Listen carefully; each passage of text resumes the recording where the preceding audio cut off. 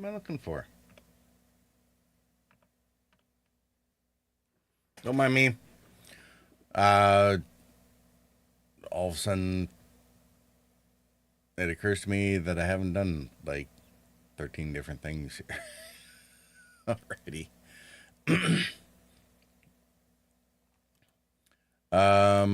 Like music. That's what I was doing. Here we go.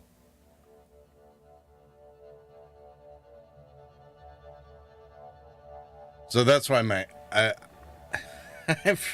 I forgot I left shuffle on from doing this last night. So when I went to set up the initial tracks, it's like, well, why did I bother putting them in order? Because I wanted 3 particular songs, and then all of a sudden it's playing completely different music. It's like, what? How did Baby Metal get on there? It was not in my... It was in the list, but it wasn't on the 3 that I set up. Anyway. Is what it is. Sienna, how are you doing?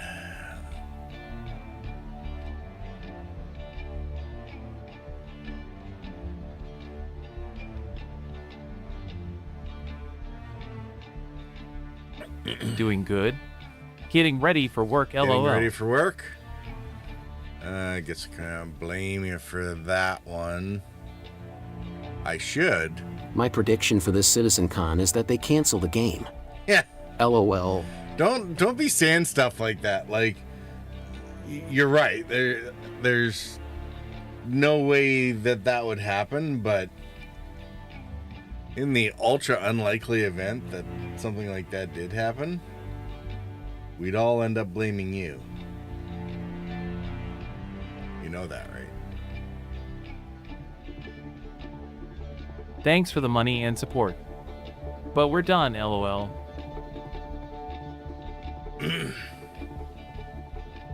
Yeah, right. Alright, let's get my... Oh, blame me, but I'll make everything I can to take over the company, LOL. Yeah, I mean, good luck with that one, because, you know, that's Then I'll make you and Fizz part of it, LOL. It's very sweet.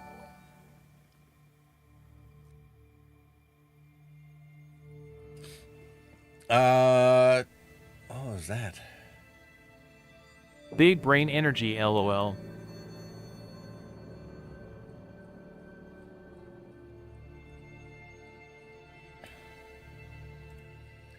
I heard an announcement for something, or an alert.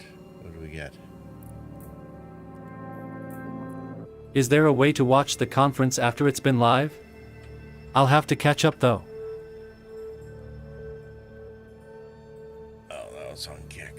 Okay.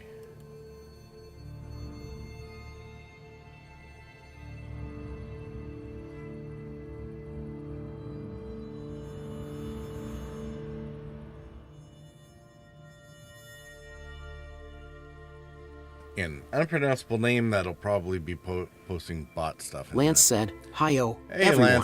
Lance. Sienna, How goes?" The conference is on YouTube. Sienna said, like they are recording it correct? Or is it just pure live? No, it's a pre-recorded event. It's pre-recorded. If there's any live, it might be some sideline chat stuff in between various videos or whatnot. But my understanding was that it's all pre-recorded 2-hour runtime item. And it is going to be on YouTube, so the CitizenCon webpage, that's right from the main RSI. It's right there. It's right there. It's been there for weeks. Right there. For the new player guide and after the RSI Apollo. It's right there. You just Awesome. get to learn now. Well, I have to catch up. Please spam text me if there's anything mentioned about new salvage ship, Starliner, or anything of my interest. Galaxy, texting Perseus, etc. LOL, I'm counting on you. I'm not texting you. I'm running a stream, dude. Like I'm going to be texting you in the middle of that. Come on. Catch the recording afterwards. This will be on YouTube. The VOD will be on Twitch. CitizenCon Direct. Exactly. On YouTube. Friends are important. Geez. Friends might be important, but they're not that important. I thought we was friends. I mean, if you want me to text you with my spleen diagnosis, that'd be one thing, but...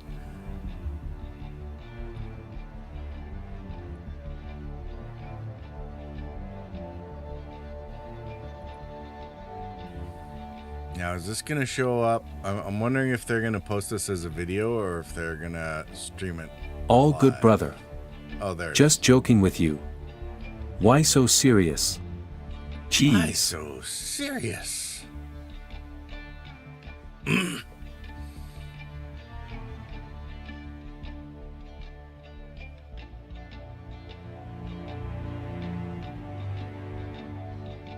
Why so serious? All right.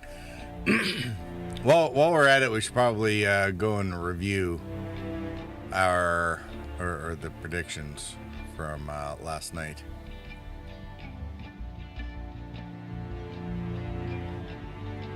We can do that while we're waiting, I guess.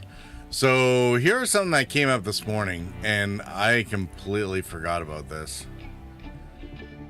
The digital goodies pack for Star Citizen for or that they have on for CitizenCon Direct.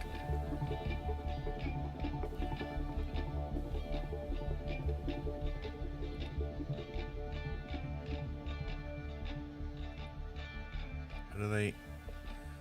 You gotta be like that. All right.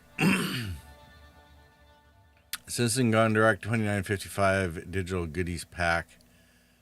13 game wearables, decor, collectibles, including 2 complete new armor sets, full executive flight suit, bundle new weapons, and more, all alongside classic CitizenCon challenge coin trophy to add to your collection. How much is the pack? The pack is $35 US.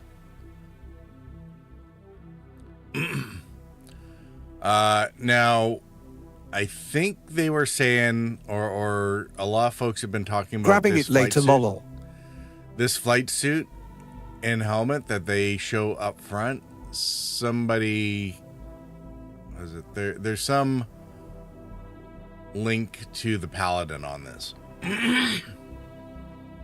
So there's a serial number, I think, on this chest piece or whatever, and it matches up with, if we go look at ships, for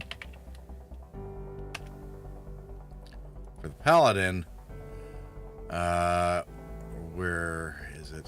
This serial number 014-51. Some folks were suggesting that or basically they spotted the same serial number on this flight suit that's coming up, or that's in the Star Citizen or CitizenCon Direct digital goodies pack. Now, I don't see that anywhere here. Maybe they have. Oh no, there it is. It's on the top of the helmet. 014-51. Way up on the top of the helmet over the right eye. So that might change the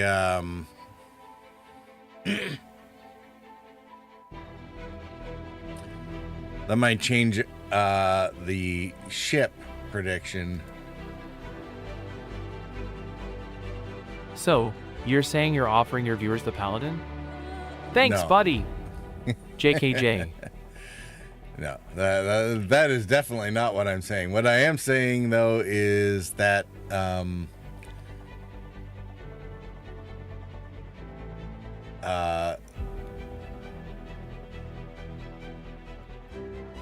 it increases the chances that the Paladin is actually a CitizenCon release. Vice IE. We'll find out in the next couple hours. The only concern there is I don't think the Paladin's going to be a 200. Let's make you referral becoming an bonus. official Star Citizen advertisers like that you can offer us ships. Yeah, they don't give me ships to give you, so no. I'm not cool enough to be in that club. And I can't afford, even with the CCU game, to be self-financing it. We can't be doing it entirely on Echo's back. No way.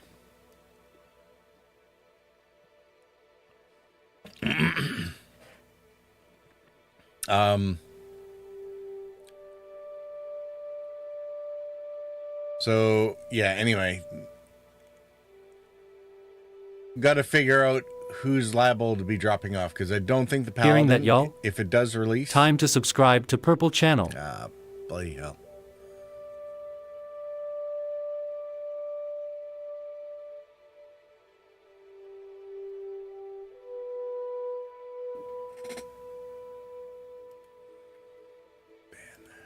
Too bad I don't have a mod around.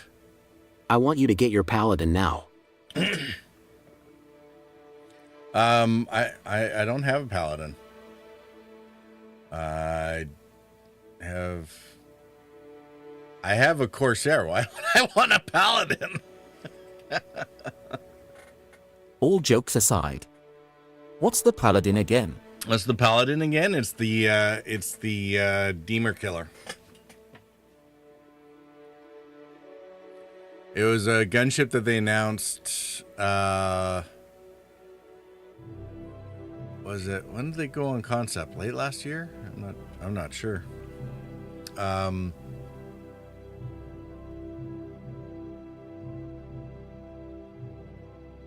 Lance said, I agree with Sienna. Gift ships all round. Laughing face. Yeah. Gotta be always get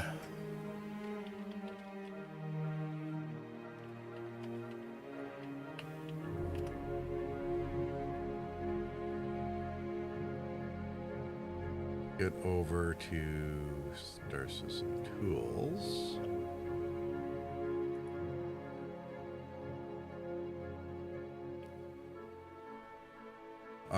When did it go on concept?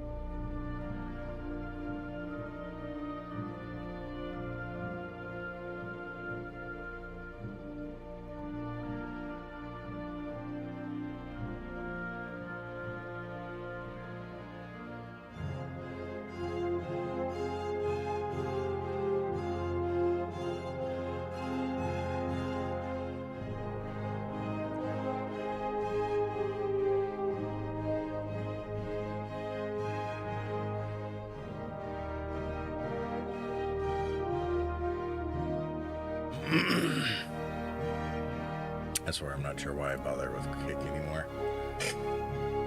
Anyway, concept sale, comlink retrieved. Okay, Sienna said, "Oh, I remember now. That's why I grabbed the Starlancer. Yeah, Was December thinking to maybe upgrade it to Paladin. December last year was the Paladin concept sale. But won't need to, since I'm a grab the Perseus. What? No Idris? You know they're going to be on sale again come IE.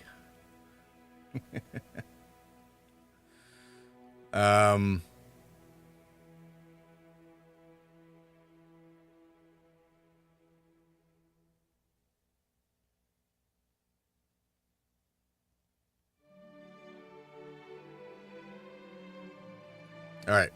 So yeah. So flight I suit know, with the goodies but pack. gotta be careful with money. So hoping for Idris next year.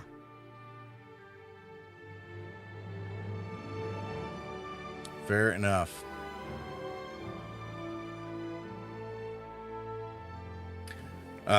Okay, so like I was saying, if we get the Paladin, I doubt the Paladin would be the 200 referral ship.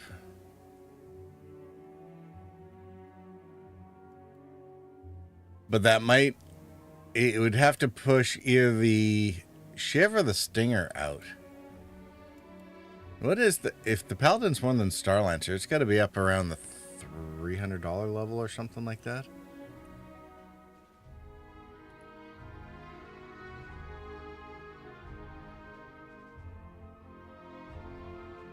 What's his price? What was its price point? Check. What other change that it comes with LT War Bond? Cause the Apollo did not come with any LT but 24 months.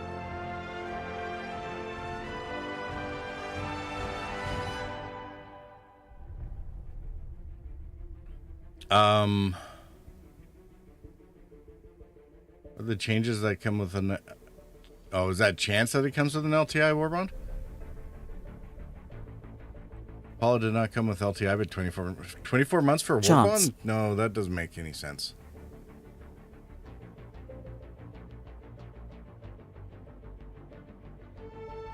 I suspect you're mistaken on that one.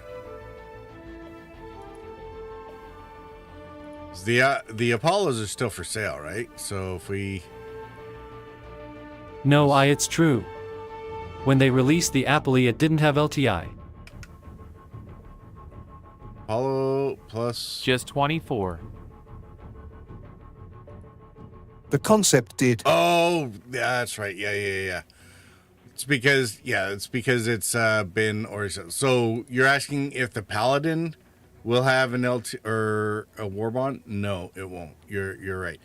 The Paladin, because it was already concepted last year, the Warbonds will probably be 10-year. Well, for CitizenCon, I don't know. They might do 10-year. It wouldn't surprise me because they would just end up going to a 10-year once we roll into IAE anyway. So that would make no sense for them to do a shorter Warbond insurance for CitizenCon because everyone would just be melting and rebuying in a couple months anyway. So they don't do the LTI war bond anymore. Cause many of the ship they announced concept and then released still had LTI last year. They do LTI Warbond, but it's only for the first sale. Right? So if whatever's announced today that was previously unannounced, they've never had a concept or any sale like that before, those ones will have LTI on the Warbonds. The reason Apollo didn't is that these things have been in people's hangars for years. Right?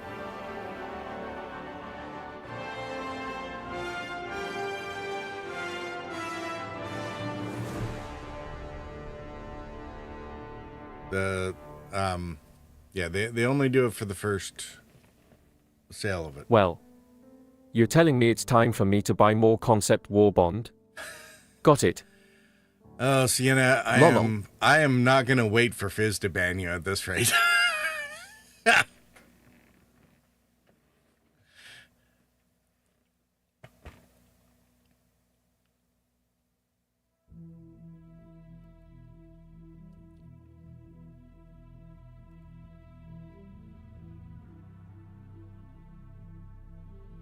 Sad face.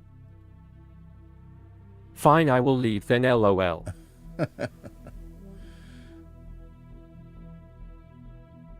There's only so much time I can spend, when you're playing at being deliberately obtuse.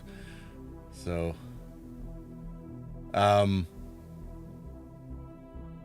Because the other thing is CIG's not doing a lot of concepts these days because they already have a backlog.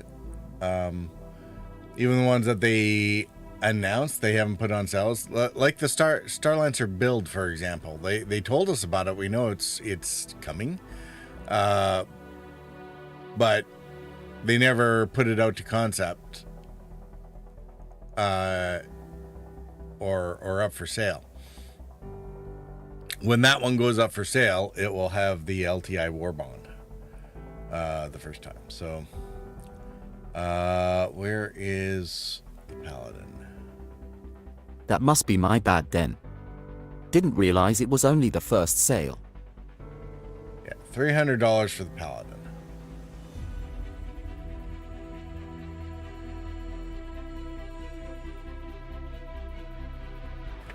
Which also, where's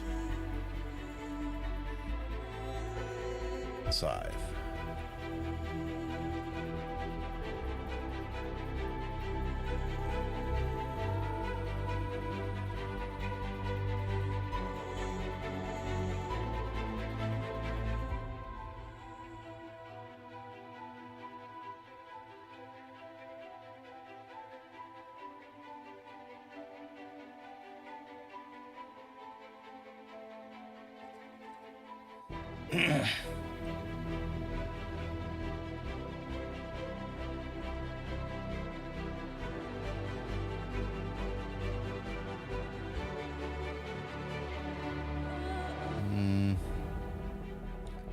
They might not actually have it on here because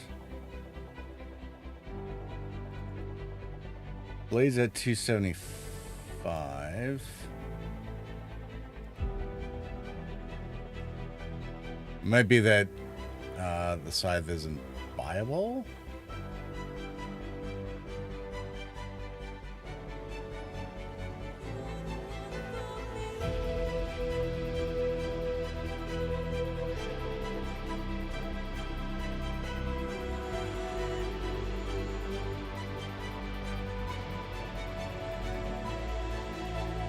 Yeah, guessing it's not viable, so it wouldn't be on there. All right.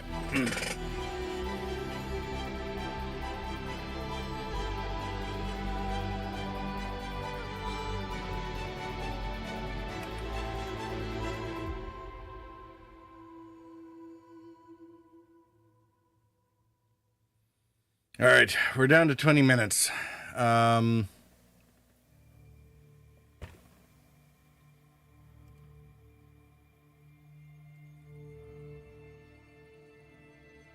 right, so if we're getting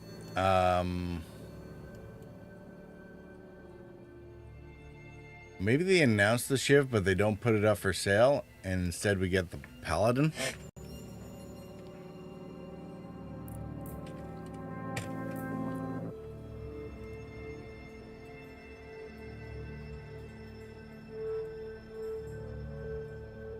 It doesn't make sense that they would preclude an unannounced starter.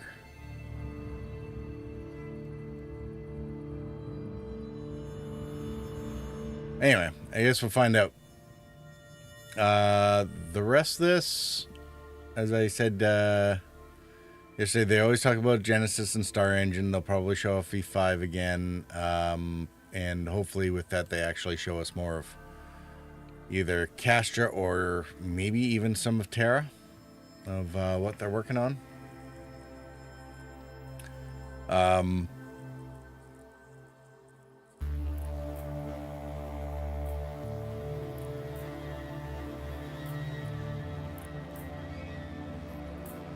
And I suppose while they're at it, they can get into DSM and dynamic server meshing and instancing.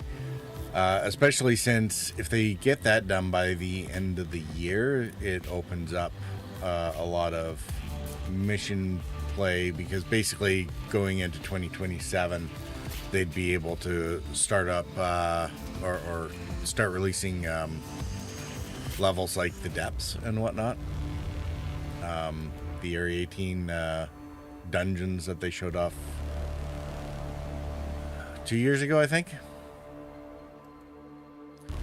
I think 2026 is liable to be very feature rich, and they can start off with a bang because they could, if they are able to get Vulkan enabled and into the game basically in the new year. I don't think they'd want to crash out everything over Christmas with it, but they could give us like one gameplay loop, like data running maybe.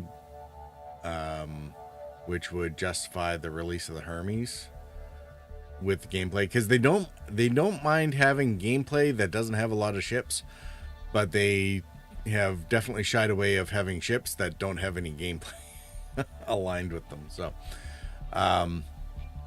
if they're able to put in data running that takes care of the Herald, the MSR, and the release of the suspected Hermes.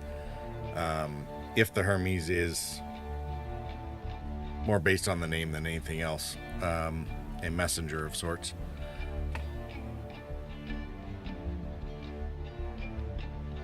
Now, is that Hermes or is it... I get all the gods confused. Is that Mercury, or are they the same ones, just the Greek and Roman versions of them? Anyway.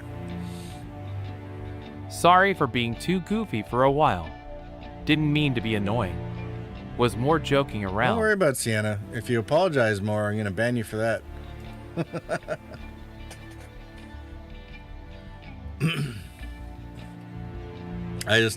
I'm trying to go through the Star Citizen predictions again. I don't necessarily want to have to rehash how LTI works to somebody who should know how it damn well works.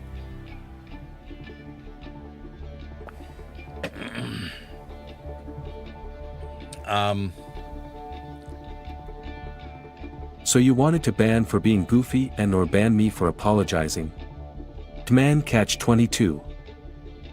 Yeah, damn right. Sorry about that. But you're not actually Canadian, despite Fizz accusations otherwise. You're not allowed to apologize.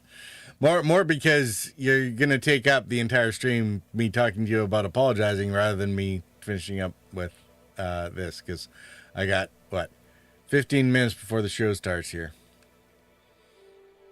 And I have to kind of make a decision point. Do we pause it while it goes through, or just talk over it? Although if the text-to-speech gets too much, I might have to shut everybody up.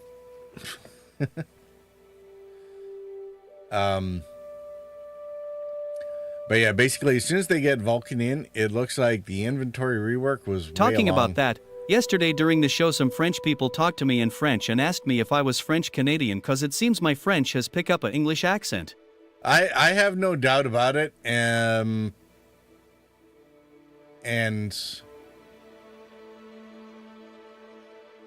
if they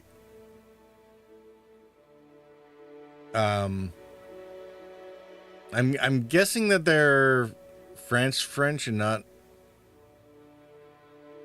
the Quebecois have a very particular accent, and they also talk in a locked out form. They're basically talking in a 17th century version of French, combined with a bunch of Frenglish. So, and it's pretty common for colonies. The language kind of gets locked. France French, yes. Yeah. And sorry I killed your trend of thoughts again. I will slowly get out anyway. You guys have fun. Yeah, slowly. Promises. That was like you getting slowly drunk yesterday.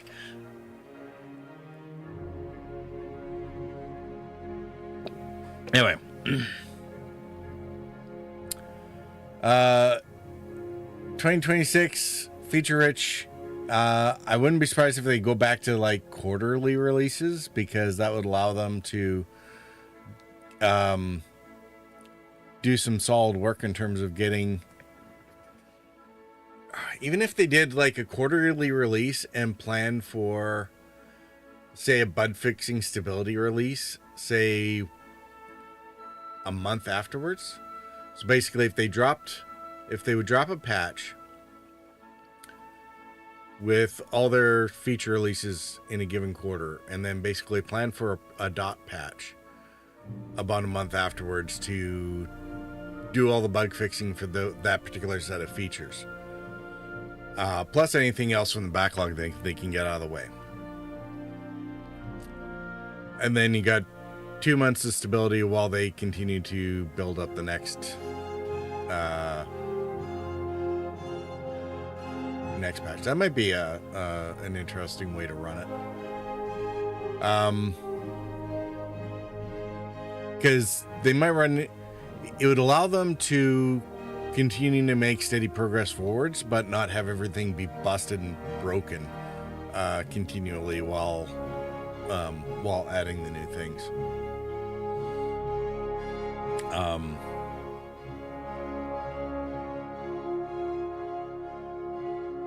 Are they going to talk about it? Who knows? But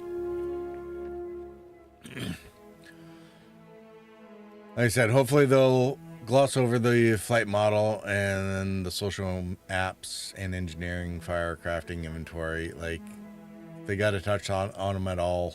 Hopefully not very much time dedicated to it. If they're talking about crafting, we want them to link it up with the hangar upgrades. We haven't seen a hangar upgrades for a long time.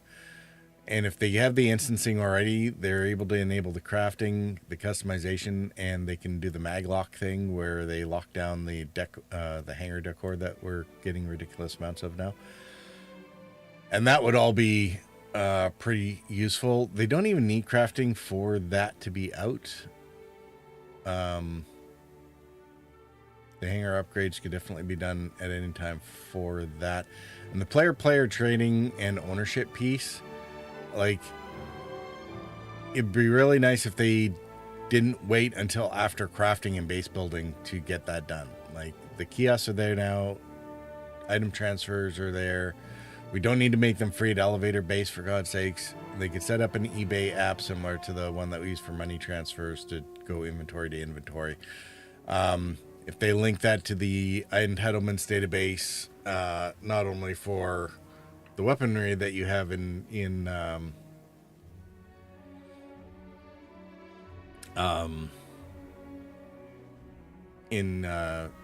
storage or in your entitlements, that also I do wonder if they're gonna talk more about the Galaxy and its base building abilities. I'll be interested in that.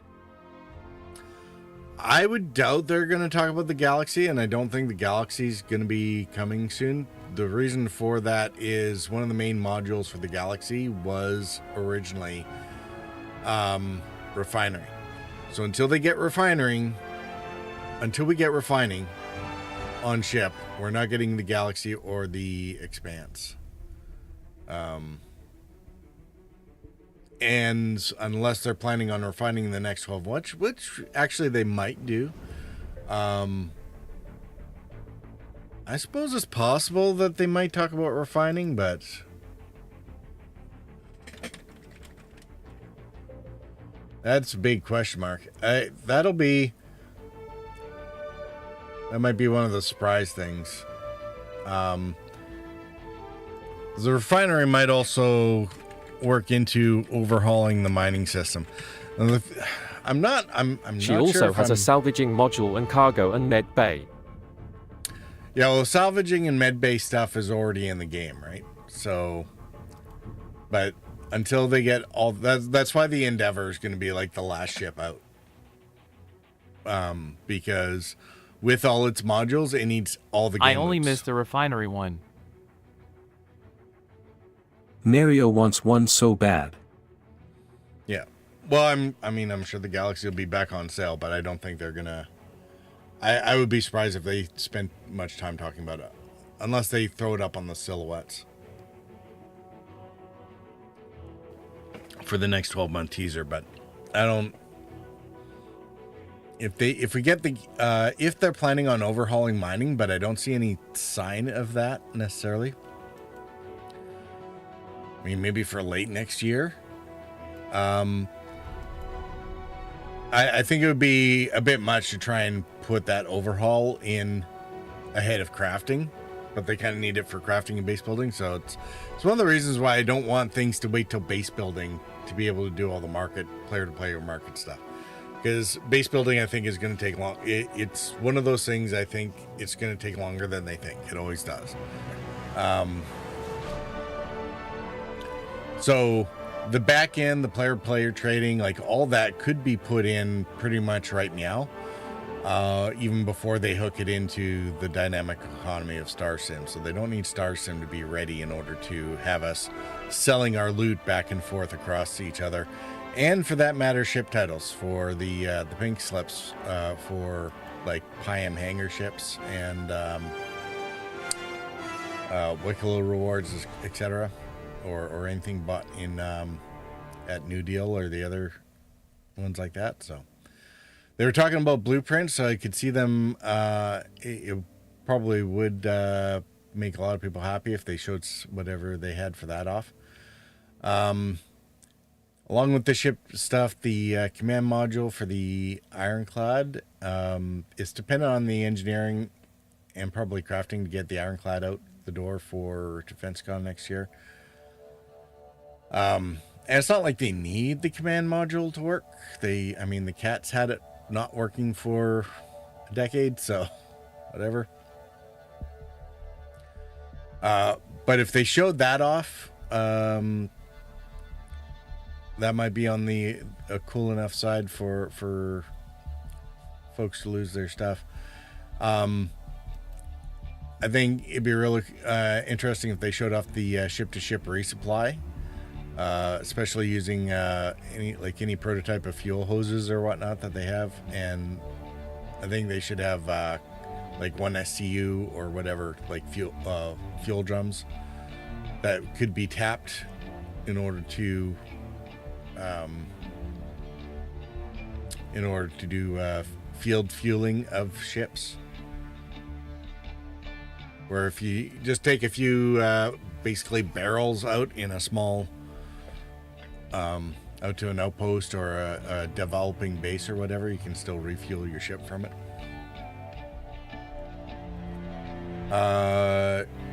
Ship hangar operations, it also enables the Crucible. It'd be a good time if they wanted to. The extra bonus item would be if they previewed the drone actions a bit.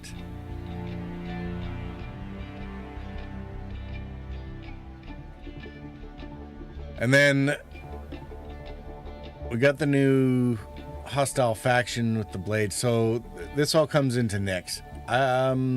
In hindsight, they might show a lot of stuff for Nyx in order to tie a lot of this stuff up. And one of the big things there is the blades as a hostile faction. If they introduce that, because they're apparently using Vandal tech and they're doing false flag raids in the Nyx system.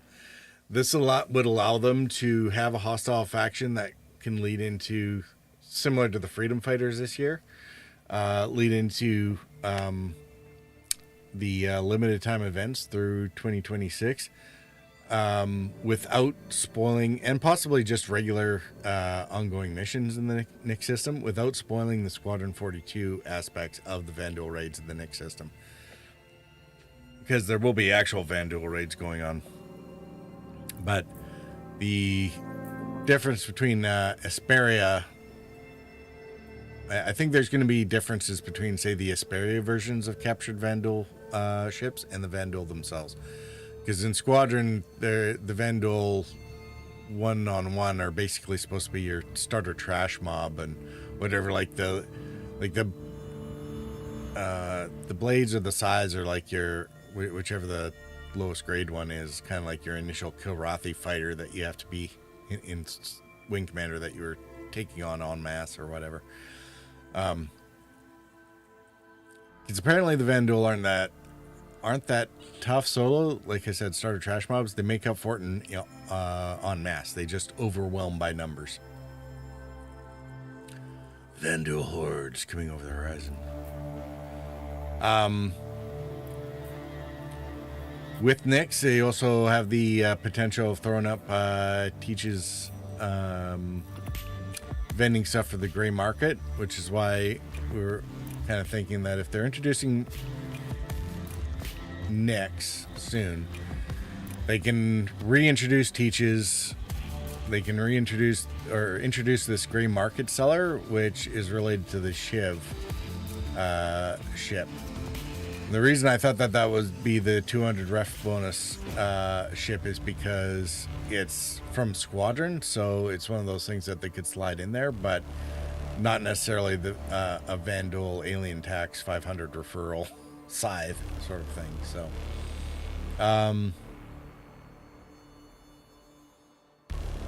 yeah, so it allows them to start putting in things like at least the Vandal ship type missions for raids without actually being Vandal and spoiling Squadron 42. So,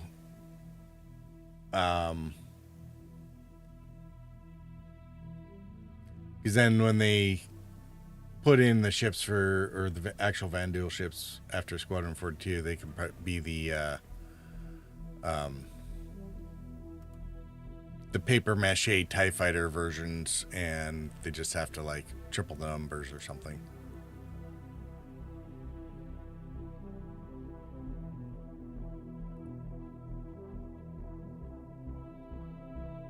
Come on.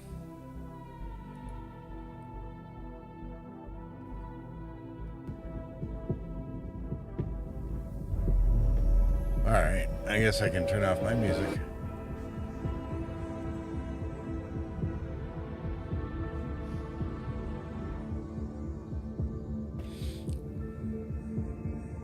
All right. Last thing is there'll probably be some surprise, something new and out of left field.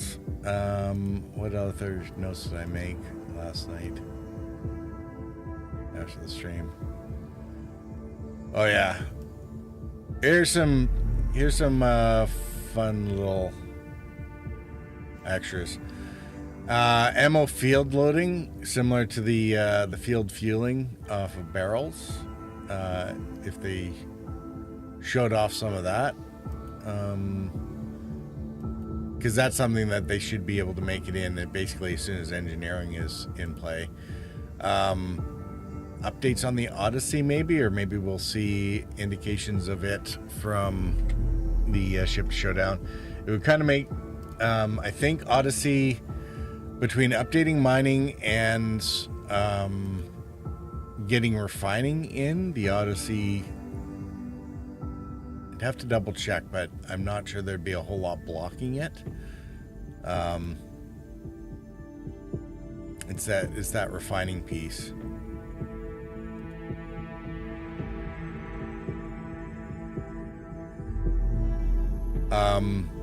They may not announce it, but I wouldn't be surprised if we saw a return of Jax for IAE.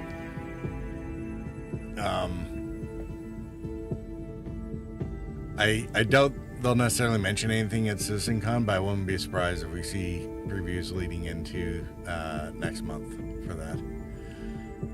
And Maelstrom, the Oxytorch cutting is in Maelstrom would be a couple things that I wouldn't be surprised if they showed off. But all right, let's. It's enough of that. Let's see what they have to say. Lance said, seconds left. Let's fracking go. Let's go! Smiley face.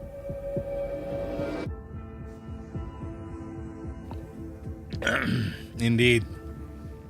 All right, let's see what we got.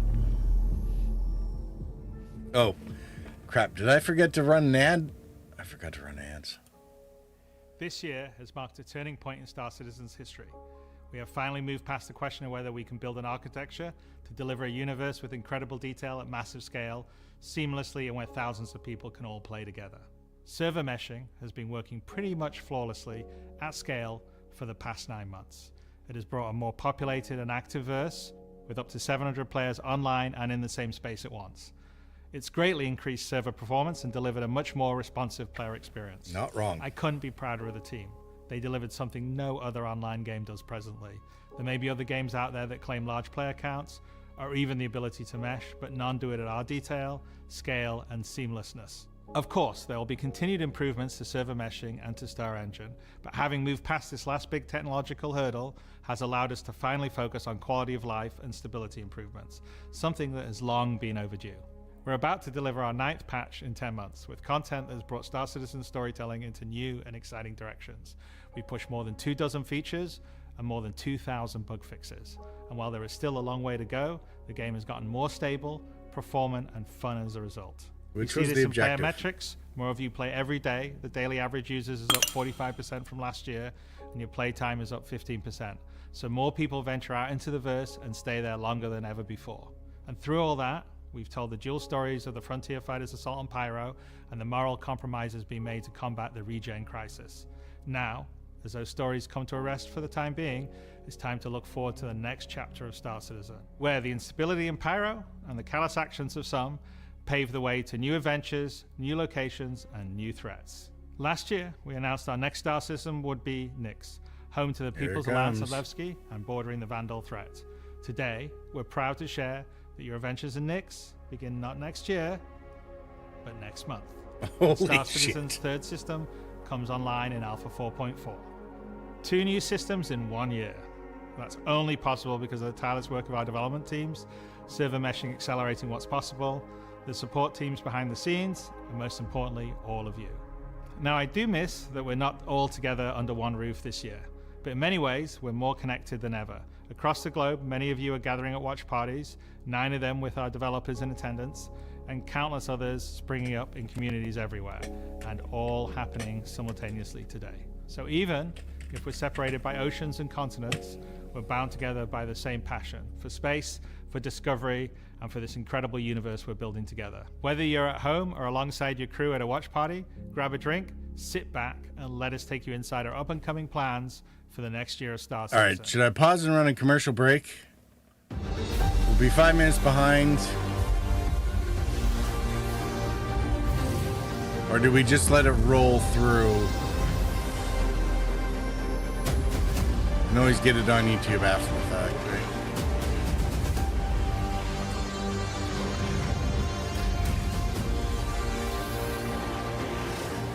That's so completely fucked this up.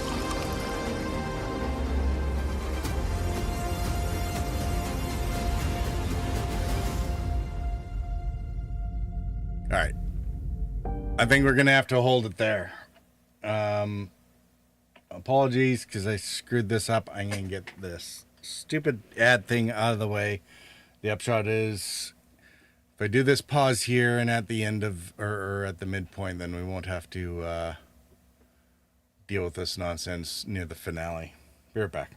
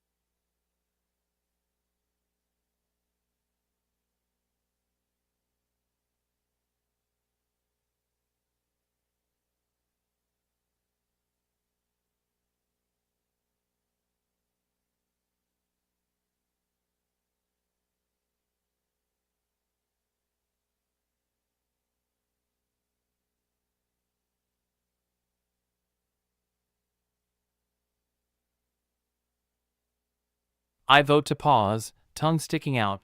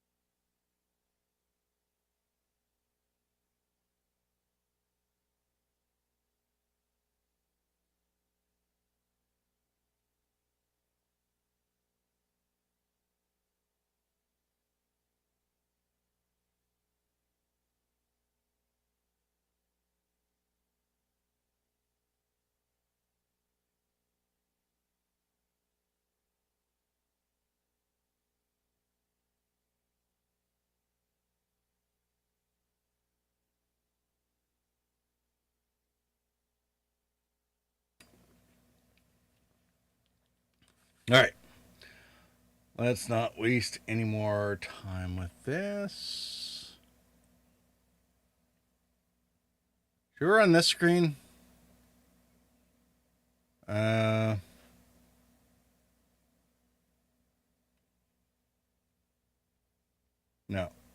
Let's stick with the alternate layouts, then we can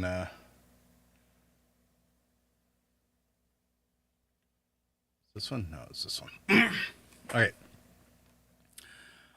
So next month. So that is a hell of a surprise right there. As I really didn't think that they'd be. I mean, I knew they were far along, but holy crap.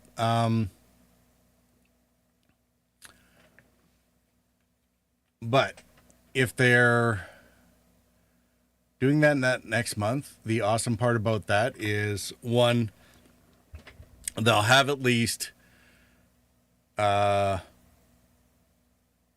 weeks minimum, because if they're releasing it next month, it'll probably be in around IAE. So it should give them at least 4 weeks to work out the kinks before everyone goes on holidays, which is awesome in of itself. The other thing is I've been thinking Jax might come back for IAE out of Nix, and thus that would allow them to introduce a bunch of stuff with the nuke system using Jax. So that will be an interesting thing to see if that comes up. We'll have to continue to wait and see how that goes. Okay, let's carry on. Influence of the UEE. It's a remote and rugged system with a lot of hostility coming from the ever-present threat of Vandal. It's kind of like a frontier-esque thing. It's not lawless like Pyro, it's just kind of out there. Pyro's more like a Mad Max wasteland. And, are they not letting us go back on like this? Silverado or like Deadwood. Right? It's kind of like a smaller scope. The emptiness and the loneliness is the defining factor. You're still going to find gangs, you're still going to find hostile presences. Crap. All That's right. where people go if they want to live off the grid. The People's Alliance is the main peacekeeping force in Nix. They were unhappy We'll have with to go back and the direction relook that at this, the I Empire was guess. going under the Messers. They got out. They said, we're just going to start from scratch, build our own society, but build it the way that we think it needs to be built. They're not perfect. They're just people. It but looks they're like doing we their can't best. skip. They want to Doe. keep Yeah, can't Nix skip. Okay, safe so and no make more it breaks. prosper. They are trying to do the best that they can, but are faced with the realities of dealing with people, which is tricky. The Pyro Star is quite a warm star. Stanton Star is quite neutral. And the Nix is a little bit cooler. The system has its star, and it has this dark, really, really dense gas, sort of nebulous cloud. And it has points They of get light engineering in, they'll be able to scattered put around it, and those, the solar those flares points for of light Pyro back in, I this think. gas cloud is really, really hazy. So because Nix is bordering Vandal space, it was important that we have a gap in the Nix gas cloud where you could sort of just, in between the clouds, see a piece of the Vandal space. It feels so close that it's even like protruding some red light. Here there The be level dragons. designers are using it as an actual visual indicator of where to place more dangerous POIs. So if you point your ship in the direction of it, you should find, as we build it out, that you will be in more and more danger. And I think that's really cool. I'm in danger.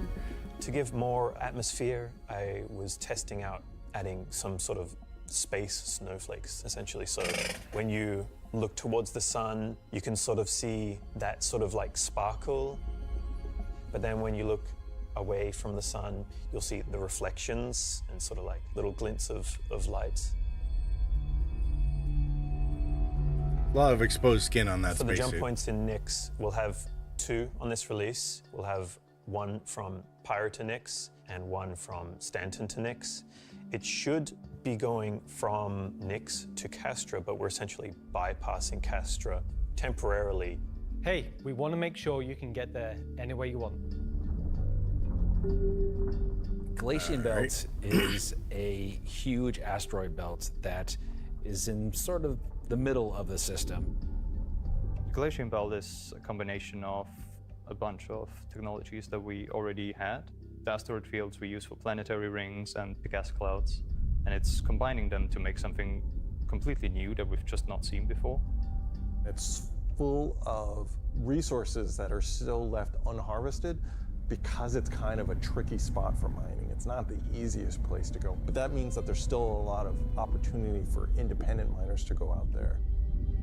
So the rocks in Nyx are a bit more sharp, like sorts of like icy look, rocky, cliff-like, very different from those upcoming mining overhaul for in One of the lieu big differences too is all of that extra added movement that just adds a little bit of extra flair.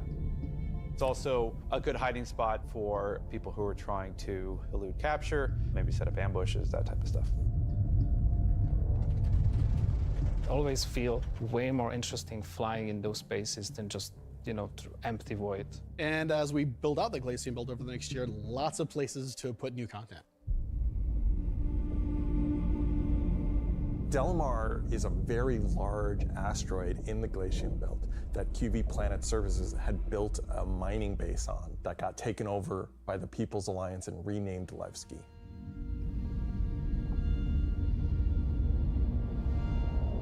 Levski is our first and biggest social outpost for Nyx. It's kind of like the place where you stop before you do your panning. So it's kind of a San Francisco before you go out to the gold rush. It's going to be the central hub for trade and hauling and all of the commerce within Nyx and also from Nyx to other systems. But it does have a seedy underlayer to it. Over the years, you're sort of improving the generation method of those asteroids to culminate towards this specific point to make large, explorable location. When you fly towards the Levski, you see this huge gas ring around it, scattered small, mid-sized pieces of the asteroids. Well, Levski is immediately apparently unique by the fact that it's a facility clamped onto the side of an asteroid. The breathtaking views of looking into the belt instantly gives it a unique charm and flavor. As you approach, you'll initially see a very dramatic borehole that goes all the way through the asteroid. You'll also see, growing out from there and alongside Levski, there will be landing pads along what I'd call the spine. Lots of industrial pipes and transport systems to bring out the refined mining materials when it was a mining station. Before, we were using an actual planet, so we had all of the space available to place all of these structures. Yeah. But now it kind of meant that we had to create an asteroid which has the appropriate size to. If we took the whole shot of the asteroid, you will see that there is an area to fly underneath. We plan on bringing in hull C gameplay, so this is exterior cargo elevators, so as a team you will be able to load and unload cargo. There's a lot more movement on the exterior, such as the cargo trains going around tracks. It's now going to be fully EVA-able. There will be walkways around the main landing zone to walk on using gravity plates, but you can it's like what we saw in the drift off hangars. and kind of go wherever you want. The executive hangars. They can explore fully the whole place, which is great.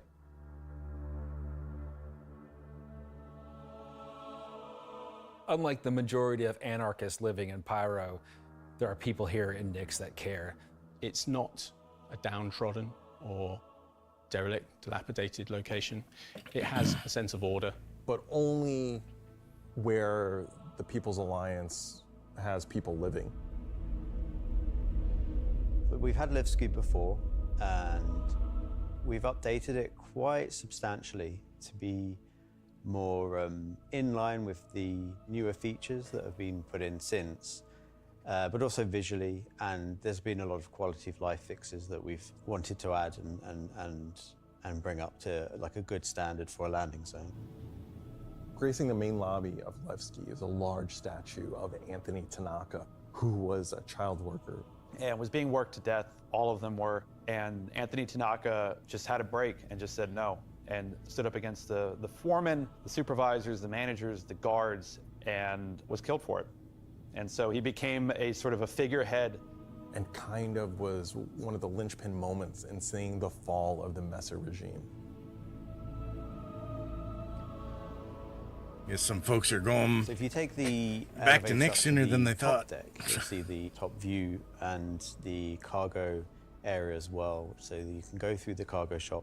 You've got your normal kind of cargo needs. You'll have ability to trade and buy your tractor beam and other gear that you need. So if you were to die in the Nix system, then one of the places you might come out from is the hospital in Levski, which is called the Mercy Hospital. So Mercy Hospital is just basically, it's a local med station for all the residents of Levski, anybody traveling through the system. Again, they're trying to provide as good medical help for people as they can. When you arrive at the HAB's location, you'll be presented with a lobby, elevator bank, and then you will take that transit to the HAB room. So within that room will be pods. And that's where the original miners would have lived. Oh, I guess we're going back They're to not the spawning at HABs nicest, again. and they're a bit messy, but they're a home for people in Levski. If you head down to the lower view deck, you'll go through into the Grand Barter, which is your main social and commercial area of Levski. This is where you will see market sellers selling their wares. There will be stalls, there will be kind of more embedded shops.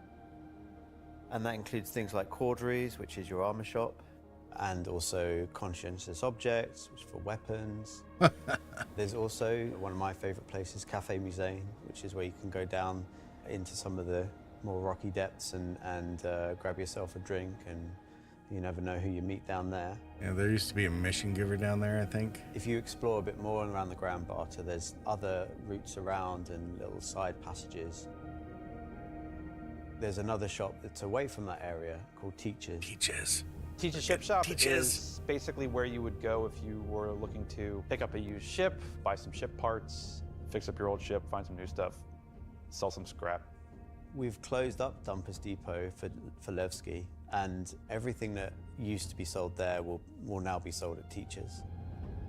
Oh, okay. Another new area, as well as the cargo shop that we've added, is a refinery deck for Levski. That's where you can take your processed goods, not just from Levski, but from the rest of the Nix system, and refine and sell those goods there.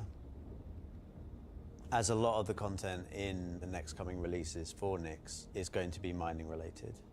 So it's super important that Levski is a really nice hub for mining type of gameplay. So mining, refactor, and advanced crafting. So we're really happy to bring Levski back into the game. It's been gone for quite a few years now. I think it really provided a unique environment of it's run down, but the people who live there love it and are working their hardest to make it a great place to live.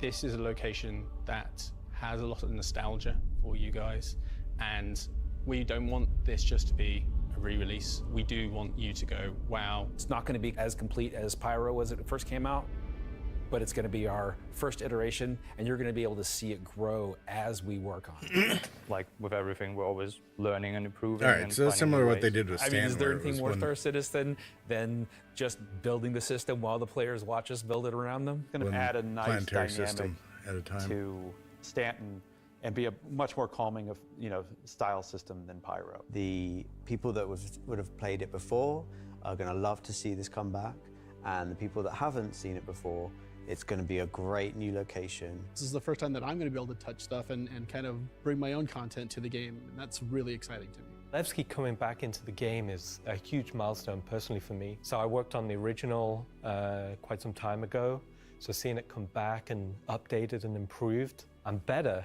is fantastic. I see what they were doing. They shut down the Constellation set that they, or the Connie set that they usually do for about a month beforehand. So we've talked about Levski, I we've can talked see about why. Glazing Belt, but you're probably asking yourself, what's the new gameplay activity we're going to be doing? So let's find out. Welcome to Nix is your first experience in a new space station in a new solar system. It's a mystery to be solved. There's things for the player to explore and look into. There's going to be some twists and turns, of course, some combat, and if you're lucky enough to survive, maybe some good rewards. This is basically a continuation of kind of our ASD storyline. So in the closing out what we had called our Science Run Amok storyline, we had revealed that ASD had been procuring sort of very black market illegal stuff in order to conduct their experiments. So this mission is basically going to be continuing on that trail. So the Navy has learned that illegal tech is being sold in the UAE, and they're hiring Intersect to investigate. Intersect Defense Solutions is the leading military defense contractor. All right, so it's one of the mission givers. The Navy contracts with them a lot for doing various kind of military operations that they don't want to handle themselves. We didn't want players to be working directly for the Navy. The Navy just doesn't call up random citizens and ask like, hey, for free, can you fly a helicopter? I guess as a player, when you can think about like, oh, where am I going to be doing missions that are capital ship battles or large fleet scale stuff or military operations, that's all going to come from Intersect Defense Solutions.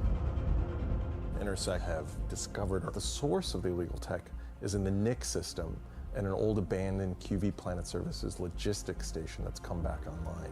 So they want the players to figure out what's going on. So hopefully this is so when more you come out of Quantum an and you start your activity-based approach vector to piece the and not just objective, an event. you'll be weaving through asteroids, going through the Glazing Belt, and slowly the station will reveal itself. Now this is an old QV logistics station. It's pretty beat up, it's pretty derelict, but there's some points of interest that you'll spot as you go through. So the station itself shares design cues from old Pan Am stations found in Pyro. This architectural design found its way over to the Nix system as the system was being established. But you'll also see some additional design cues that QV planetary services were adding, so it's a nice transition architectural point. It's fairly skeletal in design. You'll see logistics yards and cargo yards, but also facilities pinned inside the asteroid, creating this network of facilities. You'll notice there's a Polaris near the main hub. It's not a normal Polaris. It's damaged, it's broken. It's not a standard corporate Polaris. So at this point, you should be asking yourself, who does this belong to? And here's where the Away blades from the come. Polaris, you'll see struts leading to asteroid bases. Now these asteroid bases are locked, so you don't know exactly what's inside just yet. But all of this comes together to form the playground for the mission to take place. So not only is this facility unabandoned, but it's also under attack from a surprising but familiar foe.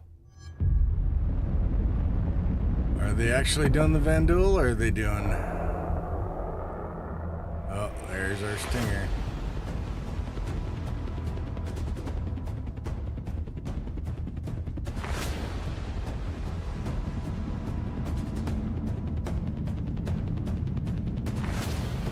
Are they putting the Vandal in?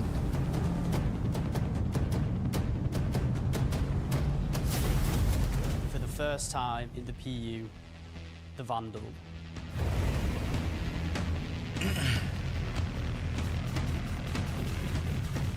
So the Vandal are a nomadic, very, very, very violent spacefaring race. They've been striking out against outposts and such in the Nix system. They don't really know what they want, don't know why they're doing it, but it seems like whoever's running the station is really pissed them off. Vandal raiding parties have been arriving in the system, and they're unaffiliated to any clan. There's small groups coming in and picking at them. But as time goes on, those raids are getting bigger and more frequent. They'll be the scythes that you're familiar with, glaives and blades that we all know and hate, and a new craft for the PU, the Vandal Stinger.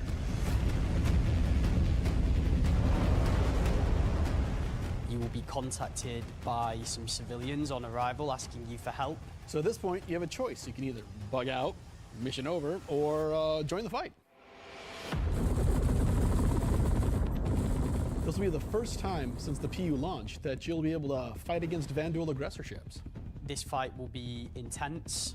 The player should be able to deal with them, but they will have to be prepared and they'll have to come back in to fight off this initial wave, and that won't be the end of it. After you fight off the Vanduul ships, the mysterious inhabitants of the station invite you to come on board. Which Intersect sort of will encourage you to do because it'll help further their investigation against what's happening here, why these QV stations have come back online. You dock your ship, you board the station, and it turns out the inhabitants here have a real surprise for you. The player will be immediately ambushed. These guys are not your friends.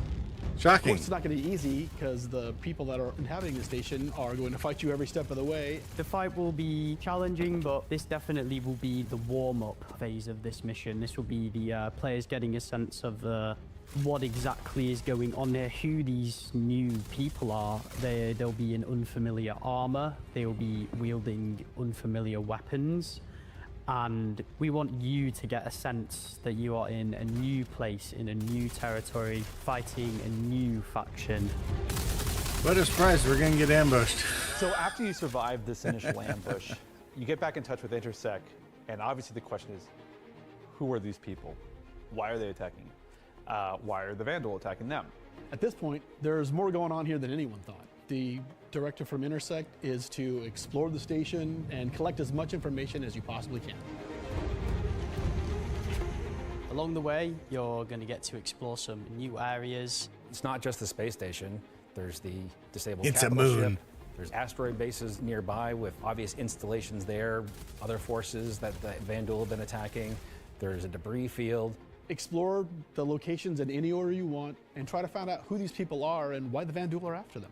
You'll find new clues, you'll find ways to solve the puzzle of what's going on at the space station, and find out what kind of loot they have for you now that you've beat them. And of course, this is a legally open station, so anything you find is yours to keep. And Now that we maybe know, even give to Wicklow. we can teach them that an ambush isn't very nice. Smiley This face. isn't just a one-time event. This is a permanent sort of mission that we're going to be adding to the game. You can go back and repeat this mission and Picking up clues, find though, it's ways like to do it even better, even faster. spawn rates better be low enough we can Flavor, actually obviously, we can't have the loot same thing properly. happen every time. There'll be other missions that Intersect will offer to you based on the evidence that you found. Now you know the real story, and you can start digging and giving more information to Intersect along the way.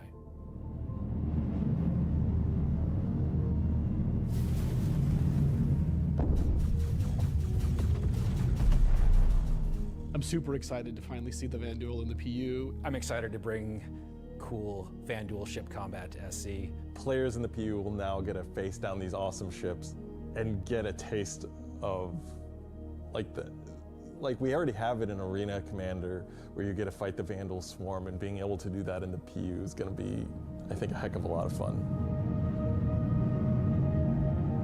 So this marks a great milestone for us for not only pushing hard and adding great content this year, we're also being able to introduce the next star system and introducing the next landscape to tell new stories and add new gameplay beats into the ever-expanding universe. So we'll leave 4.4 there.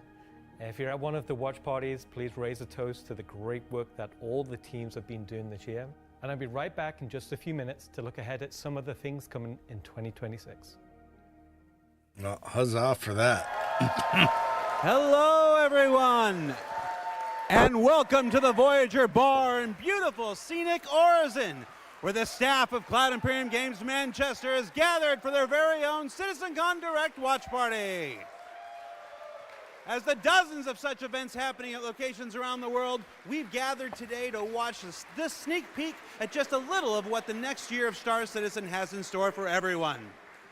Oh, that was really good, everybody. I'm Jared Huckabee, your host for the festivities and for the show today, and let me tell you, it's not a joke, it's not a gag. Next week, we're hitting our 9th patch in 10 months, and then in November, we're going to finish out the year strong with the long-awaited arrival of the Nyx system. And in case you missed it because you were chatting with friends, hi.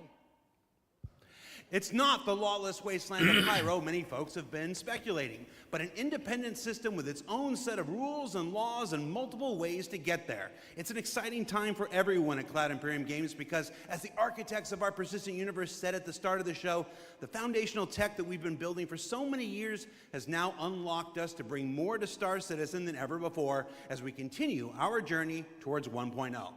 Now, before we continue with the show, let's get a few housekeeping tasks out of the way. First, we're simulcast on YouTube and Twitch. So if you want the keen communities of Twitch or the 4K ultra high resolution of YouTube, you have your choice.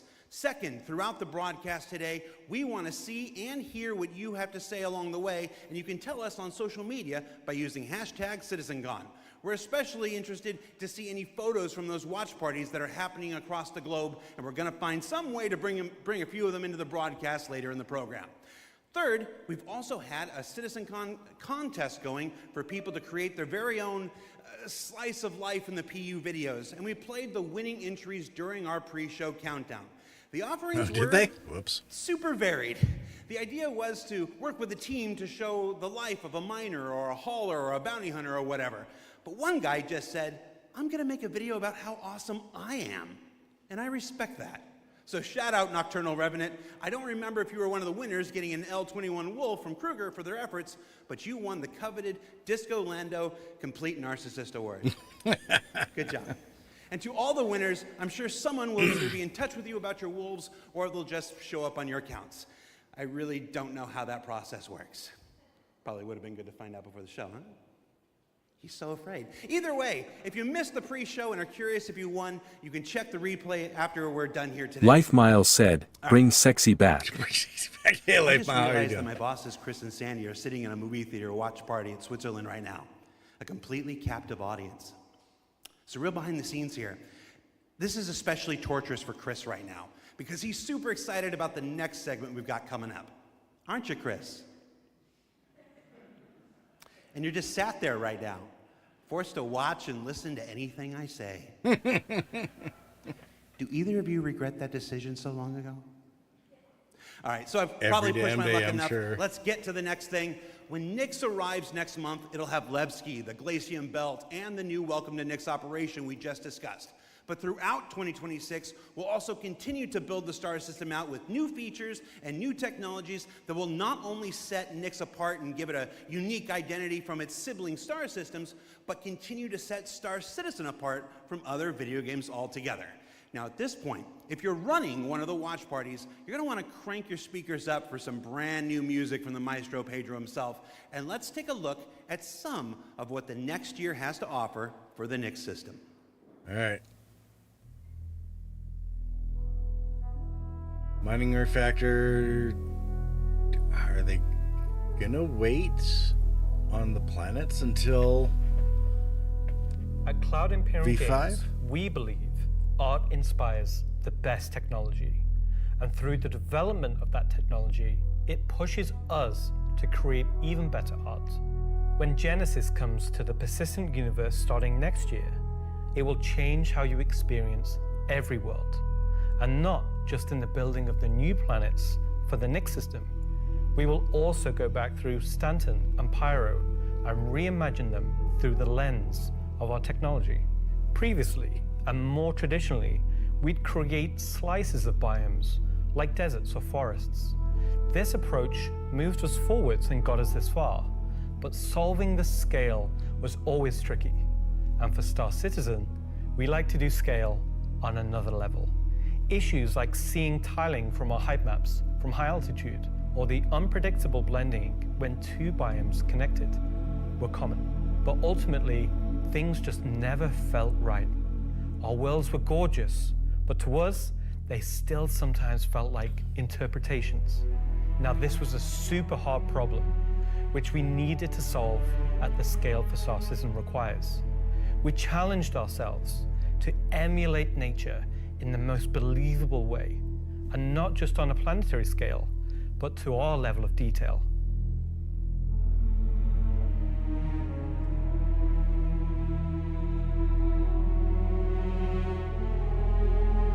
With Genesis, we've made a complete paradigm shift to how we do things.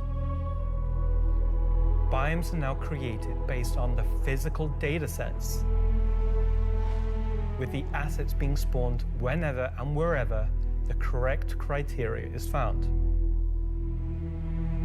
So when you see a forest or a meadow, it's no longer because an artist painstakingly crafted it there. It's now because it simply wants to be there. It fits inside our rules. Genesis also ties into our other gameplay systems.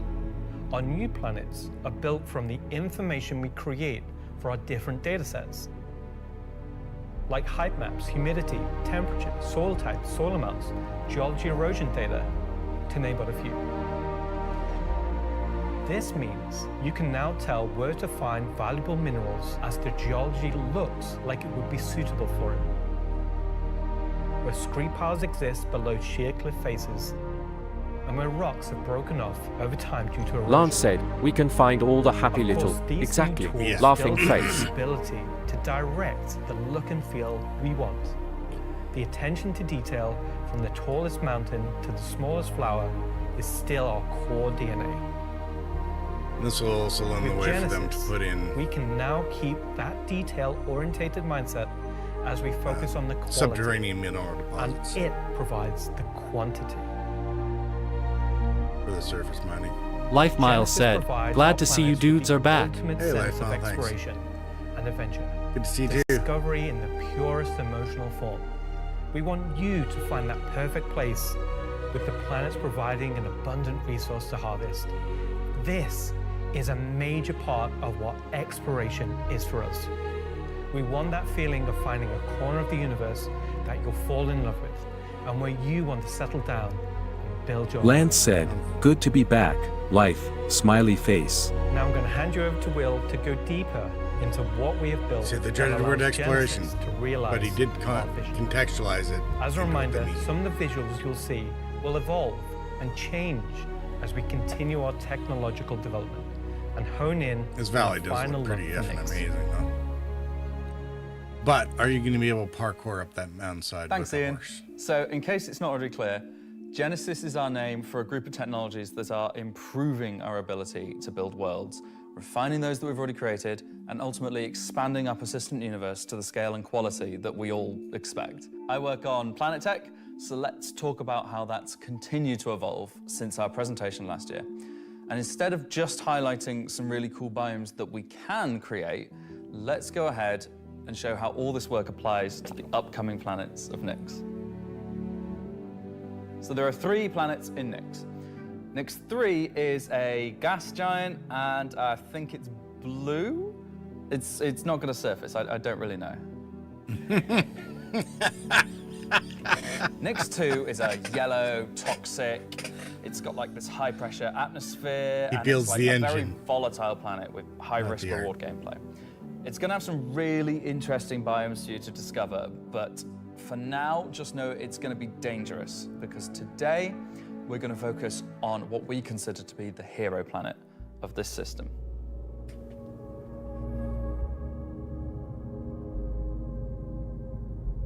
Nyx 1 has got a rugged, remote beauty. It's got a diverse set of biomes, from weathered rocky mountain ranges to vast sweeping forests and grasslands, and from damp, expansive wetlands to claustrophobic, festering swamps. Oh, here we go with the swamps. These core biome concepts give us a fantastic platform to hone our technology. In some cases, Life Miles said, this does look ages beyond what is currently in-game. Completely step up our game for them. Yeah. Well, So, and let's approach it's this not planet yet. in much the same way that you, the player, will, from orbit. The orbit appearance of the planets going But forward over the is course of the far year, more tied to what is probably. present on the surface. Previously, we had different data that drove the orbital and ground coloring. That's because the orbit was designed to look like vegetation that we'd place on the surface, and the ground coloring was trying to be a mix of soil, rock, and the organic compound coloring that forms the kind of colors there. Now we author much more of the data in a unified way.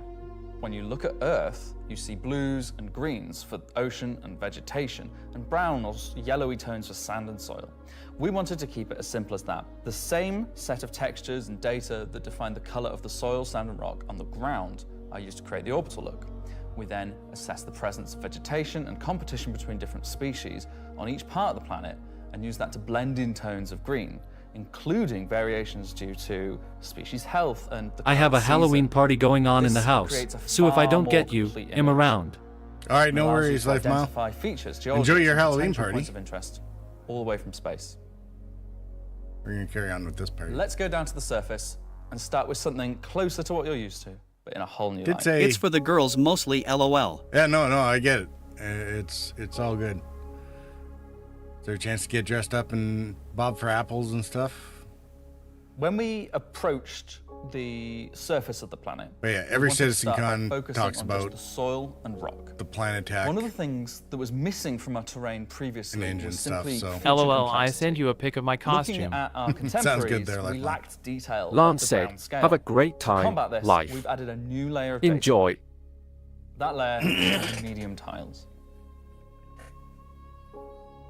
These are intelligently placed on top of the existing 4-kilometer terrain tiles based on slope, soil type, and other erosion data. And these medium tiles don't just create height changes, they also bring in local erosion data both for soil and bedrock size values. And this gives us a whole new level of terrain detail, of scale, and allows us to create far more unique locations across the planet. Okay, this is gonna need So now that we've nailed the surface, need let's have a look at adding some rocks. We've now got Or two grapples. major contributors to the rock content of our planets. Firstly, long desired feature, cliffs. We are adding large scale, very detailed to all our cliffs based on the geology at a given location. This adds an exciting new dimension to steep slopes that we simply couldn't get before. The second is a big one for you ground vehicle enthusiasts. Rocks are now found not scattered everywhere, like spilt popcorn at the cinema, but only in places you'd expect to find them, thanks to a brand new rock scattering algorithm that isn't annoying as hell. Using physical data generated for each large and medium tile, now rock distribution makes sense and has a physical basis. So if you're still crashing into them after this comes out, that's on you. Hey. The rock assets themselves have had a glow up too. We now create rock sets related to a particular geology that look like they originated from the same source. And this ties into how we'll be distributing minables in much more interesting ways too.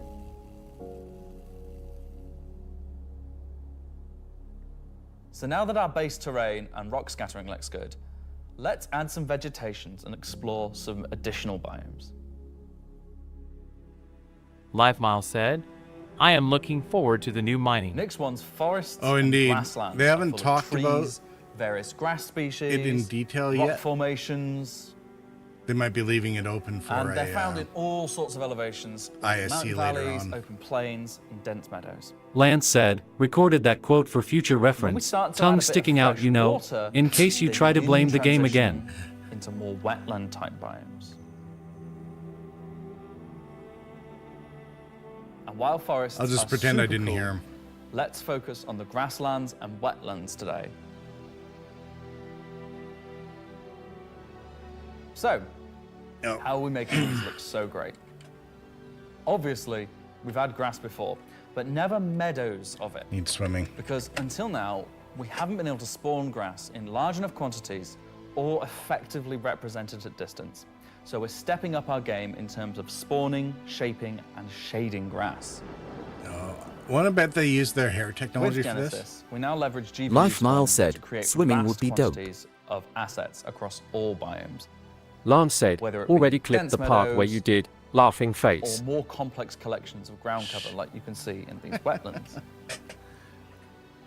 We are also able to fit our grass tiles to the ground by conforming them to the unique terrain underneath.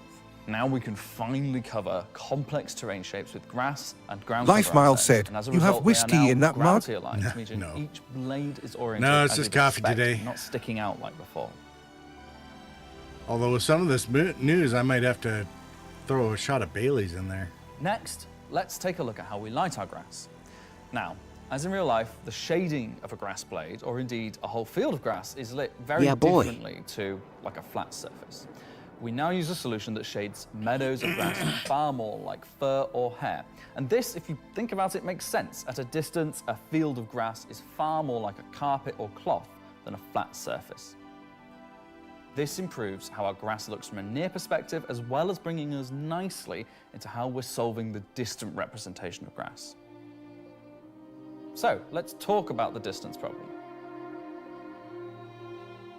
One of our biggest achievements with Genesis is allowing us to build beautiful biomes out of flora and geology assets like a building set. Can I say Lego? No. Too late. But in the past, this broke down very quickly when objects simply disappeared when viewing the same biome from 10, 20, 100 kilometers away. Because we don't hide planetary transitions and allow you to view complex regions from very large distances, there are almost infinite perspectives from which you can see a location in Star Citizen. So, how can we afford to evaluate complex spawning logic at runtime for the entire swathes of the planet? Enter the virtual terrain. Virtual terrain, or VT for short, is how we now cache and represent our terrain at varying scales. This has been the enabler for all of the lovely advances in terrain complexity and asset spawning we've shown so far. And it's also how we now evaluate and represent vegetation from a distance. When creating the VT for each part of the terrain, we assess if vegetation has covered the ground, and if so, what shading should be applied. For all of our biomes, we're now able to use the same shading model for the distant representation as the close-up asset, whether that's our lovely rolling hills, some more dramatic rockscapes, those muggy wetlands, or even our festering swamps. So yeah, we didn't forget about the swamps, and they're coming to Nyx 1 as well. Built using the lessons learned and all the technologies we've developed, these swamps now spring into existence from the planetary data. This biome combines all of the elements from the other biomes we've shown you today, from water interaction, denser spawning, unique ground coverage, and I think it creates something really unique. All right, so we have an X-Wing and we have a Star Wars ship, and now we have a swamp. So, is Yoda in the creature section? Anyway, that's our update on the Planet Tech portion of Genesis and how we're using it right now to sculpt the identity of Nyx 1. And I hope you're as excited as we are to explore And of course, there's this going to be and Swamp everything we haven't Valakar shared yet next year. to chew up the droids and spit them out. As you can see, Genesis is now inspiring everyone here to create planets of the quality Lance said, and believability "Find him we will." we've always tried. Yes. A meeting of technology and art that I truly believe will set our worlds apart from anything we've done before. And with that said, let's move on to a little travel between systems, literally.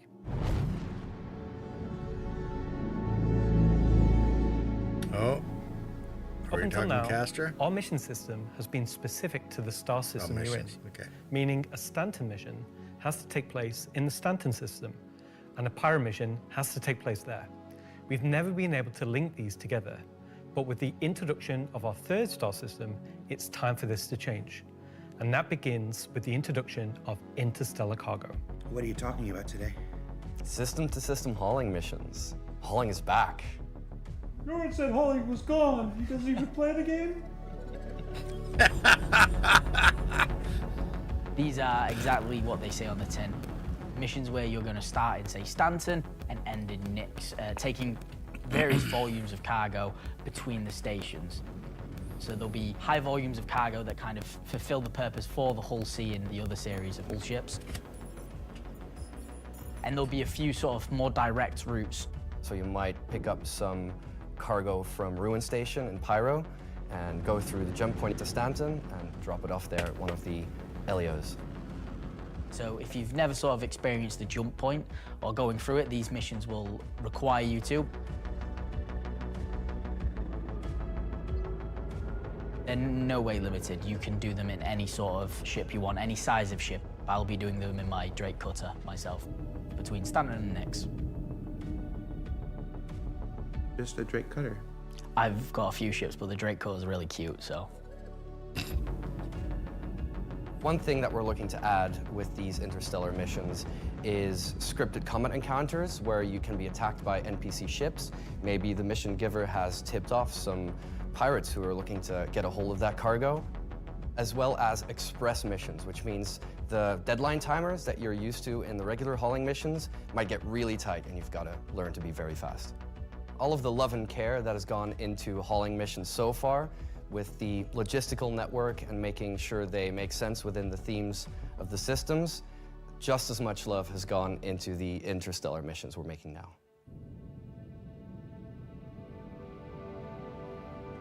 At the start of the show, we said we was going to build out the Nyx system right in front of you after 4.4 launches next month. And while we want to keep as much of what we're doing behind closed doors, so you can discover it for yourself, in-game and on your own, we still are excited to share with you a brief look at one of our up-and-coming locations we're calling Rockcracker. All right. So far, concept art. Okay, so Rockcracker, Jared, is our internal name. Rockcracker is where you have to crack a rock. Yeah, thanks, Tips. It's a big rock. You want more? So way out into the Keegar Belt, you'll find these old QV breaker stations. All right, so more than one location. These were originally industrial facilities breaking apart large asteroids and mining them down. But since they've been mothballed and been left abandoned. So you're going to have to find your way inside and thinking about how do we bring this facility back to life. It's not just about flipping a switch. As you bring these stations back to life, you'll be lighting the beacon and calling attention to these long forgotten places. One of the main features is the laser head, which will require certain things to get working. It's up to you and your friends to find how to get in. There'll be a variety of options. Whether you're discovering the bowels of the station and mining your way through long-forgotten tunnels, or you're going through the main laser entrance. Now, as you're traversing through the facility, you'll find the old engine room. Now, there may be ways to bring the facility back to life, kickstart the engines, and bring power to different parts of the facility. Maybe eventually bringing the laser back online and cracking some rocks. The secondary gameplay loop is FPS combat. You're not there by yourself. There may be squatters and outlaws in these stations trying to stop you from what you want to do. No, don't light things up. The Vandal will come.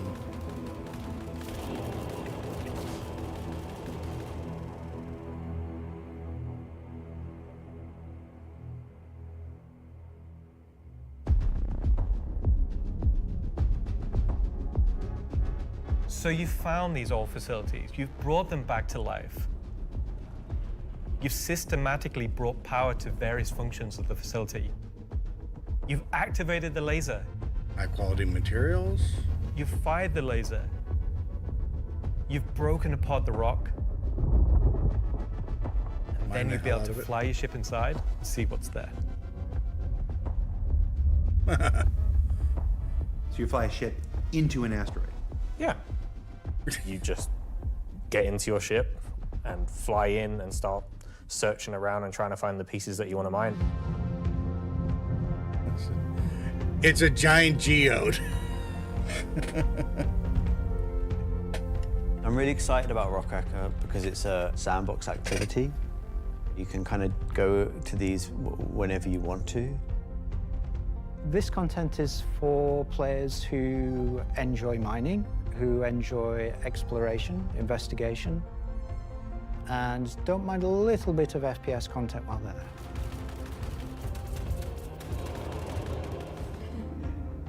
It will be very new experience Little bit. compared to any other asteroids, because this one, kind of like Alan and mine, will crack open and show its secret. And one presumes you can make a decent amount of scratch on an asteroid that's big enough you fly your spaceship into it. It wouldn't be worth doing if you couldn't make a good amount of coin. Yeah. Making promises for the econ team. Yeah. They've got to balance it. It's for people who want a lot of minerals. When crafting comes in, when all the other mechanics and features that we want in the game for 1.0 come in, it will be a place where like an organization or a group of like 5-6 people could come and just get a monumental amount of minerals. Which means the holes better be big enough So for the Arastra. that's a look at some if of not what's the coming Orion. over the next 12 months. In addition to what we've shown, there'll be new mission packs tailored to the People's Alliance and their struggles. There'll be events that invest you into the evolving storyline of all 3 systems we'll have in the game. And of course, when we begin populating these with new planets, there'll be a whole host of ground-based POIs, settlements, and structures inhabited by those trying to make their way in the verse. And all of this in service of building star systems that complement the massive corporate yard of Stanton, the lawless ganking of Pyro, and now the new frontier of discovery for the Nyx system. Should I say ganking? You already did. So this would require a major miner, tongue sticking out. Good job, everyone. So yeah, a whole lot to take in there. Interstellar hauling is the beginning of a massive expansion to the mission system that'll let us connect these 3 star systems like never before. What else we got? Rockcracker. Rockcracker is just one of the next operations that'll be coming to the Nyx system in the first half of next year, where you're gonna fly into an asteroid and do that thing that miners love more than anything else. Complain about PvPers getting in their way. No, I'm being told it's mining. It's mining. And of course, one of the most anticipated features coming to Star Citizen, Genesis, and what that means for the planets of Star Citizen, including the ones already in there. So let's talk to Will Hain and find out more. And I'm just remembering that Will Hain is in France at the watch party. Okay, France. Ask Slarty Bartfast over there how they're going to use Genesis to update the planets and moons of Stanton and get back to me, all right? And see if we can get some fjords. What else we got? The CitizenCon Digital Goodies Pack. That's a hard thing to say. That went up for sale a couple weeks ago and has a whole bunch of mysterious items in it, and that's where I can tell you now that almost all of them are tied to the Nyx system in one way or another. So let's find out what's actually in there. There's a gunship flight suit and helmet, 2 armor sets from that mysterious faction causing a ruckus with the Vandal, and an Intersect BDU sweater and outfit, a couple of crazy weapons that I'm certain we're going to learn about in just a few minutes, some slick Levski swag, and finally, to celebrate the long-awaited addition of the Vandal to Star Citizen, a cool Vandal knife and adorable plushie, which I swear to love and squeeze and cherish forever. So yeah, it's a pretty solid haul for this year's Digital Goodies Pack, which you can still pick up right now on the RSI store. So now, let's go ahead and transition. Are they going to be for sale? Much of what you see in the show today has been the culmination of a lot of people's work in... What's up? All right, I had a dream about like this once. Yeah. Lifemile said, so against these dudes love their the thing has plushes. finally happened. Can I help you? They think really the do show's love going? their plushies, yeah. Good. We're getting the Nyx star system and the Vandal are coming. Kind of been a lot of Nyx, right? Well, yeah, but it's a major milestone and it deserves a major showcase celebrating everybody's hard work. And you got more, right? Well, yeah, there's spaceships coming up. It's only an hour in. Wow, it's like they only scanned the original community portion of me. If pictures steal your soul, imagine what face scanning in PCAP does. Well, this has been super cringe. So I'm gonna head out. Bye. Oh, regular CitizenCon is still better. Lance said they do have a, you know, Thank you. soft spot for Part them. of me that isn't Tongue sticking soulless out. marketing Lance. puppet. All right. No. Folks at his table are having to act way too much. You notice the Let's just NPCs go on to- either go to side some of him spaceship, shall we? aren't moving around nearly as much. Be funny if my one name's of them John Crew. I'm the vehicle stood up on the director table here and at post. CIG, and welcome to Talking Ship, where we're going to talk about 3 new ships coming to the persistent universe. All right, here we go. maybe we get the Shiv after all. We'll see. All right.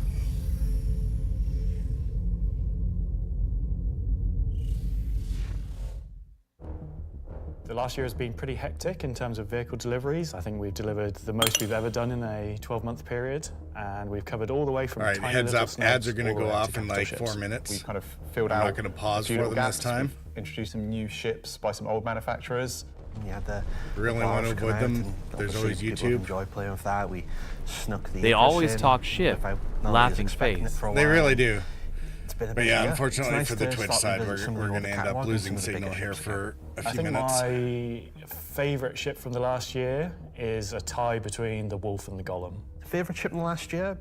Probably the Wolf. I feel like it's the obvious one. I'm trying to think of something else, but I really like the Wolf. Everyone's mentioned the Wolf. The Wolf's everyone's favourite.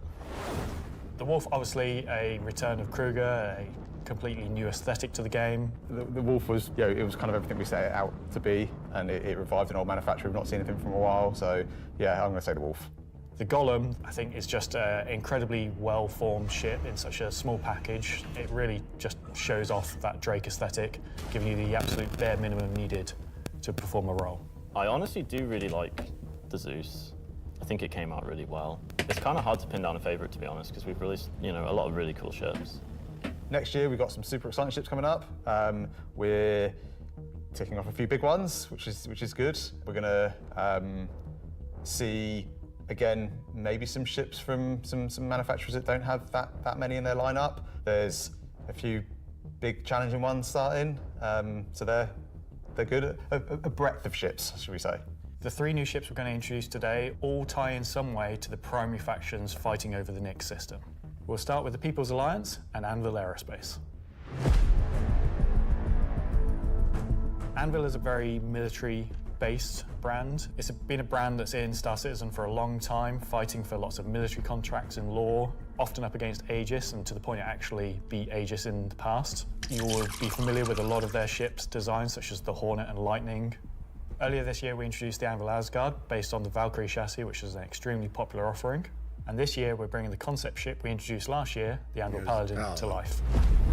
All right, Paladin it is. Paladin is a gunship from Anvil Aerospace designed to support ground operations. Lifemile said, Gunship is a ship that's designed to sustain a sustained firefight while dealing a lot of damage, also taking damage. We don't have a lot of gunships in the game. They're true dedicated gunships. They are quite a tricky archetype to control in game without being too powerful. It's designed with a lot of firepower and high armor and health, but very low maneuverability. It's multi-crew. It's just built purely for battle. I It's might got have to sell my lots of firstborn armor, for some ships. Lots of guns, big guns. It's got a very similar squat kind of form to the Valkyrie. Just your firstborn? It kind of reminds me of, I guess, like a pit bull. Obviously a very menacing Oh, silhouette. the others are It waiting for looks IAE. quite forward-weighted in its stance. It feels like it's coming towards you, even when it's just sat still. And I think that's something that helps with it feeling intimidating. If we swing round, following the ship round clockwise, what you'll then see is the first of the side turrets. Yeah, I have to keep somewhat of a Notice clan. the canopy, you'll see that there's a fairly thick space between where the glass is and the hull exterior. That's because it has deployable armor, which can come out and give you a little bit more cover while you're actually attacking the target head on. It's got these really nice kind of dual connected wings with the turrets out on the sides, just to try and give as much kind of range for those turrets as we can get. Which is controlled by one of the 2 remote stations underneath the bridge. If we come around to the rear, you'll see a rail. Apologies Now, for that the rail ads that are about to runs start. the main turret of the ship, which is controlled by the But co-pilot. they should be over in 3 You've minutes. got full 360 coverage underneath, full 360 coverage on top with it.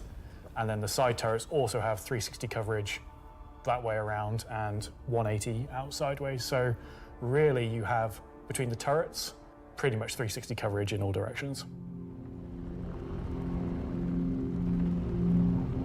One of the unique things about the Paladin is all the That turrets is a are dope remote setup. and all the crew are located in I this didn't think I would one like the central Paladin. 2-story room. A lot of our Put other enough gunships, guns on them, the crew everybody gets likes scattered things. across the ship, but with the Paladin, you're all sat together with a nice, cool experience, so you can really feel like you're playing as a group.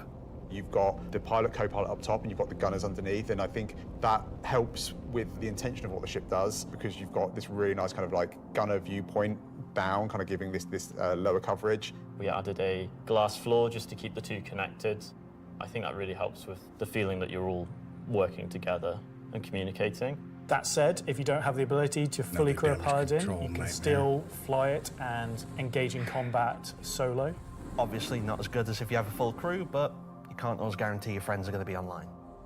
As a solo ship, it's pretty capable of doing a variety of missions within Star Citizen. So if you want to run this ship solo, you can take on combat missions that, say, other heavy fighters like the Scorpius or other ships such as the Drake Cutlass could do. Cutlass. All right. Coming aboard the Paladin, you enter into this sort of armory ready room area. You have a variety of suit lockers and weapon racks in this room. Everything's very militaristic, stripped back, simple. It's a very functional space, but you'll find everything you need in there. One of the improvements from the original concept is we've added a small dedicated cargo bay area, allowing you to store actual SCU crates. Forward of that is the route to that the kind of thing lower needs gunners, to be added to the and mall. then upstairs, Some other you industrial have the ships. bridge area, and then off that central area you have the dual living quarters, one on the left, one on the right, and then at the rear you have the main sort of engineering area where the majority of the components are. Also within the upper traversal area you also have a little breakout area with seating, food machine, toilets, etc. I think it's a very cool looking ship. I think we did a really nice job of taking what was there in the concept and adding an extra level of detail and trying to kind of push things forward. I think it hits the nail in terms of a really solid military ship. It's really complementary to some of the other ships in the Anvil lineup, so something like the Valkyrie, where you've got this big drop ship. You know, the Paladin's there just to make sure it's safe, make sure no one messes with you, and just basically scare people away. The thing I like most, I think, about the Paladin is that it's very clearly got a crew of 4, and they all kind of work and operate under the same conditions. You know, the pilot, co-pilot, and the 2 gunners, they're basically all equal on the ship. There's one toilet, everyone's got the same style of bunk. When they're at work, everyone's at the front of the ship together. It's really odd to me that you call that, you like that there's one toilet for 4 people. Well, you know, it's Only 4? You all work together. You're all equal at work. You're The toilet seat never gets cold. Toilet seat never gets cold. Yeah. How long do you guys spend on the So that's the shitter? Anvil Paladin. Whilst originally a military-built craft, it's the perfect wonder ship that game for has taken frontier 13 trying years. to defend Ah! against threats. And talking of threats, let's move to our next ship, a replica from Hesperia. Here's the Stinger. Yeah. Hesperia are a high-end manufacturer. They specialize in recreating exotic and particularly alien spacecraft. Effectively what they're doing is they're remanufacturing them, making them a little bit more suitable for kind of human flight. And the latest offering from Hesperia is the Vandal Stinger. All right, nailed it. Vandal are big, scary space aliens. They're like 7-foot-tall, evil war race that hardly sort of me, but, take over, steal technology, absorb it, fuse it all together into their own needs. They are the relatively nasty aliens that you sometimes hear about and haven't seen much of yet. They also make really cool spaceships. The Stinger as a Vandal heavy fighter was reserved for their higher tier sort of ace pilots or high-ranking members within their clans. The Stinger is a competitor to something like the FA or, I guess, the Scorpius. It packs a lot of firepower in quite a large frame, so it's a very, very tanky spacecraft. The firepower is almost unrivaled in terms of just both the number and the size of them. So it's there for players who don't want agility. They don't want to be in and out quickly. They want to be there brawling with big guns and taking all the hits.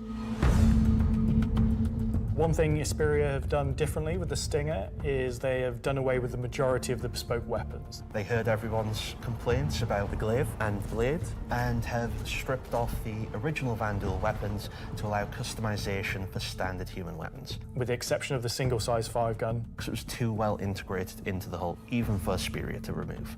All the additional weapons are generic mounts, so they can be swapped with any of the existing lineup that we have in the game. By doing this, it provides greater flexibility to the end user, and this is something Hesperia wanted for the civilian market. For that one bespoke weapon, the size 5 plasma cannon, Functionally, it is the same as the existing size 5 plasma cannons on the Scythe and Glaive, but it is a sort of Gen 2 model and wraps it in a different aesthetic compared to those models. You'll see they're very much older Vandal styling. This is much newer Vandal styling, but underneath it is the same weapon that people have used for years. Our job as the vehicle art team on the PU was to take the Stinger from the squadron team and prepare it for life in the PU. We took an opportunity to take, this really well-established art style and, add extra details where needed. So the exterior is a real blend of these kind of hard surface, kind of rare alloyed kind of wings, and then underneath this real kind of organic structure that kind of webs all of the ship together. So it connects the thrusters in, it connects all the kind of underside of the vehicle and pulls the whole ship together. You can tell it's very different from the Vandal ships that are currently in the PU. If you take, for example, the way the cockpits are constructed. Up at the front, we've got this big kind of bubble dome that gives the cockpit quite a unique shape. I'm still not a fan of those ships. And also gives the pilot no, I get you. I'm not that big on position within the ship and kind of gives Vandal stuff either. Front.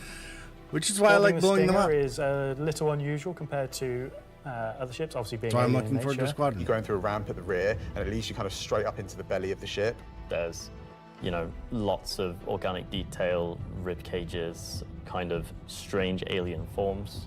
On entry of the cockpit, the seat kind of comes down towards you, and you kind of climb over the back of it a bit like a motorbike. You're basically riding into the cockpit. It feels very much like you're being carried inside the cockpit. Into the traditional prone flying pose that Vandal pilots use. I'm very happy with the Stinger. I think the team done a really good job of making something that feels different, it feels alien, but it suits our lineup of ships and it suits our universe. I think the guys did a really good job of respecting the direction and vision from the original Stinger and Vandal ships in Squadron. We've tried to take a lot of inspiration. Interesting to get out of that seat when it's soft death. Material, but I think it sits well within the Star Citizen universe. So we have the Paladin for the People's Alliance. We have the Stinger for people that really like Vandal and want to try and pretend to be them. But what about the other mysterious faction we have running around? So Gray Chowdhury got his start as he was working at a cargo center out in Odin. He started being able to get his hands on some stuff that other people couldn't. Items Odin even. that explains the link back to necessarily you Squadron. couldn't find on a store shelf, but you wanted anyway. I think Gray is interested in, happy customers. Gray just sees themselves as a conduit to get these things in the hands of people who would appreciate them. And I think that his latest offering is really going to turn some heads. Guess we get the Shiv after all? Lance said, "That'll be easy. Crawl through the smashed glass the dome, Shiv, tongue sticking out." Well, we don't really know what it is, to be fair. It's what happens when someone who is a genius All right, Shiv it is. aeronautics and No ship assembly R-size salvage, is I guess. given free rein to do whatever they want. It's the best of whatever they can find lying around, put together to make something truly unique, wonderful, arguably beautiful, and just released out into the universe to see what happens. At first glance at the exterior of the Shiv, I think most people will Drake probably chassis, recognize Anvil there engines. is more than a fair proportion of a Cutlass visible there, but it's had quite a few changes to it. As you look a little bit closer, you'll start to pick out elements from other ships. You've got, main thrusters that are from the Valkyrie. Even the bits that are obviously a Cutlass have had panels welded on, panels removed. The top turret, which is now remote, is just this hodgepodge amalgamation with multiple other ships' turrets. And then the changes continue onto the inside where, again, it sort of feels Cutlass-like, but then you'll find there's bits of Crusader ships just integrated into the wall instead of what was there originally. It has lost its side entrance, some of its cargo capacity, but what it's gained is it's gained visually more powerful thrusters, it's gained a really kind of nice set of belly thrusters, it's upped its firepower. As ever with the refined work from Gray's Market, you can see that great care was taken to the health and safety to ensure that there's no trip hazards anywhere. Or ejection seats. There's loose cables. Life Mile panels said, are the dude exposed. said visually, If not you look physically. carefully, you'll notice there are tools laying around in the cockpit. It's gained a toilet. Bucket. Yeah, it's one for doing stuff, and then you need a second one to wash your hands. It's not an animal. Suet looks It's fast, very but much not taken fast. that ethos of Drake and moved it down a level, which I think Moved is it down a quite level. an achievement. Just look at this thing. How do you even begin to describe the madness that created this? It's the Shiv.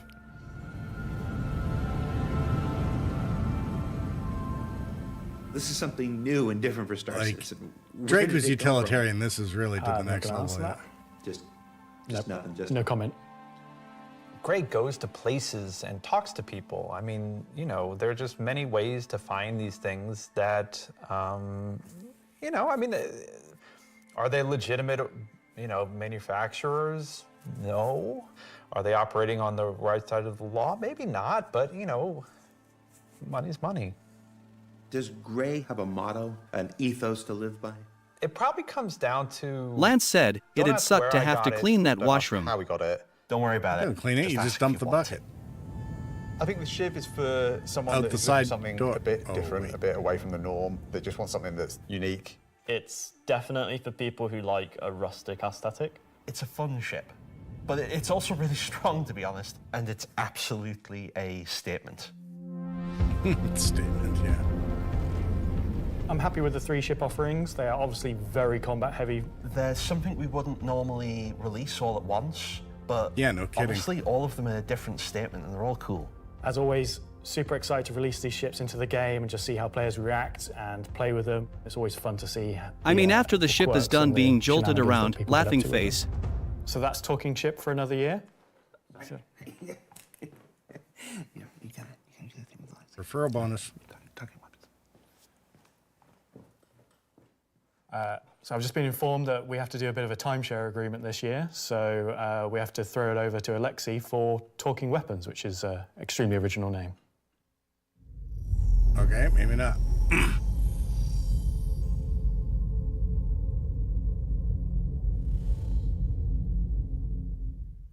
Wonder if they'll just I'm talking about the stealth new it. edition that come out in October.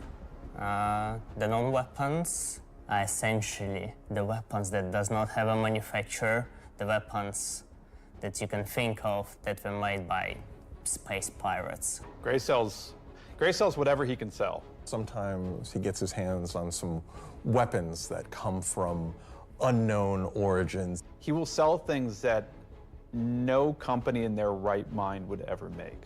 These are the most kind of like scrappy and taped together and the most kind of like pyro-ish weapons that you can think of. Right now we're releasing 3 new weapons. Rocket launcher, the LMG, and the long-awaited Space AK. Space AK. I think Please tell this me is they're the not one actually calling that, it not only is the most in demand, but I've been politely badgered about the most. It's a fun rifle that basically fires energy and ballistic in sequence. So your first shot will be Life your Miles ballistic, said, your second North shot will Korea be graded energy. weapons. You'll see Yeah, on the top right. of the art, there is a bolt that cycles the rounds, and that goes off with the ballistic shot, but it does not go off with the energy shot.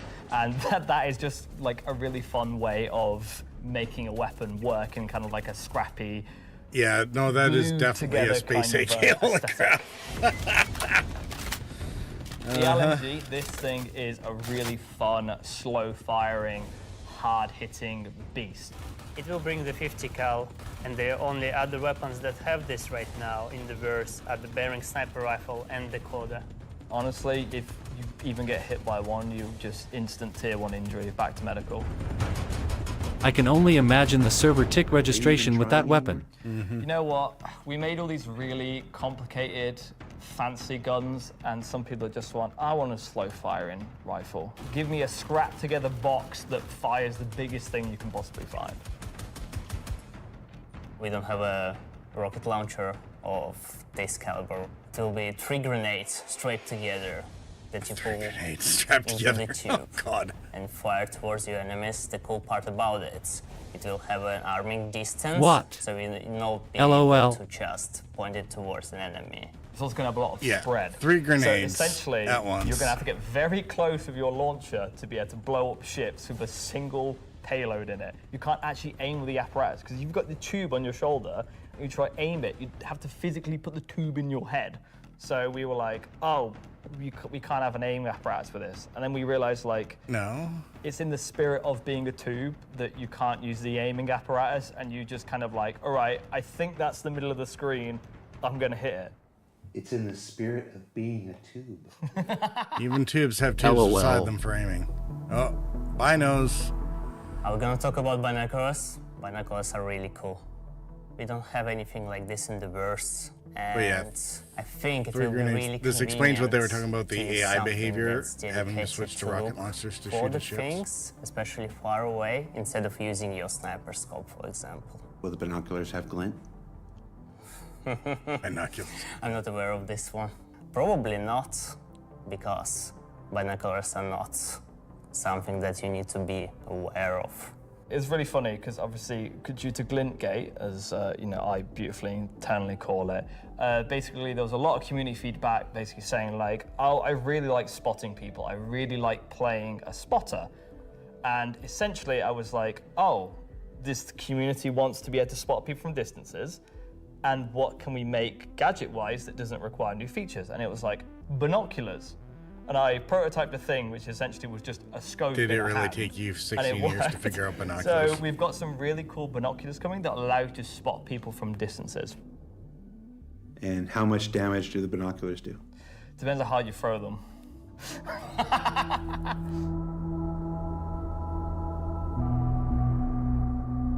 Thanks, Alexei and Zach. That's the end of this segment for this year. So that's talking ship and weapons, unless anyone else is going to come and tell me something else. It's been an exciting year, and I think the next year of ships is going to be even more exciting and expansive than this. Lance said, laser designator is next, I bet. Laser designator? Maybe. I don't know about next, but I mean, they have the lasers, they got the spotting scopes. Well. That is an eclectic bunch of combat ships for the verse, and they're all available right now up on the robertsspaceindustries.com store.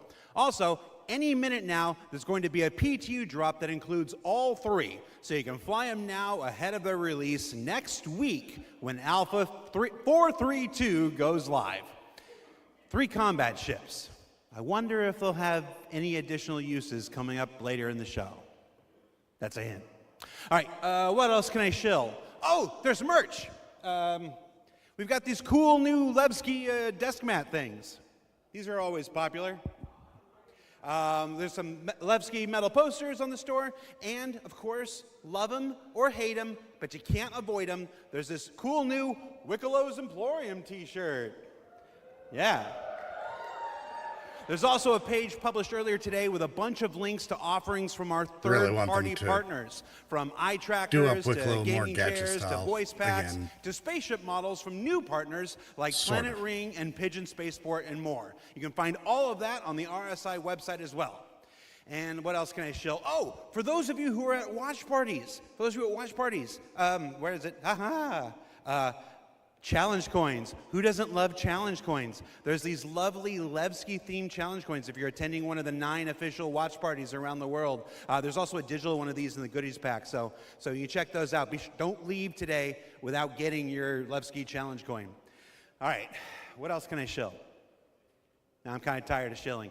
All right, let's find out some more about where we are. Simon, can we move? Can we do? Oh, yeah, look at that. Okay, here we go. Pardon me. Excuse me. Hi, how you doing? That was my best angle. I had to be careful. Last year I took 3 steps and tore a muscle. All right, so this is the 9th floor of CIG Manchester's Manchester office. That's This is the room where we have lunch every day, and if you get here early enough, croissants, if the weapons team hasn't stolen all of them. Over here, we got some cool mannequins representing different aspects of the game. You got the ever-present, Hurston security armor over here. That's really cool. You got your Dusters armor right here. You got this guy from a game that we're not talking Life about Mile today. said, I see where our pledge money Marine goes to, armor, LOL. Yeah, it's all pretty cool. And then when you come over here, Got a nice little recreation area. There's some sim pits over there for people who need to test that kind of stuff. This is We got business this as cool, usual. Krigeri, Bengal carrier. Come over here. Shoot it. Go down the nose here. Watch this. Very cool. I'm gonna go over here. Can you see me? Hi, Mom. All right. So yeah. There's and, no auroras in that hangar bay. What are you doing, Richard Towler? All right. I thought John went to Washington, D.C. Let's see, what else we got? We got cool Voyager bar here. This is where we get all kinds of breakfast goodies, coffee, stuff like that. Hey, who remembers the big coffee controversy of 2016, where everybody took to Reddit and pondered the question, do devs deserve coffee? I do. You want to see what next year's big controversy is? 800M in company upgrades, and they have a fly office communal area. Welcome. They to the do, and there's Stargarita probably machine. similar ones at their other 3 or 5 offices. Though they shut down their U.S. one, so. Do devs deserve frozen deliciousness? Let's say margarita. That'd be funny. I don't know. If it said Go to margarita. Reddit and let us know. Strawberry daiquiri. Yeah. Okay. All right. Let's see. Let's go over here. I mean, it is the weekend. Competition. Oh, competition winners. We have the list of competition winners. Can we put that on the screen? Yeah. LOL. Sorry, competition winners. Remember the competition for the CitizenCon winners? The people made the videos, and we gave them a Kruger L21 Wolf. We actually have the names. They're behind me. Look.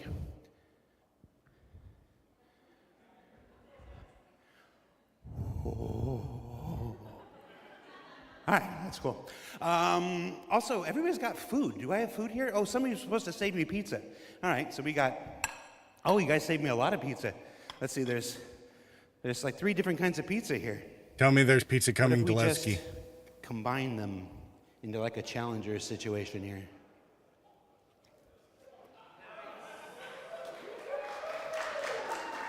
I think he's been into the That's a daiquiris a CitizenCon lot. throwback if you're not familiar with.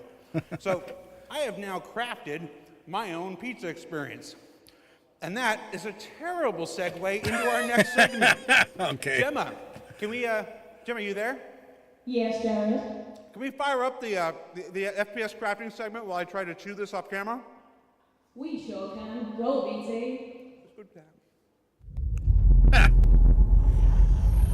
All right. I get crafting, I guess.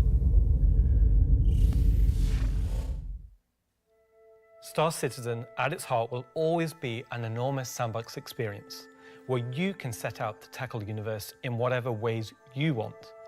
But that doesn't mean we can't shape parts of the universe here and there to better suit our needs. That goes for both you and us. Let's start this part of the show with a look at how crafting Actually, is going to change I'm gonna go everything here from and get rid of the resource overlay. gathering, refining, and I'll be even right back. combat when it comes online in the next few months. First version of crafting is going to be quite small in scale. We're going to use it as a kind of a concentrated effort to allow the players to experience the initial UI, the flow of gathering materials that have different quality, and using those to craft items which are better than what they have currently in the game. The first version is going to be primarily FPS items that you can craft, weapons and armor. For Star Citizen, crafting is our primary progression mechanic. Star Citizen isn't your standard MMO. We don't have levels. We have ships, we have gear, we have things that you create in the world, you perfect, you research, you improve. And those items, those ships, those vehicles, the armor and weapons, that's how you progress in Star Citizen. Crafting isn't just a progression mechanic for creating new items, it's also a fundamental change to how we handle resources in the game. The materials that you collect, how you refine them, quality matters. Crafting the weapons, you'll be able to have some quality materials to influence the item stats on those weapons. It'll be somewhat random, potentially weighted on the location of the material. Some will have a higher chance of higher quality. And once you take those materials to your crafting bench, the fabricator, you can use them to craft, and the different attributes will be increased based on the quality of the materials you use. It's not just iron ore anymore. It's iron ore of the quality that you know will get you the stats for the item that you desire. And it's not just mining, it's essentially every resource we can get our hands on. To support this, we also need major changes to inventory so that all of these new resources that you're collecting, you can see what you have, you can order it better, you can understand what you have in your inventory. We won't have the new refining crafting system yet. We'll be using the existing ones. Those will pass the quality through into the refined materials, which you can then take to your crafting machine and start making your personal items. Once you have your blueprint and your quality materials that you've refined, then you can put them together on the item fabricator. This will be pretty much what we showed in last year's CitizenCon, with the UI letting you assign your quality resources to different aspects of the item. Once you're happy with what you see on the preview, you'll be able to click to craft, and it'll get queued up, and your result will be produced sometime later.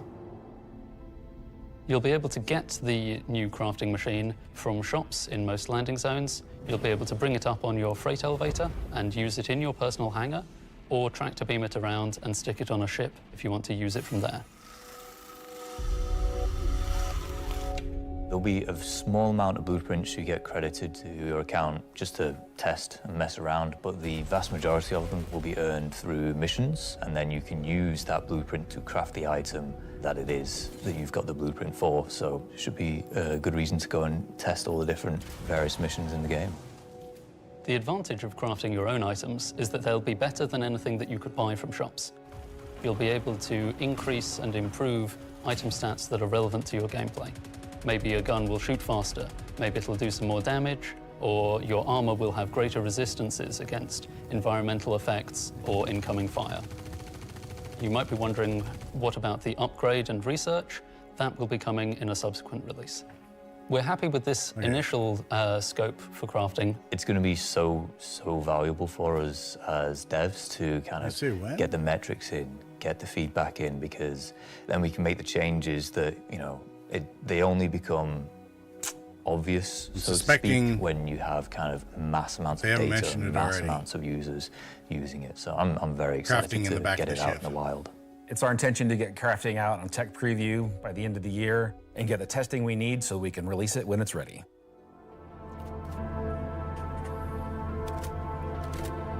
So that's one way you'll be crafting your own experiences in the Star Citizen universe. But what about us?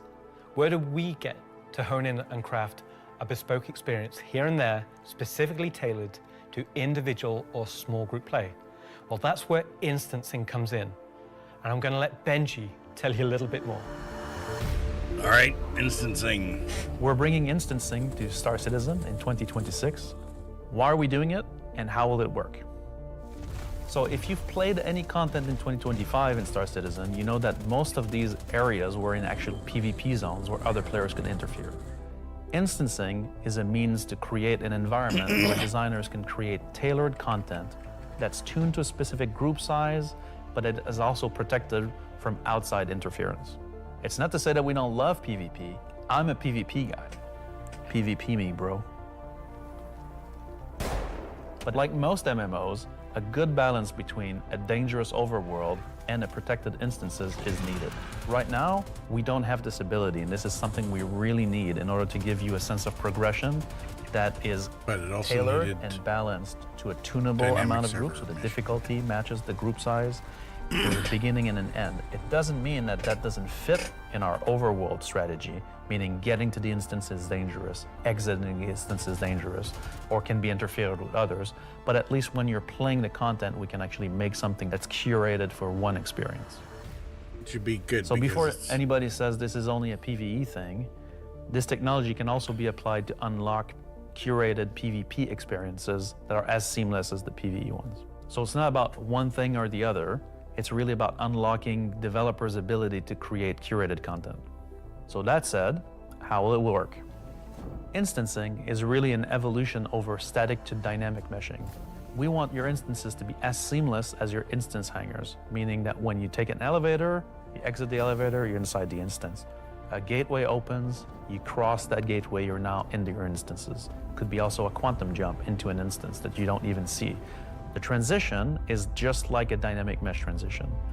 And so throughout the universe, we will be able to add these areas that are open or closed instances that allow you to join in either with a party and have a reserved instance for your party, or join in open instances that has a number of slots. And so some of those areas will be completely instanced on different servers. This allows us to leverage the compute power of the entire mesh. The closed ones will be really to drive one piece of content. You enter and exit seamlessly, just like we do with your instance hangers currently. Let's go and find out what one of our first instances will be. Oh, are they doing Siege? Siege of Arzen was an event we did previously, which created a gameplay scenario where the player had to run through and progress through contested islands of Arzen. This was a high-paced, high-intensity event, but it struggled a little bit from its technical execution. But now with the introduction of instancing, it gives us an opportunity to evolve it and modify it and make it better for you in a small group to work through that activity. It is an event that I had the honor of pretty much solely designing and building all of the logic and having the stress of trying to get it working. Agent Dooley from the CDF puts the call out for Is that gonna volunteers qualify because as a basically the surprise? Nine-Tails have taken over sort of a cluster of floating platforms Nice thing about in this, Orson. like And all the you are work there for the to mission's pretty kill much already these done. sort of lieutenants of this terrorist organization and take back control. So in our current thinking, Siege of Orison is designed for about a 15 to 20 people fire team. So you, your friends, or your org will go in, you'll all have sort of dedicated roles. Some of you might be the tank who brings in the heavy weapons and sort of pulls the fire. Some of you might sit at the back and be the sniper and pick people off who are a bit further to make the advance easier. This was Some of you will be the medic. a really good event. Sole job is going to be revive and look after the rest of your team and the health of them. All the problems And some of notwithstanding. you will be the people who push for the objectives to try and get sort of most of the mission done. The event was designed for about 15 to 30 people, but when we released it, we fixed the problem with 2 DGSs on one server that was fighting for resources.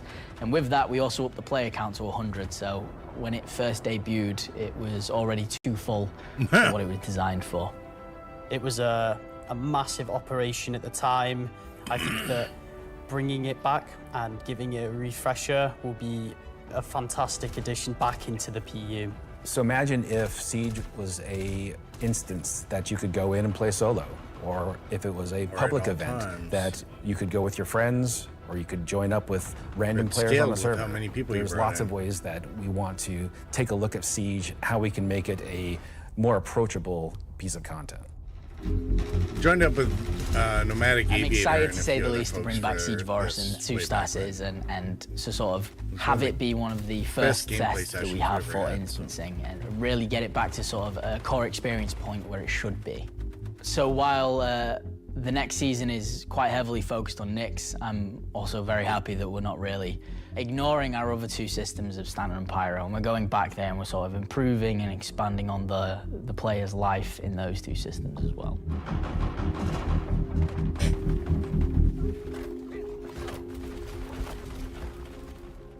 Yes, and while things like Genesis, interstellar hauling, crafting, Siege of Orison, and more will reveal next year, we'll continue to bring life into the existing universe outside of Nyx. There's still one more exciting use for instancing we're building right now.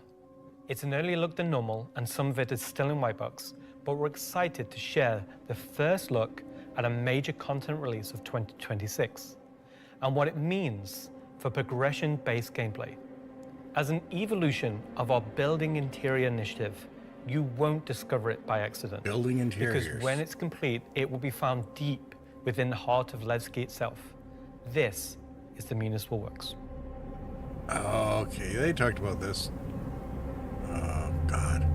So inside the facility, Forever you'll ago. find huge vaporization chambers, old processing plants, industrial tunnels, and eventually into the old turbines which are still pumping heat into the old rock.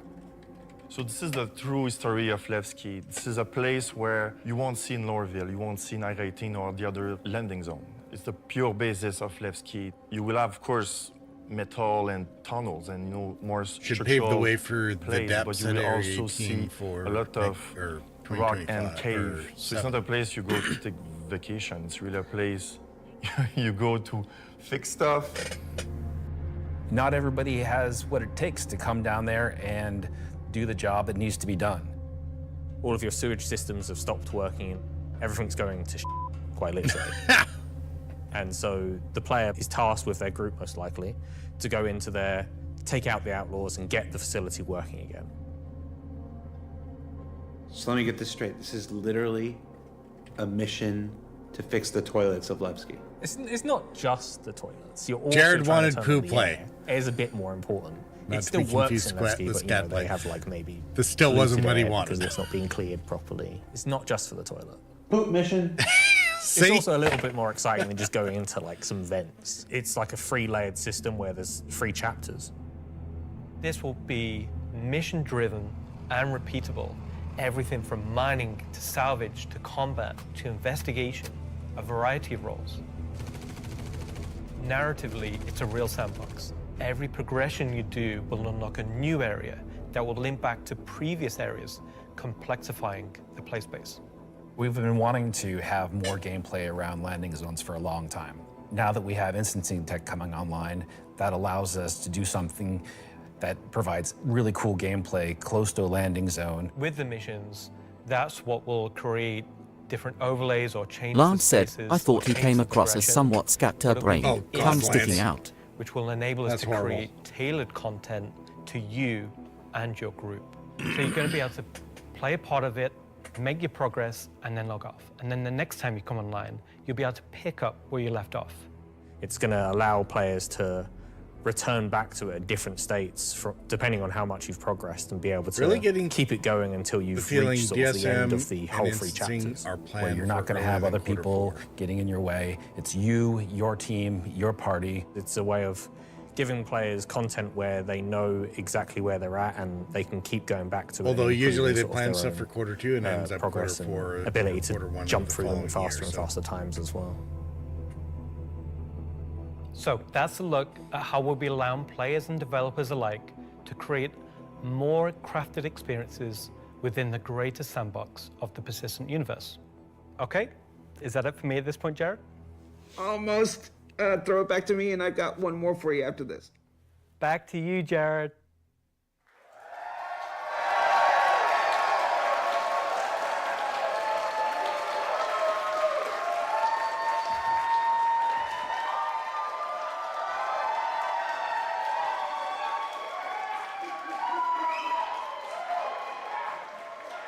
Feeding the narcissism. Everybody's really excited about the year ahead. So that's a brief look at some of the ways in which we're allowing you and our developers to craft a more curated Star Citizen experience. Now, at this point in the show, we are in the home stretch. We've got only one more segment to go. But before we do that, we wanted to check out, we said earlier in the show that we would look at what you were saying during the show.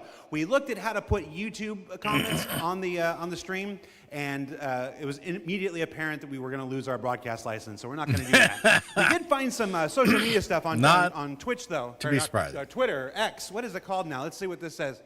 Let's see, we've got Welcome Back Levski from, I'm not wearing my glasses. Oh no. Oh, time to suit up, let's go get him, says Ubu. I really should have worn my glasses. Cue the bagpipes. That's the other game, Charlie Oscar. Let's see. Nice to see you live, Jared. Mom? Let's see. First Citizen after playing for almost a decade If in it's Austin. chunky, that's... Straight out of Klesher, back to the Hex. Careful. Photos from Leicestershire. How do you say it? Is that Leicestershire? Leicester? Leicester? Geez, I've only been in the UK for 3.5 years. At San Jose Bar Citizen Watch Party. Oh, somebody created a lovely Vandal mask there. Sean Tracy, can we get that in game? Just that, exactly. Just scan that, put that in game. All right, so that's a few reactions we're seeing on social media right now.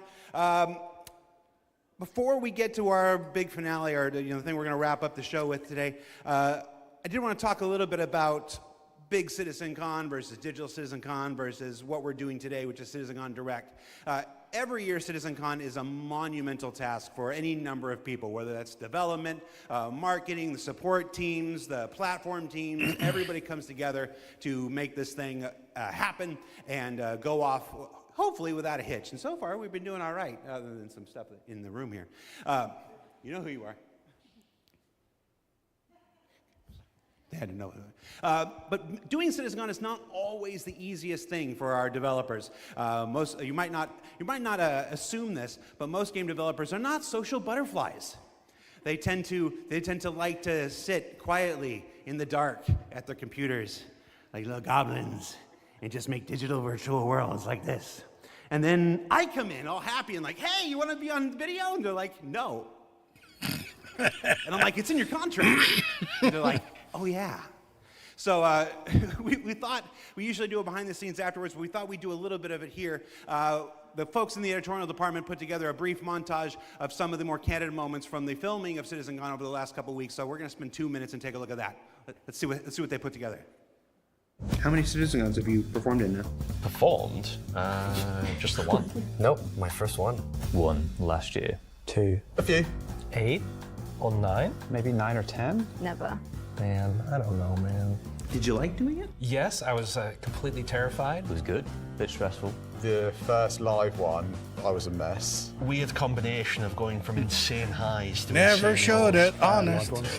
Because It's over. the live ones are pretty special. Pre-samp's always fun, but the live events are special, aren't they? Remember we were at that weird crack house in Ancoats?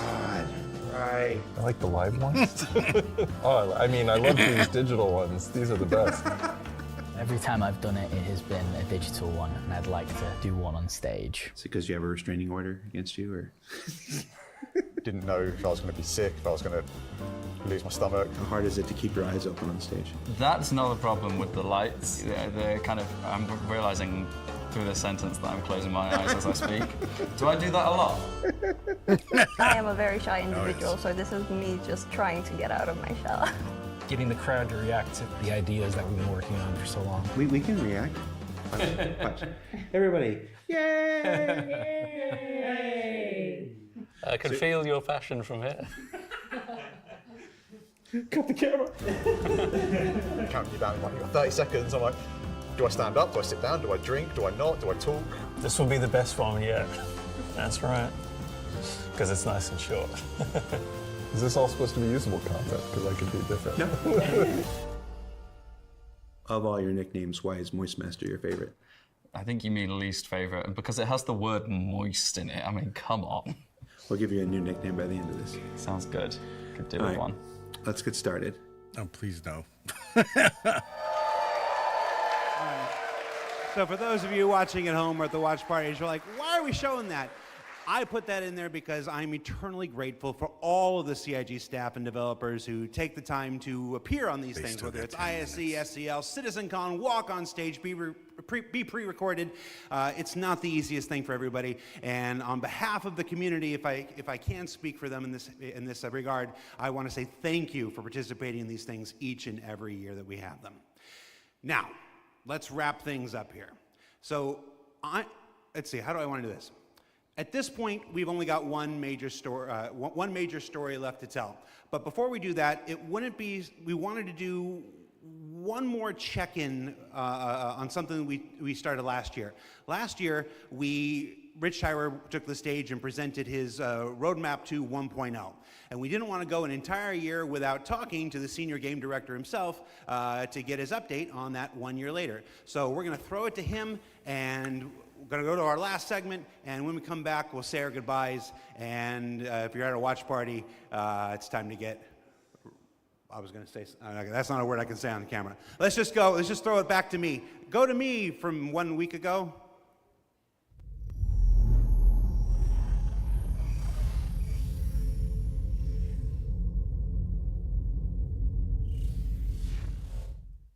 Last year, Senior Game Director Rich Tyler took to the stage and revealed our plan for 1.0. Now, before we end this year's CitizenCon Direct, we wanted to take a few moments and follow up on that reveal from last year, to do as we've done today and look at the year ahead. So, Rich, thanks for taking the time to join us. Well, you're welcome. All right, so we're going to jump right into it. Everybody knows the only constant in game development is change. So I'm going to ask you outright, what's changed about the road to 1.0? Well, fortunately nothing. It still remains our North Star. The team is busy working towards that goal in the background, and every patch this year has moved us towards that goal. And if you haven't watched the Star Citizen 1.0 presentation from last year, I highly recommend you do so, because everything in it is still relevant as of today. You mentioned every patch this year has moved us towards that goal, so I want to dig deeper into that. We've done, at this point, 9 releases in this year, more than any year prior. How does each one of these not just sit as their own moment in time, but move us forward on this road to 1.0? Well, last year I discussed the framework of 1.0, how all those complex systems can tie together. And one of the core aspects of that was the main story, which became the spine of the universe, which brought all of the locations, mission givers, guilds, and all the different areas of the game to the players. Now, what I didn't talk about from last year was all of the content that was going to support that framework, add the flesh to the bones, should we say. And I think that's where this year has moved us towards that goal. If you think about previous events of previous years, they've generally been locations that we've put into the verse, but they've been transient. We've taken them away, like Siege of Orison or Zenithreat. We've added them to game, and then they've been moved away. And I think with the addition of the patches this year, when you look at the Hathor facilities, Onyx facility, these are permanent additions to the world stuff that not only have their own story, as when we release them with the patches, they can but keep they'll them going also without breaking become them. points of interest and areas that the larger 1.0 narrative will utilize. Since we're on story, I'm going to stay with this here. Since we launched the PU back in 2015, it's always been this sandbox where players can do what they want. They can bring their own story to the verse, and that'll never change.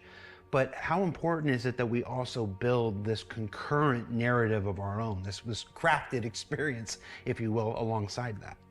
Well, we're trying to create a living, breathing universe. And that includes both the player stories that you mentioned, that they can go and enjoy and create their own memories together. But it also means that we want to have a universe that gives back. We want areas and locations to feel like they're believable and real life locations. And if you look throughout this year and the patches that we've worked towards, we've had an overarching story that's moved from patch to patch, and we're going through some of those cycles right now. We've also been introducing mission content that has fully voiced dialogue and facial animation, which allows us to inject some of the meaning and the why to what you are doing as a player. And I think story is integral to Star Citizen as a connective tissue that ties all of these different complex systems together, because it takes players on that journey throughout the game. To see this big turn this year to start injecting story into the verse, I think people are really responding to it. So everybody knows, and you mentioned just now, that this year we changed a whole lot about how we operate and how we release things. How do you think that's gone? I think it's gone very well. I think if the mantra that I've always been pushing this year at the beginning of January was patch always goes. And I think this year has seen a different development strategy for how we've been moving the game forward. That's where this different strategy has allowed us to really take a wider approach. And we also have to remember that Star Citizen is played by tens of thousands of players every day. And while we have lofty future goals, we still have to make decisions right now that make the game fun for the people that are playing it all the time, playing it as their daily game. If you look at previous years, we've had to hold a patch back, we've had to make concessions, mainly due to around a feature may not have been ready or right to go into there. There were 3 months, 4 months, sometimes 5 months between patches. Exactly, and I don't think that's good for anybody. I don't think it's good for the players. I don't think it's good for the development team. I think it's better to have regular cadence of drops. One good example is this year for A Line of Mine. People probably don't know, but A Line of Mine, when you turned on the laser, it was actually supposed to reveal the sandworm Valakar. And I played it, and it didn't hit the quality that I wanted to go into the game. So we changed, and I took it out, and I made that decision alongside Chris and Erin, and we've held that back, and we're going to work on that towards a future patch. But I think definitely the more regular cadences has had the multiple benefits. And like I said, I want to dispel a myth right here, right now. Like, features are still being worked on quite heavily in the background, from radar and scanning in FPS, the new quantum, to inventory, engineering and crafting. And all of those features are going to be coming very, very soon for players to get their hands on. And, you know, I'm going to be honest, I'm not going to sit here and say that very, if very I was soon, to go back to the start of the year, I would hope that we would have released more features. But I also think every decision we've made this year has been through the lens of making the live experience as stable and as good as possible. Absolutely. All right, so that's a bit about the year before. And the year before has been, I've said this before, I've said it internally, I've said it out there, I'm going to say it right now again on camera. I think this has been the best year of Star Citizen ever, and I'm willing to look right into the camera and say that. The player numbers are up, engagement numbers are up, the length of the play sessions are up, bug numbers are down, 30K is gone. It's been a solid year. But CitizenCon isn't CitizenCon without talking about the future, so I want to move us to the future. We've talked about story, we've talked about this more diegetic, immersive universe and adding voice lines and stuff like this. But where do we go from here? Obviously that continues, but Although what more they might have to rethink are how we much going to grind do they put to into make the this missions. universe seem alive and real and breathing? I think the biggest thing is to start having that conversation be two-way. So if you think about this year, like you mentioned, we've been having fully voiced NPCs, but a lot of those missions and those NPCs, they're talking to you, they're talking at you. Right. You don't get to talk back to them.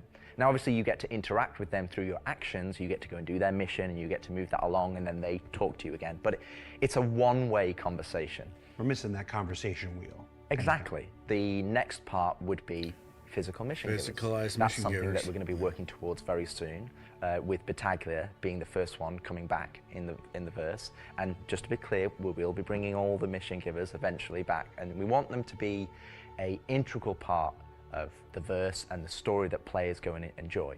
We want the locations to be brought to life, and as we mentioned last year, we want to have interactive scenes that you can go and be part of. And obviously the full end goal is towards, you know, to have cinematic stories in the game, and that is what we're going to be pushing towards. Everything we do, every decision we make is through the lens of moving us closer to 1.0. It might sometimes be difficult to see why those decisions have been made at the time they've been made, but rest assured that Star Citizen 1.0 is still our North Star. That's what we're still aiming towards, and that's what we're going to be moving forward with every patch next year as well. And remembering when mission givers were first introduced, they sometimes became a bottleneck. Is there a role in instancing, which we learned about earlier today? Is there a role for instancing in that, dear God, yes. helping with mission givers? Yes, partially. It will be one mechanism that will allow us to have players go to their own individual area of the verse, have that conversation, and then go and continue on into the open world environment. So I think that's where, when we look at instancing provides us one tool that allows us to... That'll be good, so there remove that isn't like bottleneck, 15 and provide people more lined up seamless outside Twitch's office waiting Happy for you their said that, turn. because that's one of our last topics I want to get to, is how we reconcile instancing with the persistent universe. Like, for the last 10 years now, we've been building this giant, seamless, persistent universe where everybody can come in and play together. And it would be easy to have a first instinct reaction to the idea of instancing and say that's antithetical to everything that Star Citizen is. But you mentioned last year these three pillars of building Star Citizen in the PU, and I want to, you said nothing changed, but I want to ask you about this specifically. What are those three pillars again, and how does instancing fit within the greater design of Star Citizen? So the three pillars I mentioned last year were open world. That's just like the missions you love today. You can go and play, there's other players there, and you can go and enjoy that together. Then we have instancing, which I'll talk about more, but similar to municipal works that we've talked about previously. And then the third pillar was dynamic content, which would be content that's generated by the activities of the players. And I think it's very easy to become myopic around one specific thing when we're talking about it a lot, when it's the next stage of our development. And I think you could reverse it. If we'd have made a game that was all instance, and then I'd come on camera and said, hey guys, we're going to start doing it open world, it would be like, oh, is the game changing? Are we doing open world now? Is open world the new North Star that's going to take us this way? And it's not. It's just one more tool that's going to allow us to offer different and dynamic experiences for players to go and engage in. Now, when I talk about instancing isn't always what you'd imagine as a solo instance experience where it's only just you. We're going to have several different versions of instances. Some are going to be closed instances, which will be like the new player experience. We'll be able for you to go in by yourself, for us to teach you the ropes in a safe environment so that you can understand how to play the complex game that we've made. But we'll also have open instances like a cantina or a bar where we might say, hey, we only want 50 people to come in here because we've got mission givers and we've got other NPCs for you to talk to, and you would just walk in and it would be seamless. You wouldn't know that there was an instance, you're not going to get a loading screen, you would just seamlessly walk into that location, it would be full of other players and NPCs, and you can go and enjoy the content. And that's, I think, something that instancing is going to provide us. It's going to give us a tool to offer different dynamic content, or curated content, as I'd say. It allows us to create experiences that are different to the open world experiences that we've already made. And it's not to say that we won't continue our open world development or only do instance content. It's going to be a mix. And like I said, this is one of the pillars that will move us towards 1.0. We will eventually work on dynamic content that will move us towards 1.0. Basically, and all allows you three to of get those at least pillars your will initial missions on all the interweave to guilds in. create the full Star Citizen experience. All right, so we've hit a lot of the bigger topics, the feature work, engineering, and FPS crafting coming to tech preview soon, stuff like this. We've talked about instancing and how that's going to work within the universe. But I want to ask you this one last big one. It's very easy to say Star Citizen is this kind of game and that kind of game. Those of us who spend our days making it know better. It's an everything game. It's everything we can make it game. It just is. But at the core of this is still spaceships. That life of spaceships. What more can you tell us about spaceship gameplay in the future? What can you give us? What can you tee up for us to look forward to for those of us who are really into Star Citizen for the spaceships? Our intentions going forward are to make sure that every ship or ship archetype that you acquire has a role and has content that you can go and enjoy in the universe. For example, right now I know that we're working on more robust mining missions, more robust salvage missions. We're going to be working on refueling missions.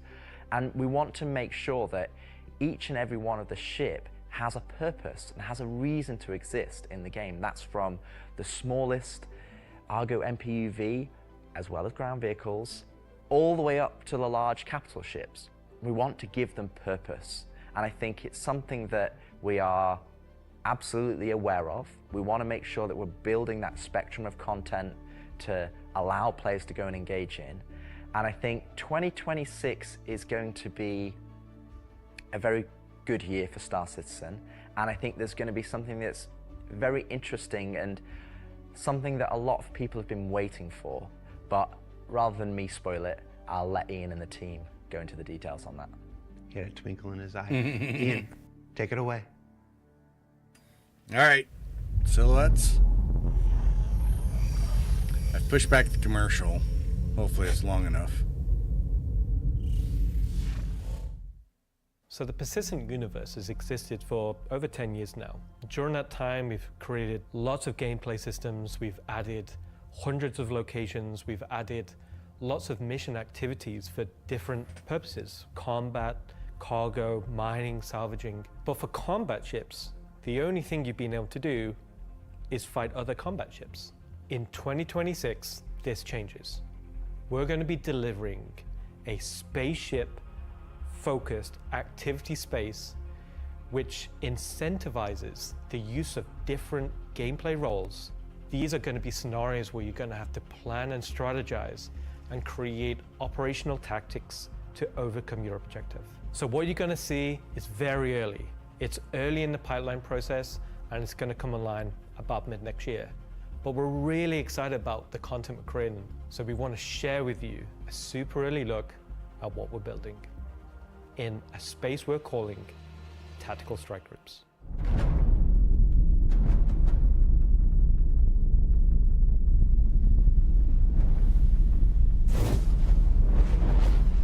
The People's Alliance are still trying to get to the bottom of what this new faction is really doing in the Nyx system. They was sent a capital ship to check out a station and run it into more than they can take care of themselves. Unfortunately, that team came under attack and members of their groups were taken hostage. Now they've reached out to Intersec, who've reached out to you to help recover the pilot. Of course, it's unwise to do this alone, so you'll need to put a team together to attack the station. When you arrive, you will have this big asteroid, kind of broken asteroid, and on this you will have this base where you will find 3 big arms. You will see at the middle, you will have this big energy core. Everything here has a purpose. It's not just for the show, just something nice to see. You'll see a People's Alliance-owned Idris that's just on the outside, and it's going to be getting harassed by this unknown faction that you have met before. So your first objective here is to clear out the ships. There'll be waves of these ships, so this is where you want your light or your medium or your heavy fighters, whichever playstyle you prefer.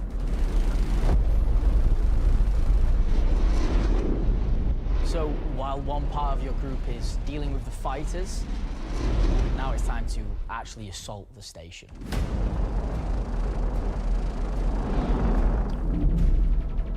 This station has been outfitted to resist all of the obvious way of attacks. Somehow they've incorporated Vanduul capital ship killing turrets. These turrets ignore small fighters, and they have the firepower to destroy even the biggest capital ships. Oh, great. PDCs versus your Polaris caps. and your Idris, if you get it close, it will get shredded. The idea of these is so we can sort of make it so we can mix up that ship combat, and not everyone can just bring the biggest ship and win just because they have the biggest ship.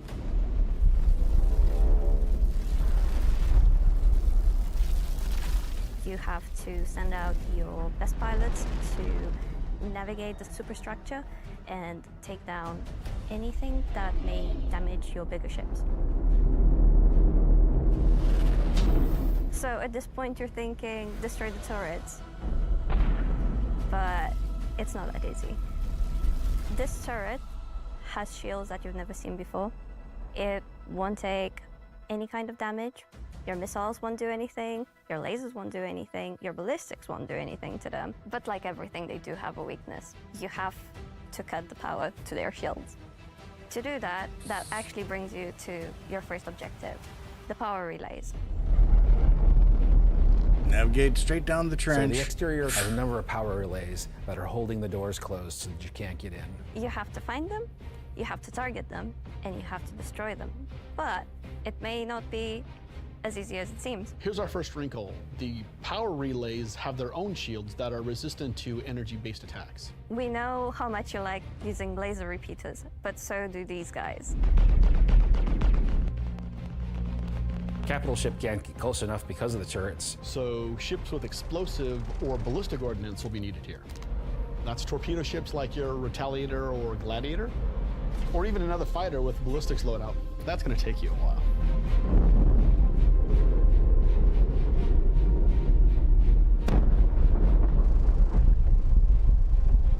Once the power relays have been taken down, the station opens up. And this is where things get really cool. Now it's time for you to fly your ship inside the station. Yeah, you, in your ship, fly into the superstructure of this station. How cool is that? We need... I feel like this is a proud dad moment. Thank you, Jared. Need a Death Star trench. It's a trench run. Trench run.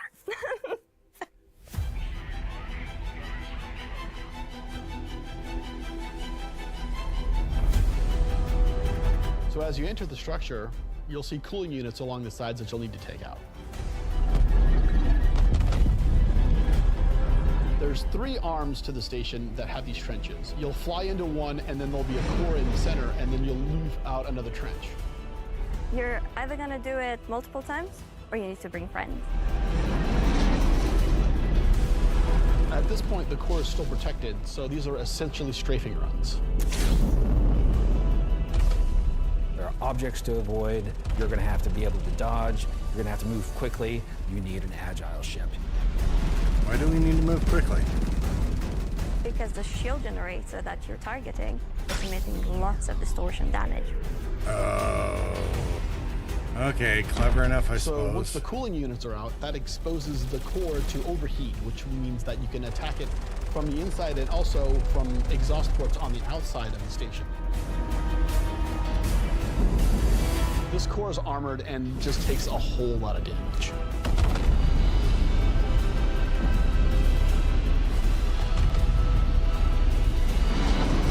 All right, is anybody gonna fly their MSR out of there?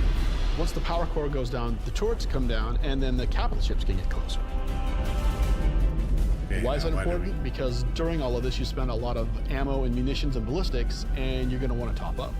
This is where we're going to get our new feature in, ship hangar refueling and rearming. Whoa! You're going to be able to land in the hangar of select ships and be able to use the same interface as you are right now at stations to refuel and rearm. It's specifically for ships like the Idris and the Polaris and other ships that are designed to have other ships land inside them. Of course, it'll be more than just those two ships, and you'll find out more once we get closer to release. But this is a really important feature that we're really excited to get out. It's always exhaust ports. Go Wedge. Go Wedge. Yeah, Laughing Alliance face. has an Idris there that can provide a safe port in a storm, allow you to set back up and head back out. And it's a good thing that you've rearmed and refueled too, because now another group of ships is coming to attack the People's Alliance Idris.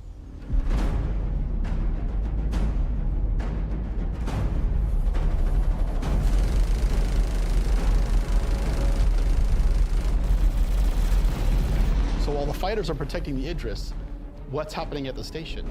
Well, that's where the dropships come in. Now you've got to take a fire PC team. dropships. You've got to land.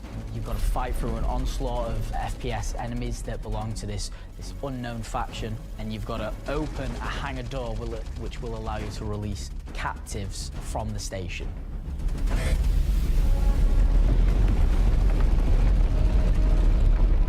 After you've opened the doors and that person's taken off, you've just got to make sure they get to safety.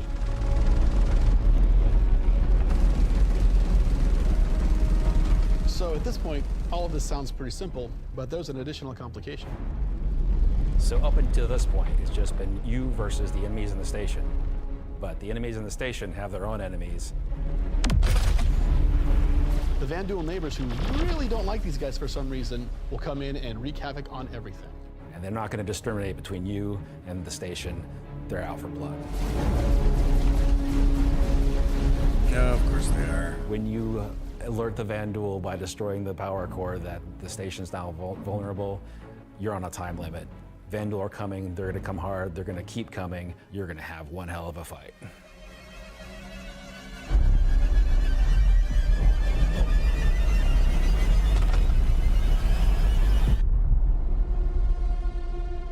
Oh, is this where we're seeing the Mauler? This is where we're seeing the Mauler. Are you fucking serious here?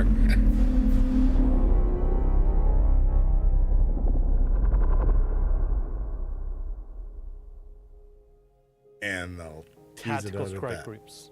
I'm personally so invested in this. So throughout 2025, we created a variety of content. Some of it was very focused on FPS combat. So personally, driving a more vehicle-based experience was very important to me. This is a defining statement that I want to do in 2026. We're a spaceship game. There are prized possessions. To the objects we fall in love with. This is the content we want to create, which creates scenarios and roles for you to use those spaceships. We won't get to all roles initially, but we should see this as a landmark, a position where we can see a gameplay space. We're going to need a bigger boat, incentivizes smiley to face. ships and scenarios to clear objectives and complete missions in a variety of roles. And in the future, we can use this to expand on. So I hope you're all just as excited as I am for tactical strike groups. They're gonna be fantastic.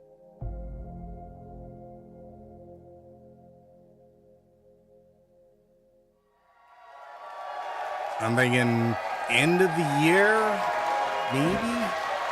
Be surprised if they managed to push that up much further.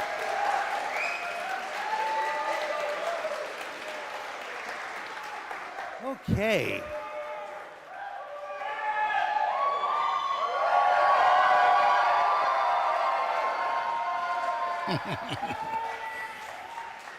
Why do you still have the puppet? John, come home. All right, so tactical strike groups. It's been a long road for the last 10 years. The PU's been around. We've done lots to build stuff for mining ships and for salvage ships, and as Rich said, we're currently building out even more for those, and our first refueling missions coming online in 2026. But combat missions. Oh, hi, Aaron Roberts. But finally having enough of the foundation in place that we can begin to build real spaceship operations, in any other MMO they'd call dungeons. It's really exciting for me, and that's why we're ending the show this year with that. So yeah, that's been CitizenCon Direct. Thank you for taking the time to share this with us. Again, this is just a glimpse at some of what's coming in 2026. I've seen the Twitch chat and the YouTube chat like, oh, you're spoiling everything. I promise, we ain't. Oh no, there's more coming. Before we let you go, that's it for me. Thank you so much for tuning in. And as with every CitizenCon, the last word shouldn't be mine. It should belong to our founders and CEO. So take it away, Chris Roberts. I hope you enjoyed this glimpse into some of what the team is cooking for the near future. Of course, we're not going to spoil everything that's currently in progress, and many features we haven't discussed today are in active development, like base building, social, and trade tools that are very much a priority. Freaking These, awesome along with stuff. bringing the final polished features from Squadron 42 into the persistent universe, has not will been make next year disappointing. the most exciting yet for Star Citizen. And finally, I want to extend a heartfelt thank you to everyone at CIG for working so tirelessly and with so much passion to deliver something that is already special and will only get more so as we continue.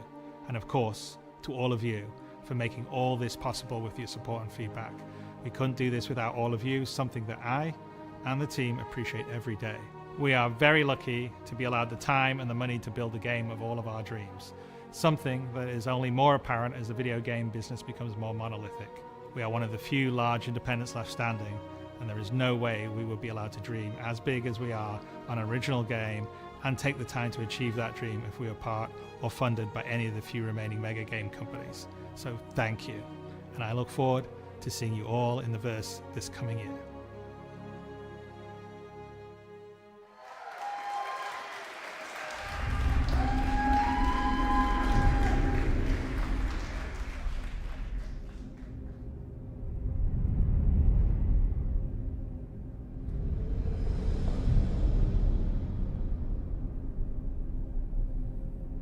All right.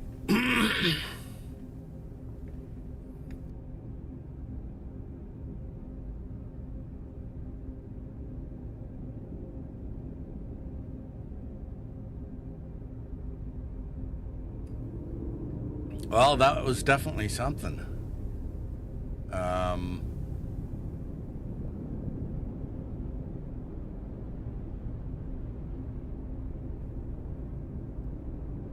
right. Once this gets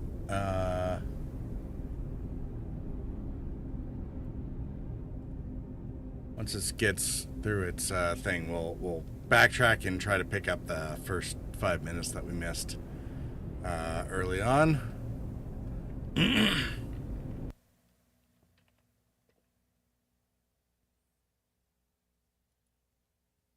Bang Ahead said, wow, like holy freaking wow.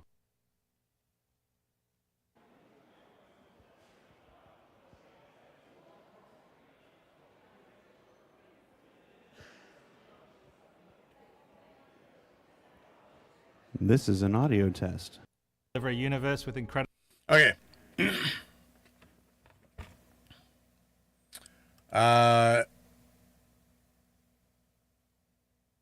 Actually, let's go ahead and do the 5 minutes and see what we detail at missed. massive scale, seamlessly, and where thousands of people can all play together.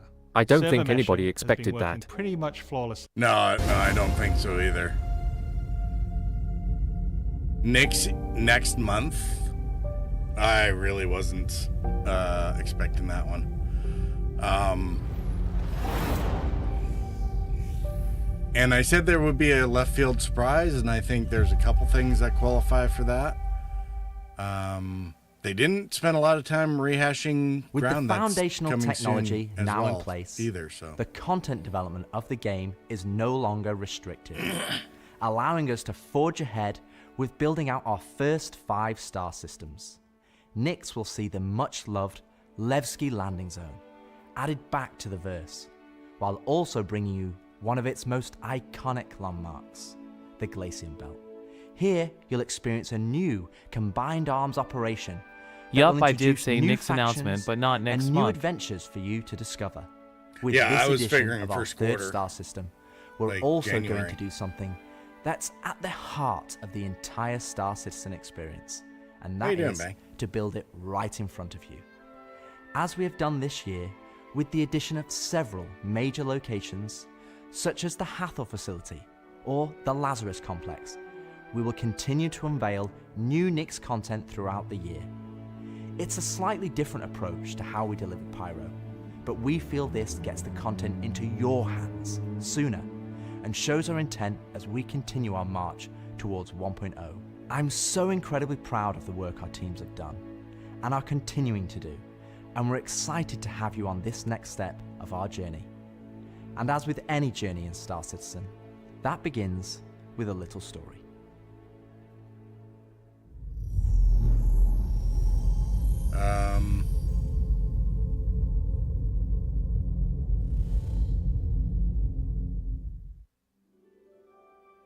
In 2025, we introduced 2 major storylines spanning multiple patches, creating a living backbone for adventure across the universe. The first was Pyro Must Burn. It connected Stanton to Pyro and introduced the Frontier Fighters, who are I did relentless, figure that they were brutal, going to be and determined to wipe out any threats that cross them. pushing And with the this month's release, regen you'll now story take over part to in the Nyx, and that part came conclusion to that storyline. The second was Science Run Amok, with the regen crisis throwing the Empire into chaos, and you all jumping in to help the various corporations respond. Through that journey, we pulled back the curtain on ASD and its shady practices, uncovering long-forgotten Onyx facilities, and met new characters like Dr. Logan Yorit and Detective Arkham Meller of the Hokro Agency. And just like the Pyro Must Burn storyline carried us into a new system, Science Run Amok is now setting the stage for Nyx, the next step in the larger story we're telling on the road to 1.0. As this new chapter of Star Citizen begins, let's hear from just a few of the team members working to bring this next era of our universe to life.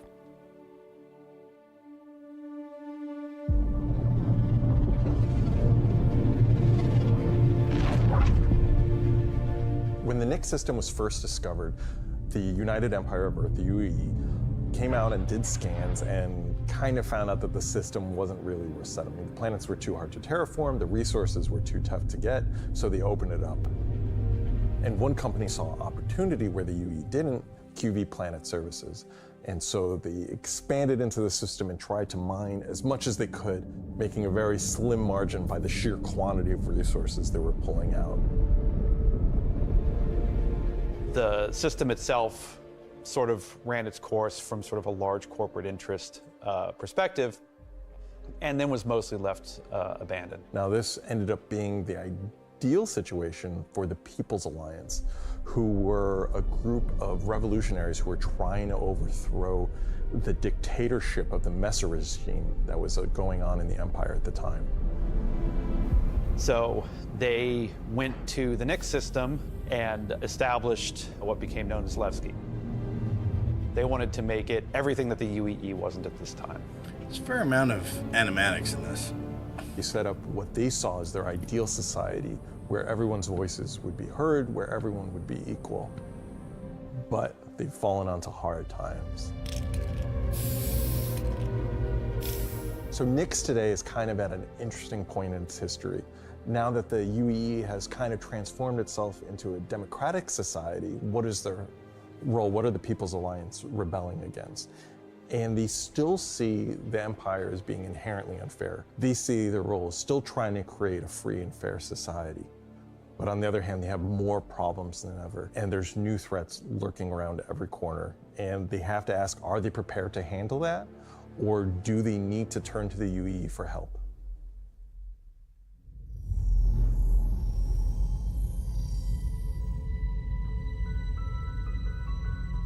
Making a star system is you approach it from kind of two angles in a weird way. What is this system bringing to the gallery? How does this new system plug into it, and what does it bring to the table from a sort of a flavor experience? We want to make sure that whatever it's bringing to the company is unique and has some flair to it.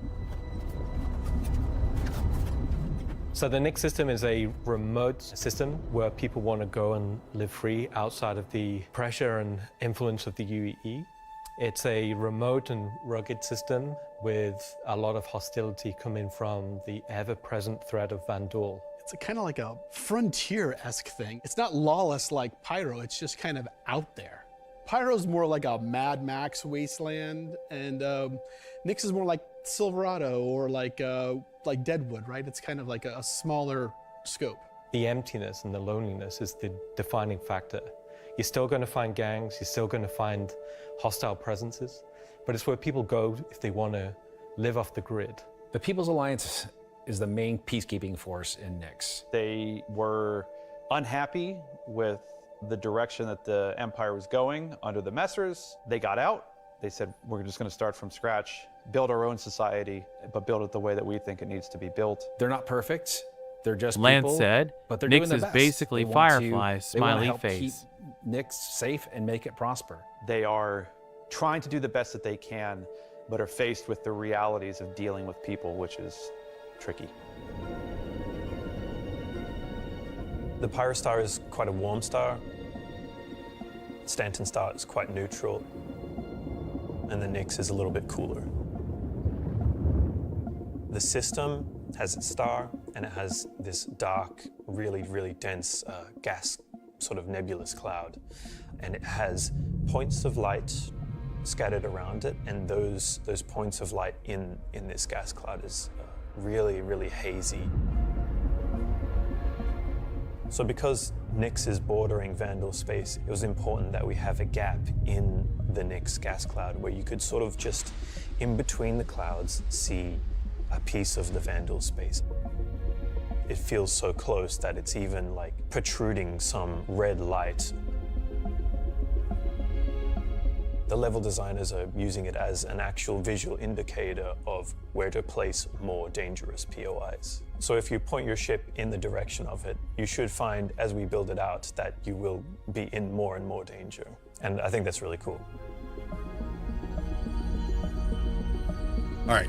To give more... We saw this part. Okay. And then around beginning of the crafting thing.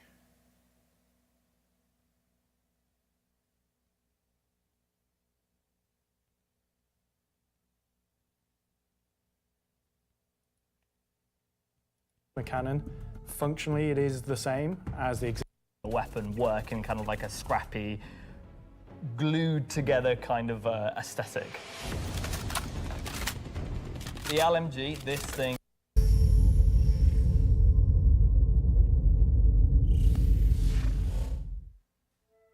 Star Citizen, at its heart, will always be an enormous sandbox experience where you can set out to tackle the universe in whatever ways you want.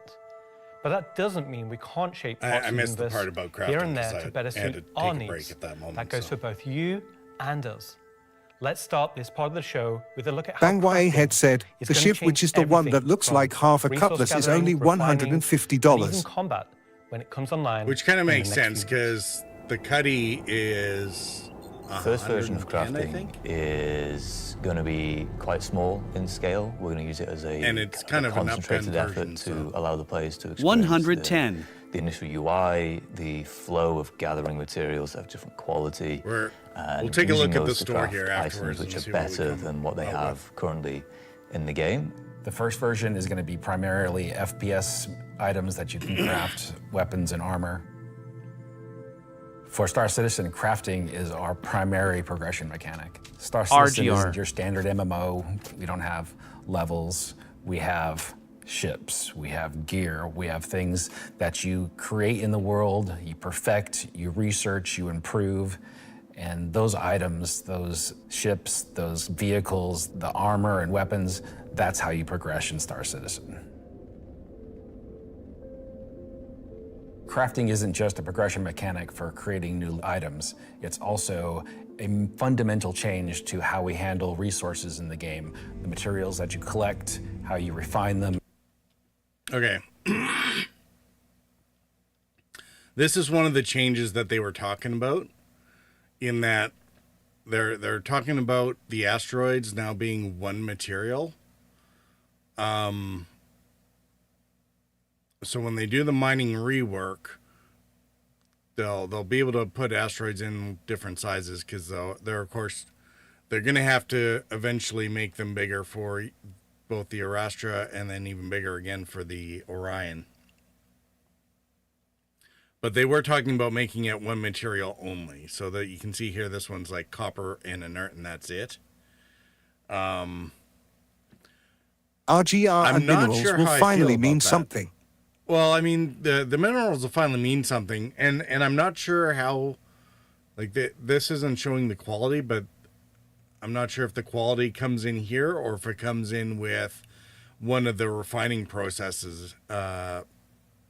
Maybe the raw ore, depending on the process, uses more of it in order to get the higher quality tiers, depending on, so maybe that's part of the refining gameplay. I'm not sure how Perhaps they're trying both. to do that. But it's going to be interesting, because your top tier materials, especially when you get into the dynamic simulation, you won't be bringing back, you won't necessarily be bringing back mixed bags anymore, unless you're just grabbing whatever's there, because now it's easier just to ignore your other tier materials. You just got to carve out the inerts. So it'll be interesting to see, I guess, whether or not, like, does that make clustering that much more important, or all we're doing is weeding out inert materials once we find rocks with the mineral type that we're after. It'll be interesting to see how the mining community kind of reacts to that one, because I'm currently a little mixed about it, even though the rocks are about to not be. Quality matters. What are they showing? Iron ore 732. Is that the quality rating? In EVE Online you take everything cause it's all used for something. Well, I mean, that's fine for EVE, but yeah, that does look like a quality rating. This Lance little said, red number I'd rather here. have the mix of materials TBH. So the rock is one material, but it also has a quality rating. But then you get to decide what to take with you. And then I guess the question is, do you keep that separate, or does the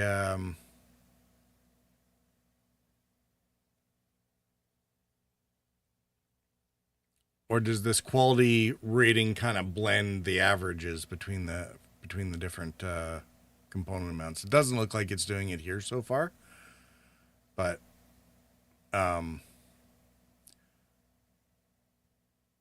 yeah, I mean, the mix of materials, it certainly,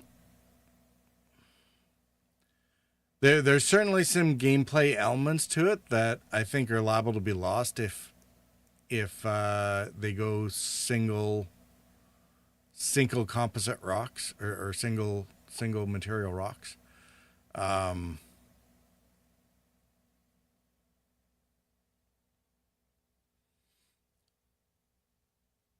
With the dynamic system in play, because all the players are going to go out and mine Quantanium and Class A materials only, you might end up with price spikes for the lower quality, what currently are seen as the lower tier materials, just so that people go out and get them. So it'll be interesting to see what they do with that. Crafting the weapons, you'll be able to have some quality materials to influence the item stats on those weapons. It'll be somewhat random, potentially weighted on the location of the material. Some will have a higher chance of higher quality. And once you take those materials to your crafting bench, the fabricator, you can use them to craft, and the different attributes will be increased based on the quality of the materials you use.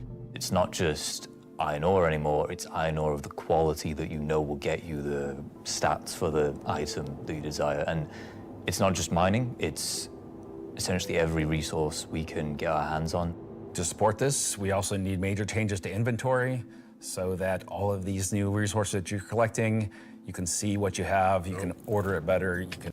Showing off our inventory system. This does not, however, seem to include any Starware elements in it yet. Understand what you have. But who knows when this was...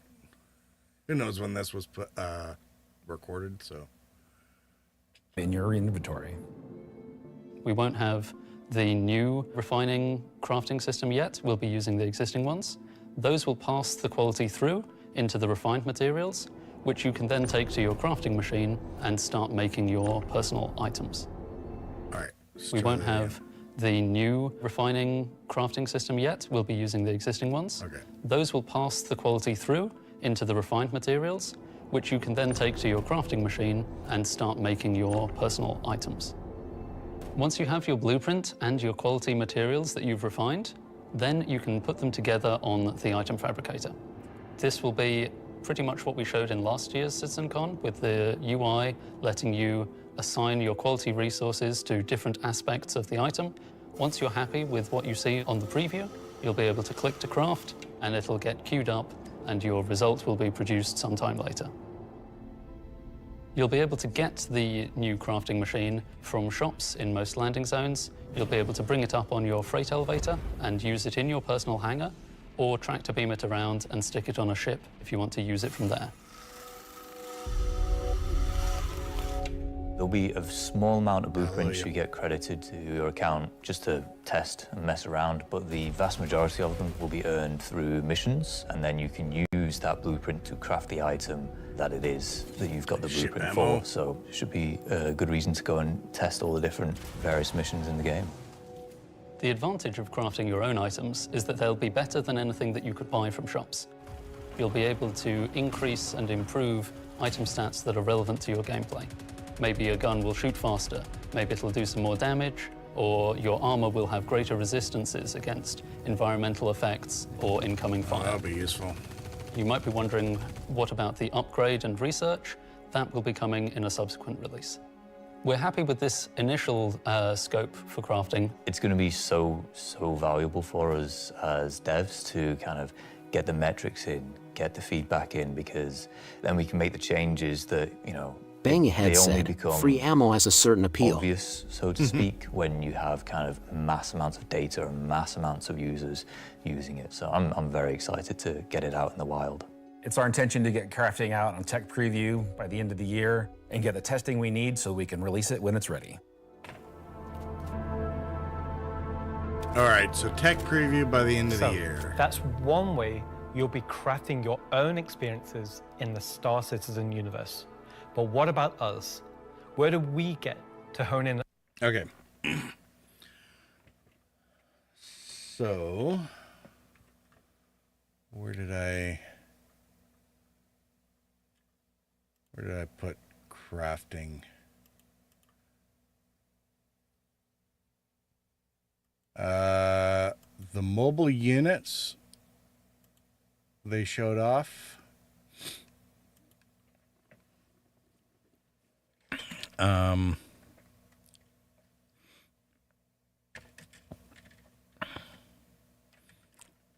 Tech, end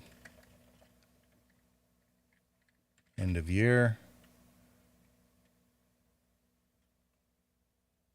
So that might mean Q1, possibly. I had crafting down for Q2. So even if they're delayed from the initial release, that would get them like anytime after April.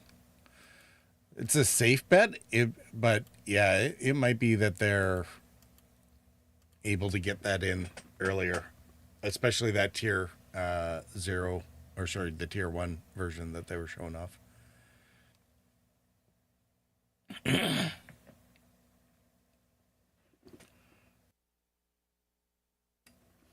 Okay. I am going to run. First of all, let's get a.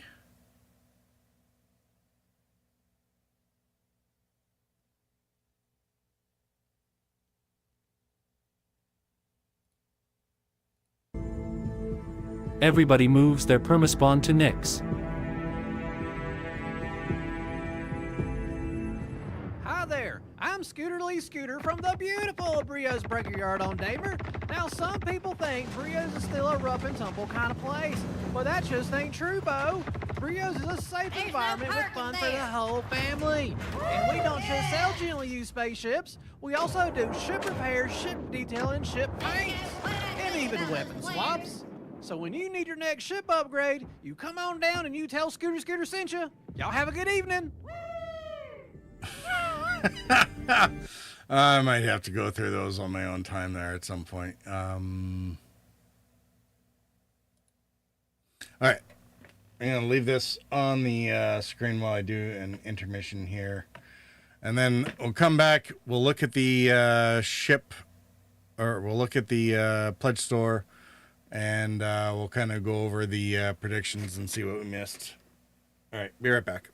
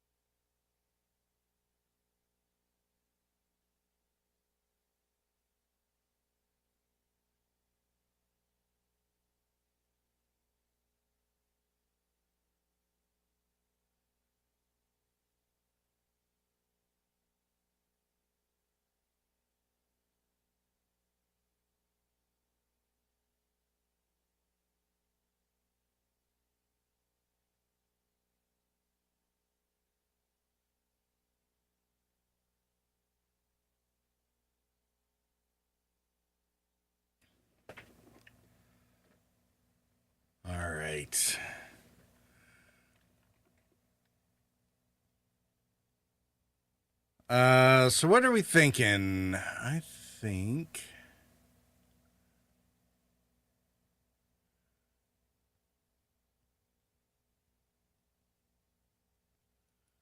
we take a look. Oh, wrong one.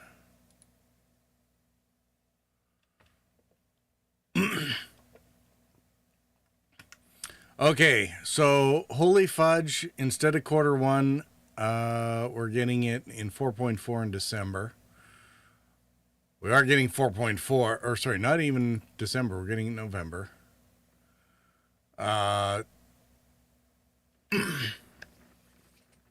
New system in Nix. Tech preview for initial Admiral said, crafting. so what did you think? What I think? I think it definitely is not a disappointment. There's going to be some who will bitch, and that's because they bitch about everything. But I don't think there's a whole lot to complain about there.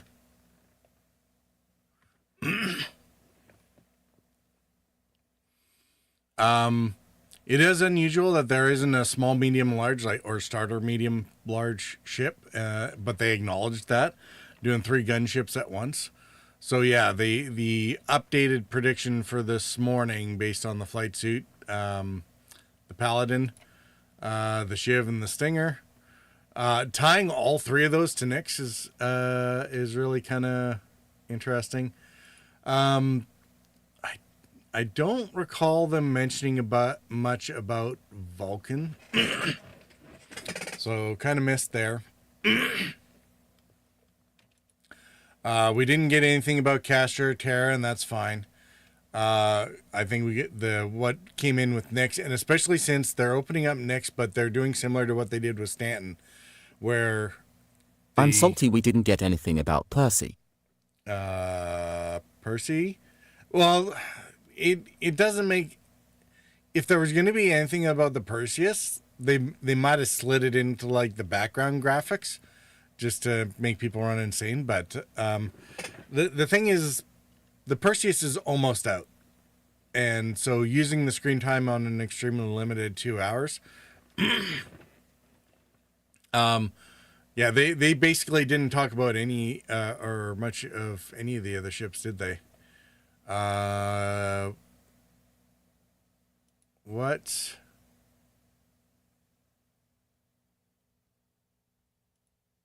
We got nothing about like no ship silhouettes. Again, the Perseus is going to be in our hands in a month. Like it's going to be in when 4.4 goes to PTU with Nix in it. The Perseus is probably going to be hot on its heels and in there before the IAE opens, or at the very least, they'll, whether or not we get to play with it is another question, I guess. They said, I think they said these ships are going into PTU right away. We'll double check that, or at least into PTU next week.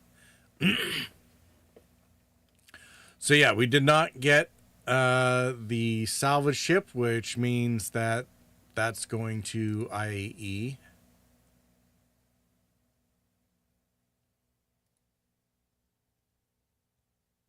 I'm heading to a Paladin meetup site RN.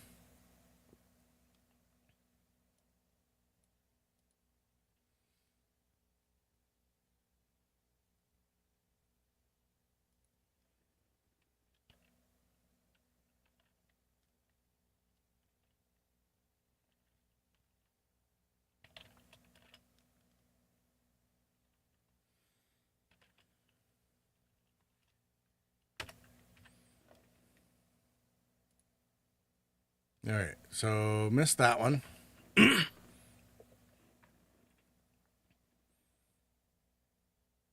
Heading to a Paladin meetup site right now.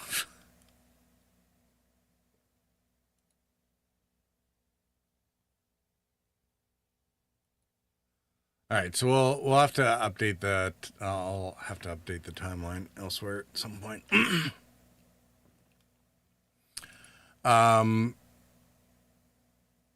They did hit on, think I heard maybe something about DSM,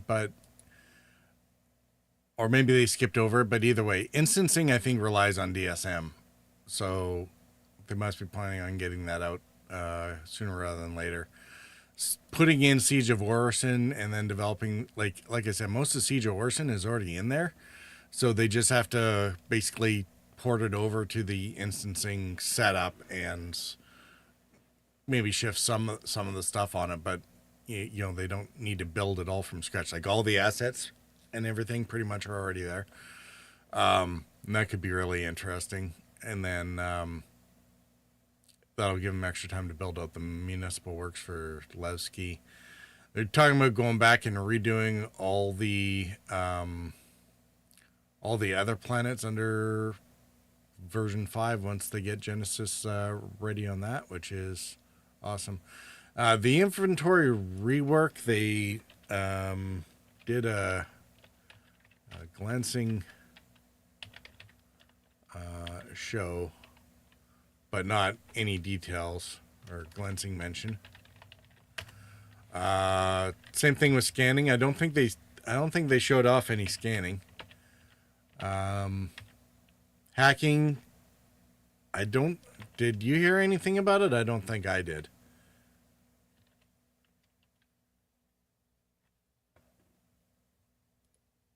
So much for that. Nothing about data running. So much for that. They didn't really even mention the flight model, which was nice. They mentioned the social apps as being worked on, but and of course, same thing with engineering. They didn't talk about fire, which is fine. It's part of engineering and everything else. Inventory glancing meshing, mostly for the updates on crafting. So it seems that a lot of the main precursors to crafting are going to be the higher priority items that we'll probably hear more about in the next few months, basically leading into the first quarter. And that actually goes along with, remember what I said about the Ironclad? If they're pushing for the Assault to be ready for CitizenCon, I'm pretty sure it has a crafting capacity or capability in it.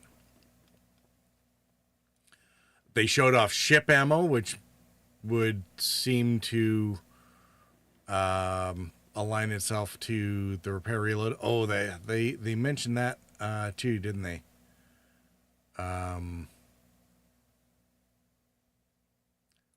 So the mobile unit for crafting was mentioned.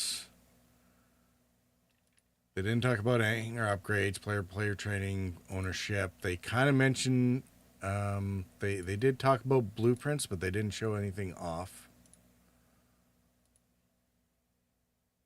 Didn't talk about refining much.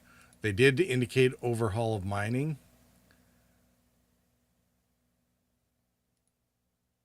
Not much details to it, but we know it's coming in to support the crafting gameplay.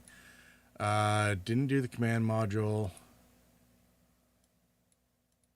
Nothing about drones. Ship to ship resupply. Ship hangar ops. This was the main thing that they did talk about being supported. They didn't talk about some of this other stuff like the oil drums or anything or fuel hoses, but the ship hangar operations for rearm, refuel, repair kind of was discussed as part of upcoming 2026. Like, I don't think this will be that quick, like not Q1 by any means, but certainly possible to get it in for 2026. Is there anything that really was it? This is dependent for that last mission set that they showed. The tactical ops. And actually, I'll put TAC ops into Friggin' trench. Trench run. Tac Ops was kind of surprising. So I missed the apparently not false flags. The blade or this hostile faction ? Blades is coming in. Vendel Do you think we get Nix before or at IE? I think we'll see Nix in the PTU probably early November. So that they can put. So they usually do a patch for IAE. So we'll probably get Nix for that.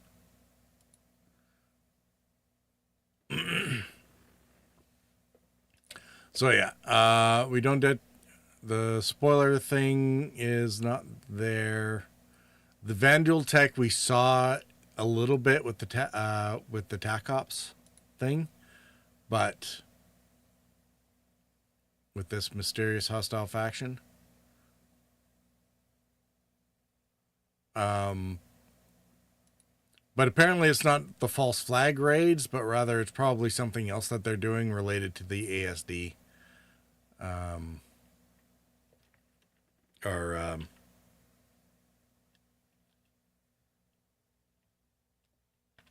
What was it? INSEC missions?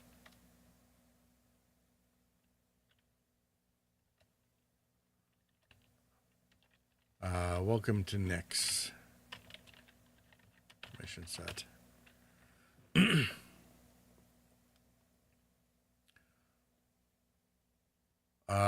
Let's see.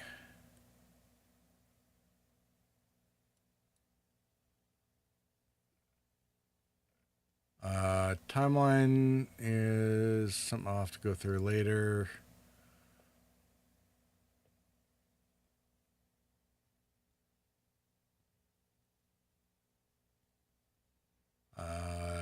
Doesn't really change anything there. For the needs, okay, Rockbreaker with the giant geodes. Actually, I think that's that might be an out of left field thing. And the Mauler teas.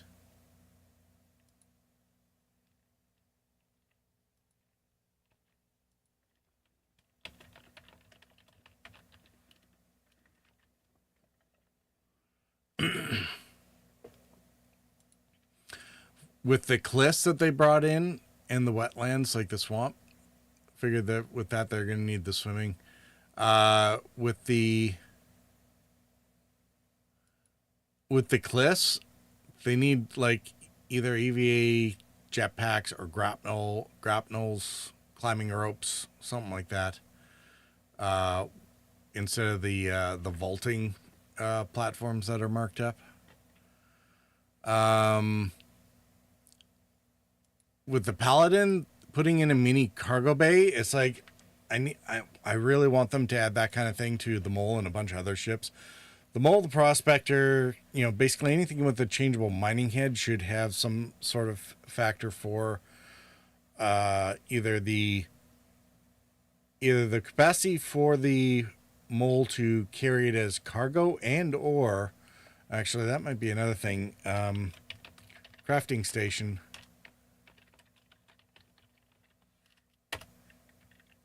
On board things like the Mole in order to generate new mining gear. Then you don't have to take all your devices with you if you have the blueprints for them. Now, they mentioned something about the Shiv having something in the back in order to support something or other, and they never talked about the 200 referral bonus. So let's go check.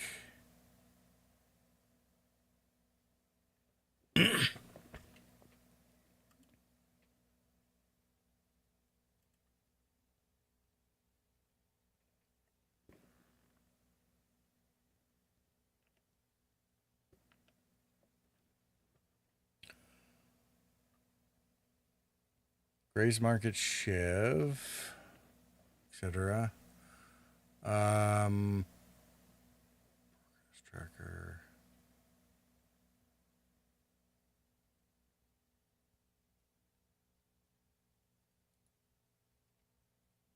let's refresh our referral program and see if they've updated this.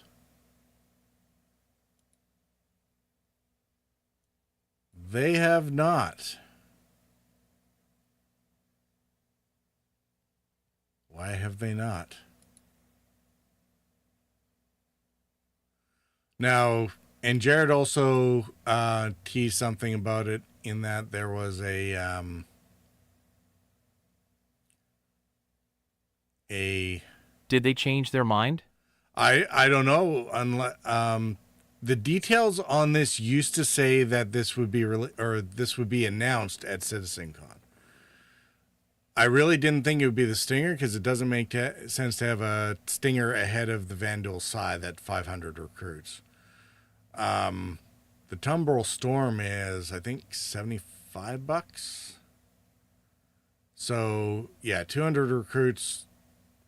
The Shiv seemed like it would fit in there rather nicely, especially since it's also related to Squadron. So now it might be that they haven't updated this yet. It doesn't make sense to me to use the Paladin. All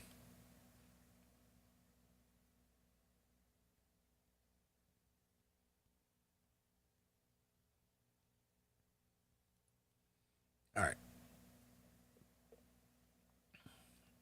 Polly is too big. Now, one of the other things he said about the Shiv was the room at the back is being taken up with something, and I'm wondering if that's not a crafting station similar to what the Vulture has on board, so that it can manufacture its own stuff. So let's take a look at these guys. Password. Oh, maybe they're doing data running? Or is that a leftover from something? All right. Spirit Stinger.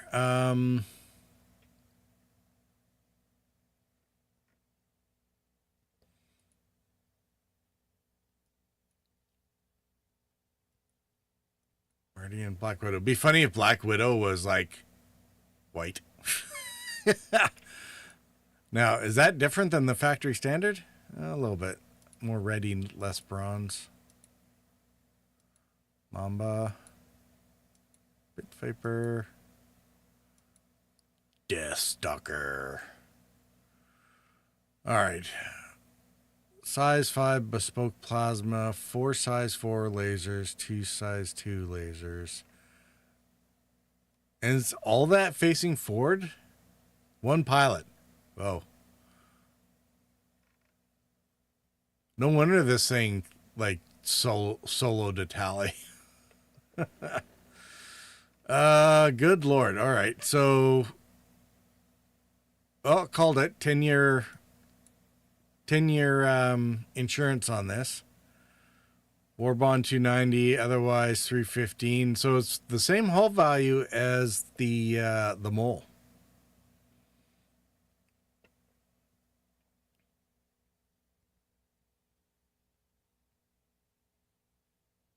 Ahead of the Intergalactic Airspace Expo, Asperia offers a 10-year insurance policy on non-war bond standalone Stinger plunges. All right, so even the war bond, they're starting out. I just saw something cool. Can I paste a link? Sure. Just give me a second here. I'll give you a permit, Admiral.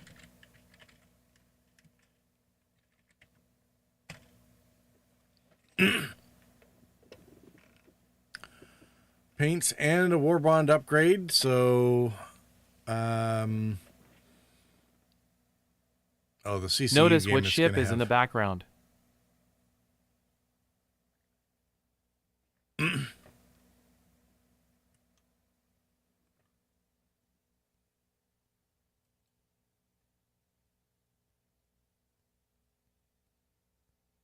Oh, yeah. Yep. I did mention that, did I not? Yeah, way up here, that does look like a Perseus, doesn't it?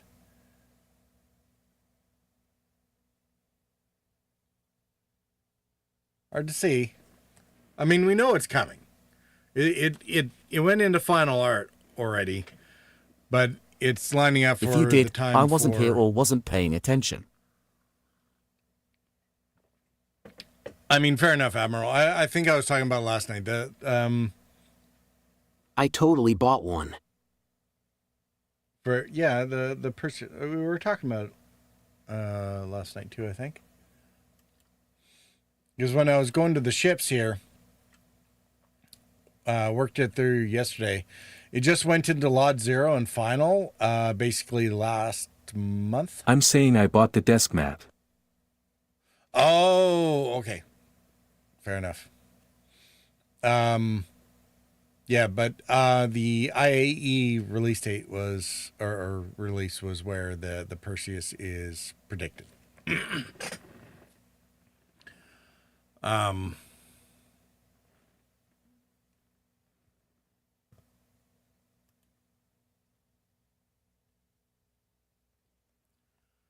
All right, so war bond upgrade. And perhaps a kit to go with it? Maybe? $25 discount on this thing.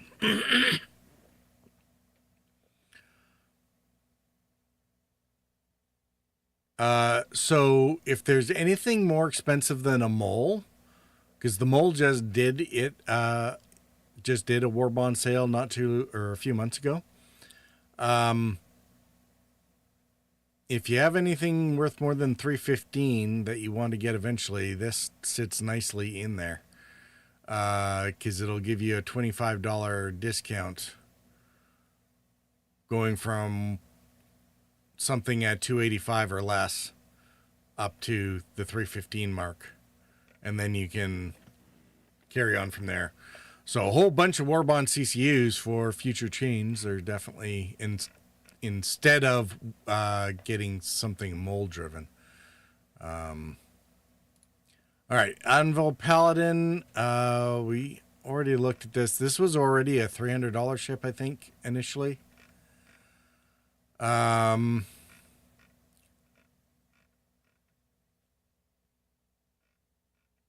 the original paints were probably on there. Factory standard. Galahad, downstream. Carmine, Solaris. Sure. Whoa, $350.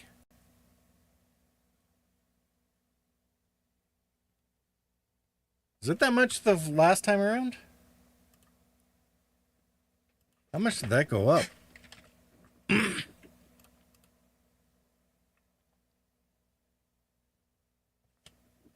Holy crap. All right. 50, I think.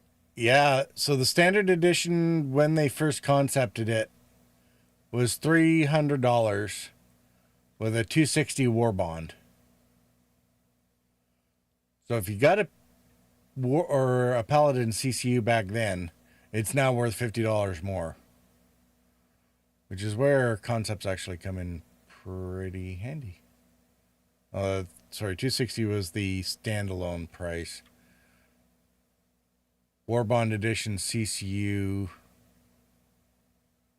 was in May at $25.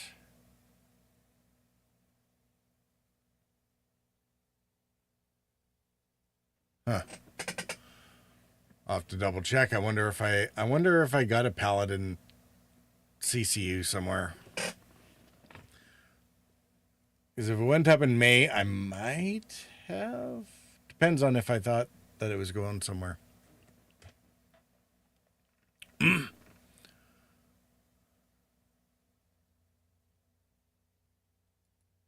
Galahad.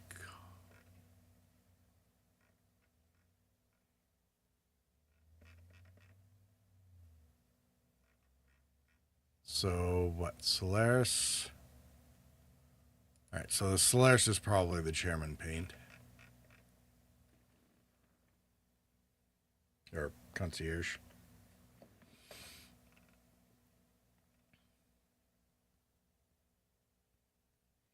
So yeah, getting a war bond right now for the Paladin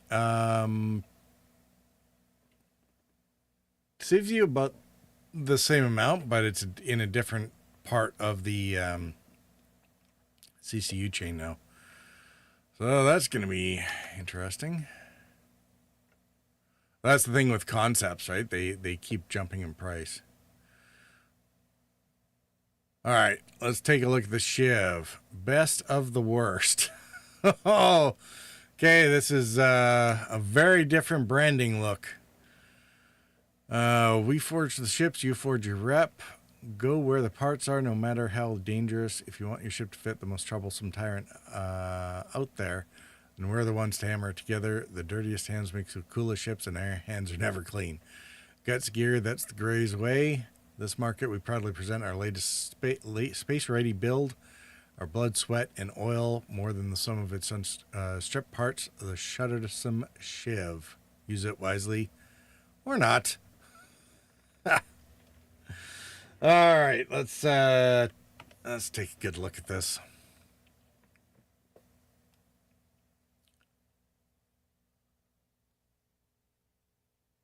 So they put some sort of the baseline Cuddy has a dual size 3 turrets here. This is looking like 4 attrition. So is that 4 size 2s, or did they upgun it for 4 size 3s? And these shoulder mounts should be still at least size 3s. So I guess we'll find out. 4S3. Don't, Emerald, come on, don't spoil it. I'm getting there. Quad remote turret from the Hurricane, loaded with size 3 guns from the F7A Hornet Mark II. Okay. And it's remote, which is nice. Now, if it's remote, is it slavable to the pilot? 2 size 4, so they upgraded the shoulders to size 4. Gatling guns from Redacted. Nice. VTOLs repurposed as main thrusters, taken from the Valkyrie. Yeah. Engine specialized in long-range travel from the Freelancer. Okay, those are Freelancer engines? Okay, yeah, we don't see most of the cowling, I guess. They're just kind of slapped on there. I do like how they've kind of grayed in the overall Cuddy chassis that it was built from. Modded with Anvil, Mist, Drake, coming soon. Transmission air. Is this might be the back stuff? Whatever's going on in the cargo bay? There's not a lot in here on specs. Warbond standalone privilege include a limited edition Meridian paint featuring a simple yet stylish metallic silver finish. And 10-year insurance policy, again, on non-Warbond standalones. Warbond 135 and Meridian paint, lifetime insurance.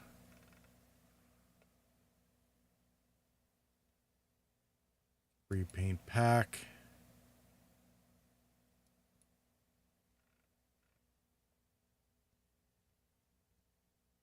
Warbond upgraded grays. I wonder if they did say standalone, so. All right. Well, this makes things interesting. So there's a $15 gap there that leads you right $5 short of the Prospector. So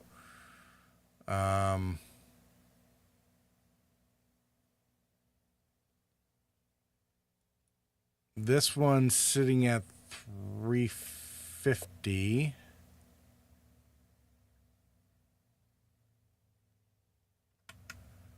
$350 and $325. Dude, like, so if you're going for something like, say,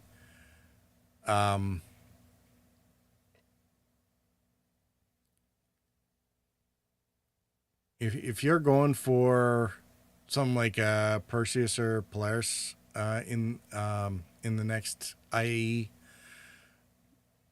The ships that are available right now could make that very easy. The RSI Apollo. The RSI Apollos, as I recall, sit on top of each other for upgrades as well. $10 at the 450 to 250 to 260 mark. 275 to 290. That might step on the Stinger. No, you won't be able to link that into a Stinger. It's just it gets right on the edge there, but anyway. Yeah, with these 3 CCUs available, getting to a Perseus could be really kind of interesting. You'll be able to shave off possibly between almost $75 maybe.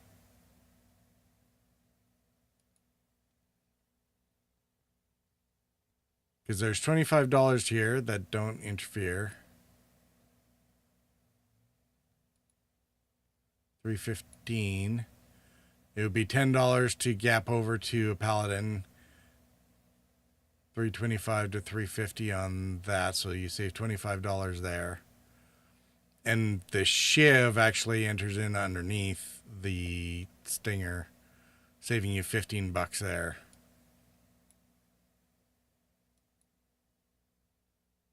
And then you can probably save...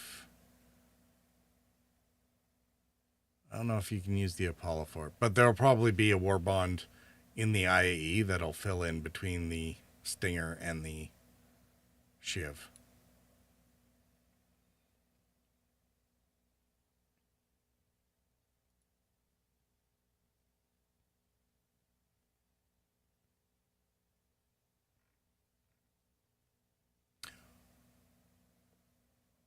Or right now, there's a $10 gap that the Apollo Triage can fit.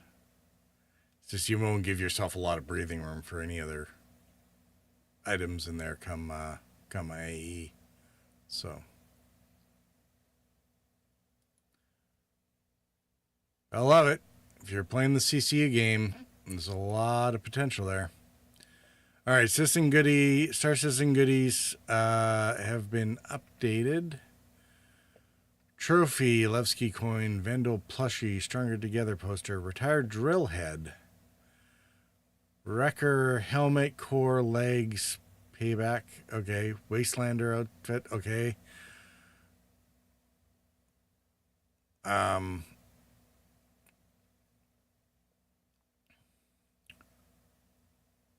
Pulverizer, payback LMG. Carrying payback core. Arms, legs. Okay, so carrying payback armor and wrecker payback armor. Killshot payback rifle. Oh, there's the Vandal blade, I guess. Or VCK1 payback blade. Soul 3 helmet, core, and flight suit. That'd be the ones for the flight suit set for the Paladin. Oxhorn service sweater, intersec. Orzian officer pants and Bison military boots. Okay, so it's close. The trophy's a rock. Uh-huh.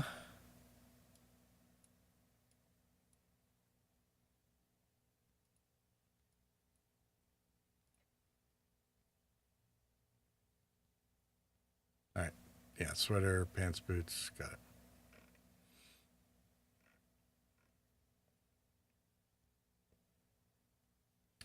All right, what did they do with game packages?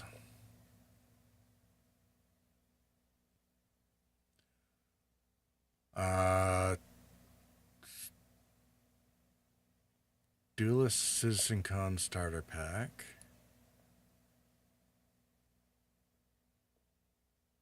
Still at 24 months insurance. So yeah, wait till IE to get your starter packs.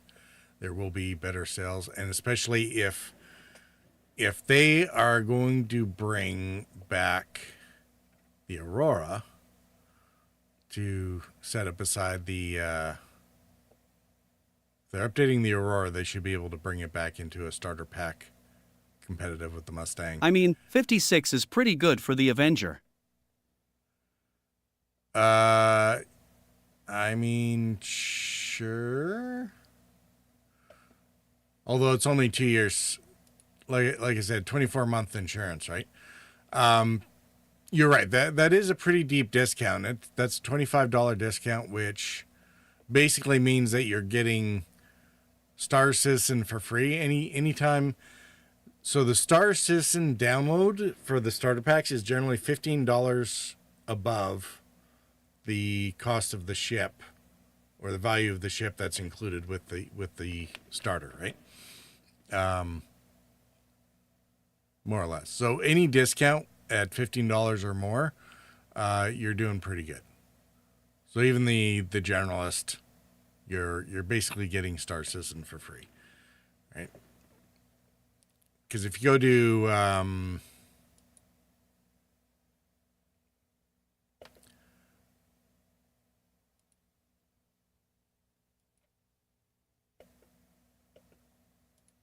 if we go to ship upgrades, Mustang, $30, right?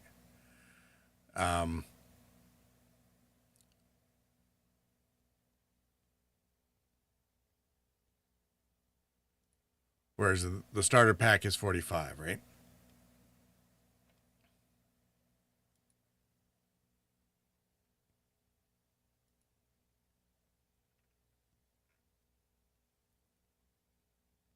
So yeah.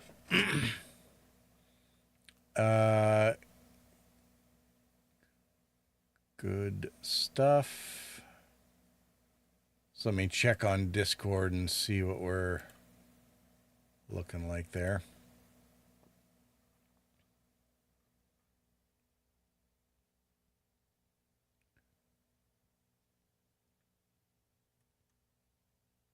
Oh, no, we're not going to do the hacking gameplay bit. I saw that earlier. It's just some people having fun.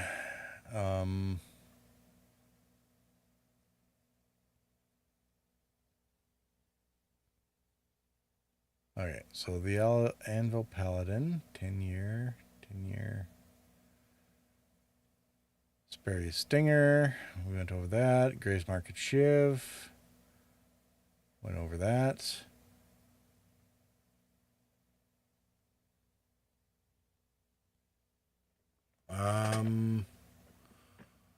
All right, is that it?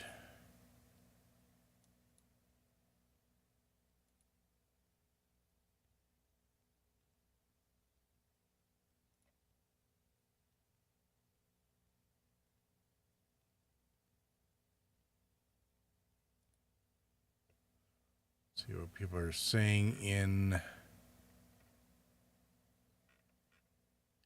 here. New.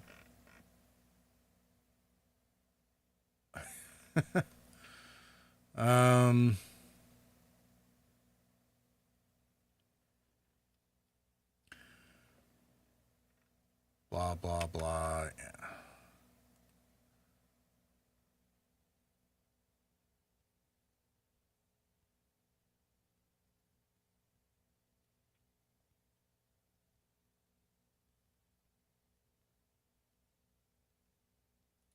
See how long it takes for people to start whining about what wasn't mentioned. It's like, doesn't mean that we're not getting.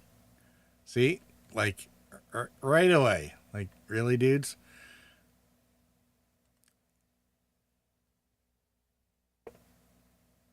A lot of the player base is probably lucky that this is a passion project for at least Chris and or most of the crew. I'm whining about no Percy LUL. We knew that Percy wasn't coming until Christmas though? Well, November. It's really not, I mean, yeah, you can whine about it. It's just not surprising.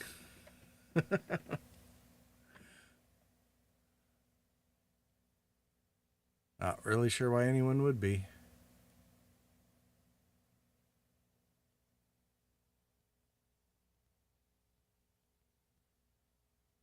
But yeah, I'm gonna. Should we do the chains thing? Let's go ahead and look at the chain.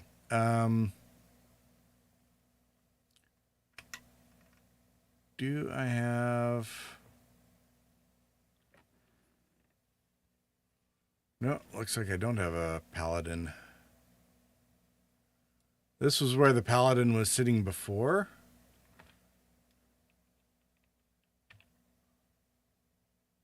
Right under my head.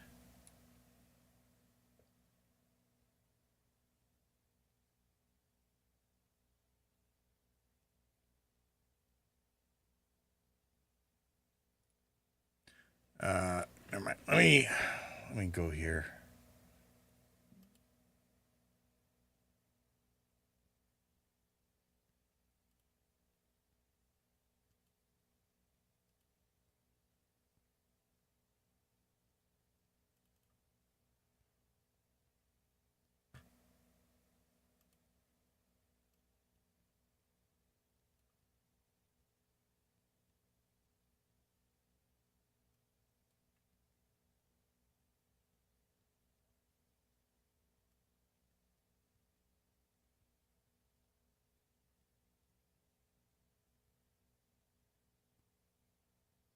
Oh, I do have a paladin sitting there.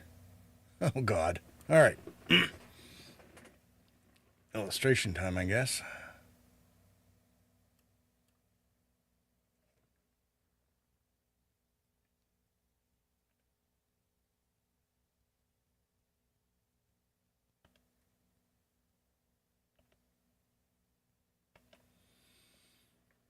All right. So the last time the paladin was on, it was $15 for $25 worth of savings because you had to go from either the Guardian QI, the Mercury, or the Vanguard Warden. Yeah, the Guardian QI, MSR, Vanguard Warden. So 15 to 25. Now, with this new one, it's at 350 now. Oops.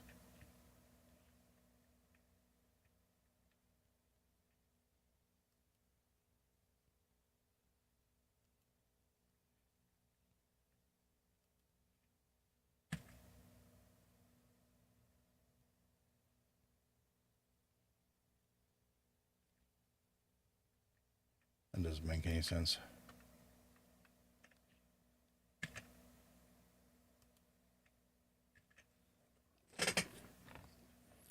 So it's at 350.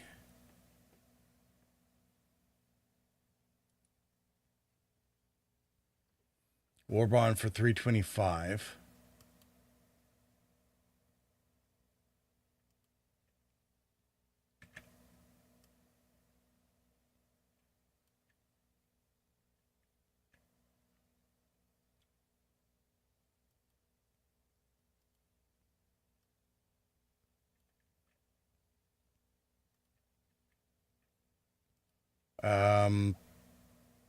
Now, who's at 320?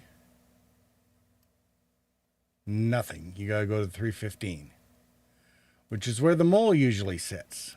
I guess we'll make a new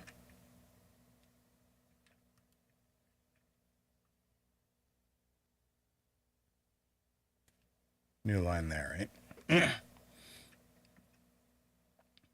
Now the stinger is going to come in here.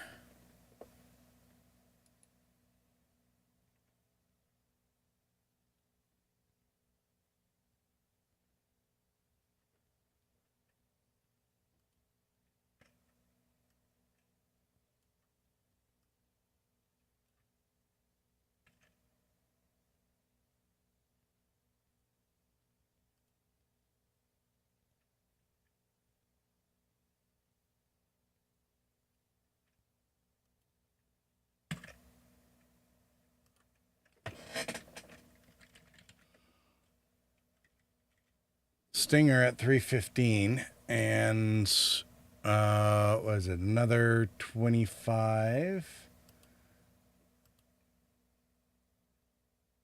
So 315 to 325, so that's $10 to get 25 off. And for the Stinger,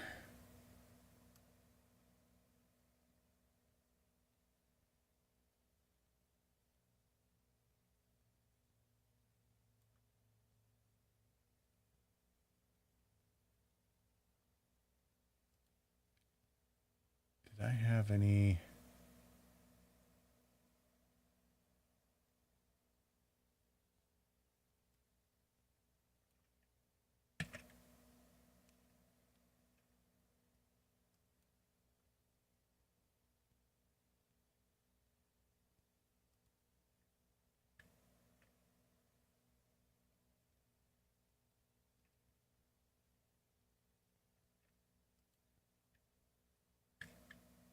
And put these off to the side because they're also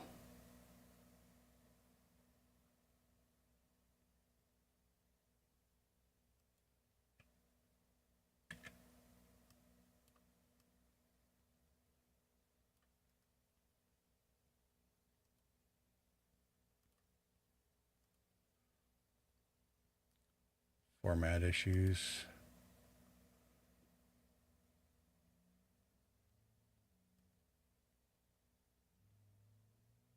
All right, so medevac, whatever, and okay, where does the Stinger go to 290, right?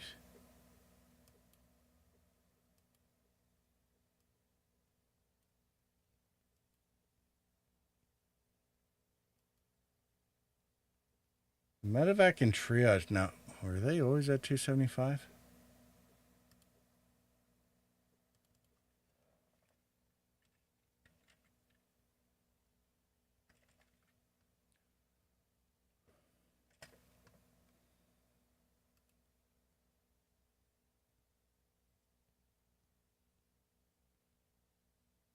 Oh yeah, the price went up.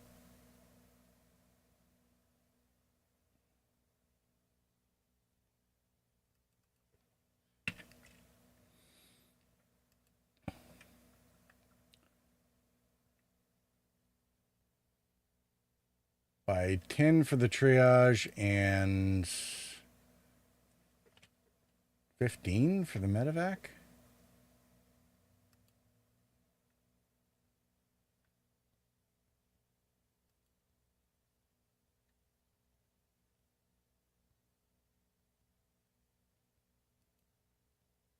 All right, so the triage is now, I guess, where the MSR was.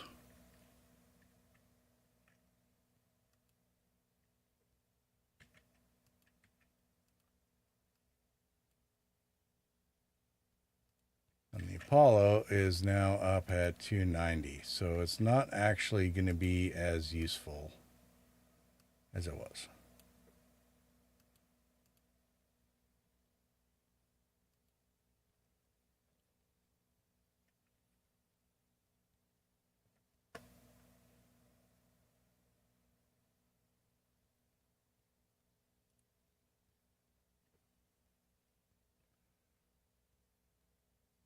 Now the triage only goes down to 250. So you're saving 10.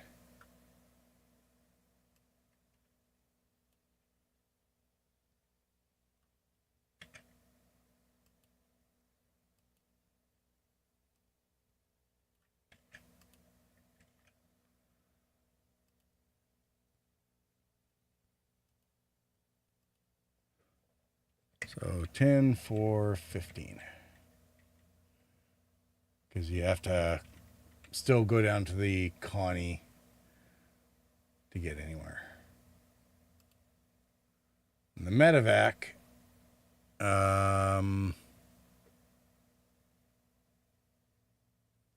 saving 15 to 275. You're doing 15 for 15.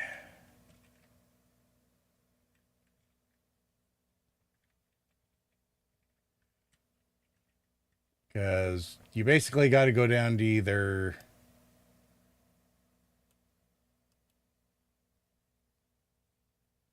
Guardian QI, the MSR, the Vanguard Warden, and now the Apollo Triage is there too.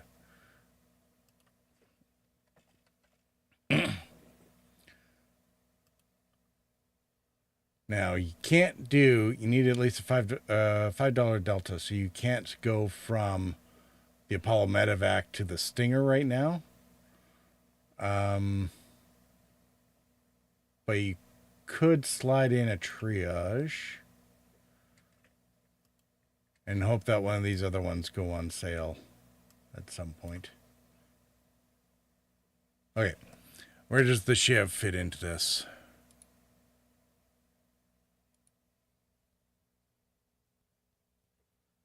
$135 for $150.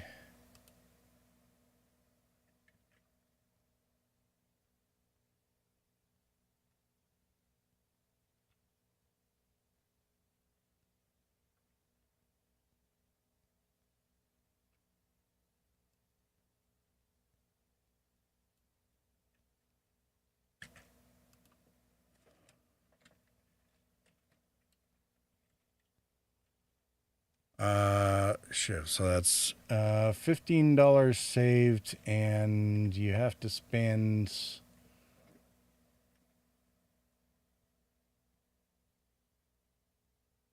God, it's 15. No, 10.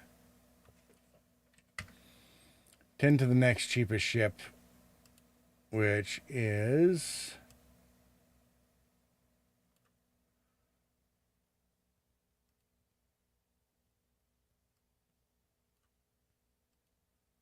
the 350R C1 Spirits, F7C Hornet Mark 1.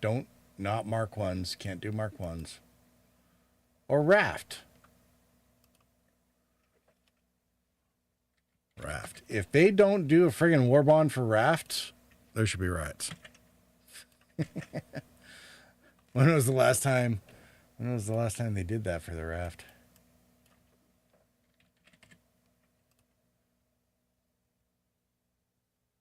Last year for IAE. Yeah, hopefully they'll do another one this. Yeah, it would be a good spot. Especially given how much love the Raft got, or how much use it got in the resource drive.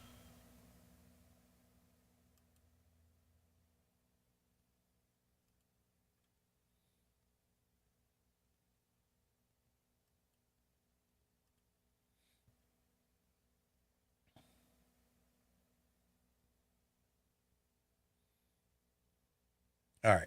So if you want to do,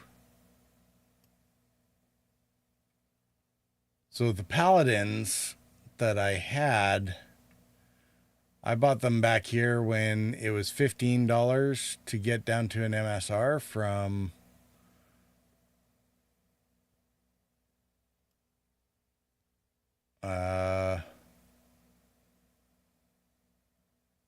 $265 to $300. So that would have been, so it's $15 to save 30. But now that the Paladin is up at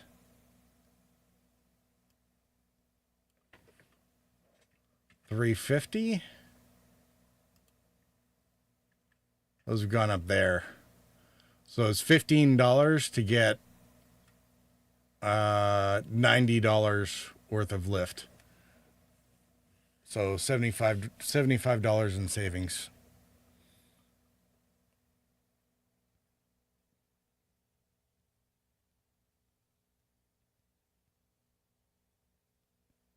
Damn. Well, that puts them right on par with the Asgards. Good Lord.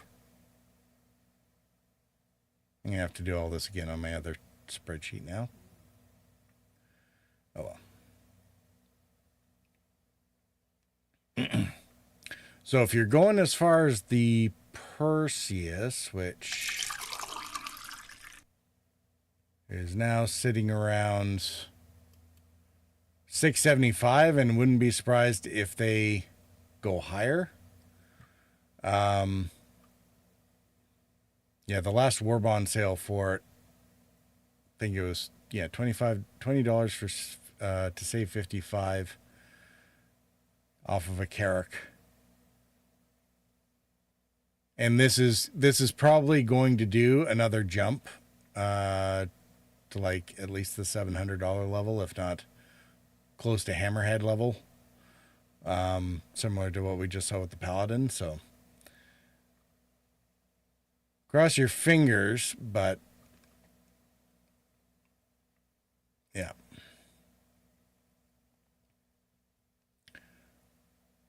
But there should be lots of room to get a few other CCUs in there. So I like my Polaris, I think for my Polaris, I had to chain together 24 CCUs to get it there. And, but that's why it cost me what? $340 instead of $975.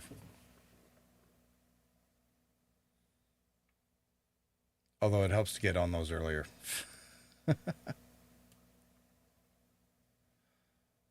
But yeah, between the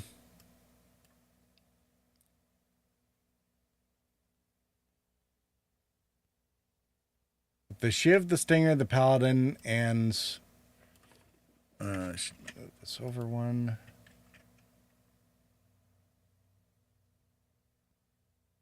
A raft to Shiv.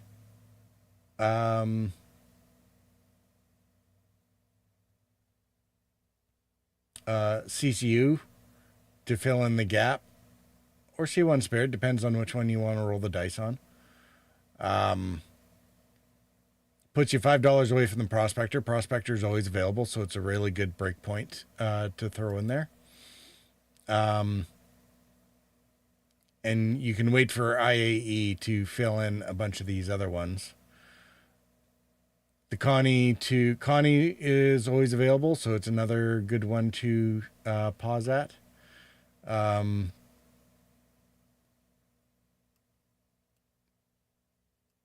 Although you can do the does the F7CM Super Hornet go on sale that often? I don't know.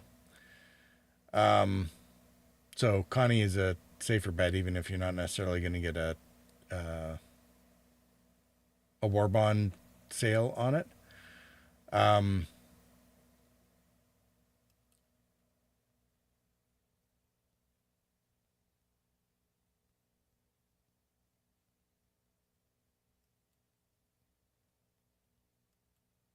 But yeah, the triage leading you to a Guardian MX to, is that Guardian MX? No.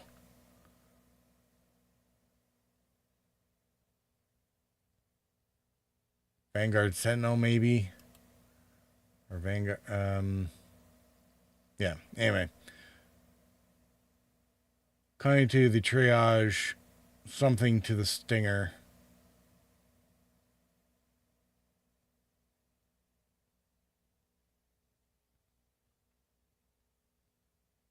And then probably straight Stinger to Paladin.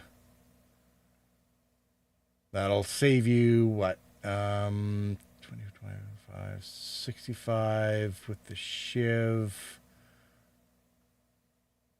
$80 right now on anything that you're doing that's more expensive than the Paladin. Or even just go to straight to Paladin, especially if you have an LTI token that you can jump off of. Although LTI tokens, even then, they're probably, they don't happen often at these price points, or even CCU abilities for war bonds, so they're kind of hard to get sometimes. So you can make the decision if you want to just jump on a baseline shiv and not worry about all that. Plus bonus paint. So anyway, I think that will be it for today and our discussion about CitizenCon, the aftermath, and everything like that. I think people are gonna bitch and whine because they always do. I don't find it particularly useful. let's actually, they bitch and whine about actual things. That'd be one thing, but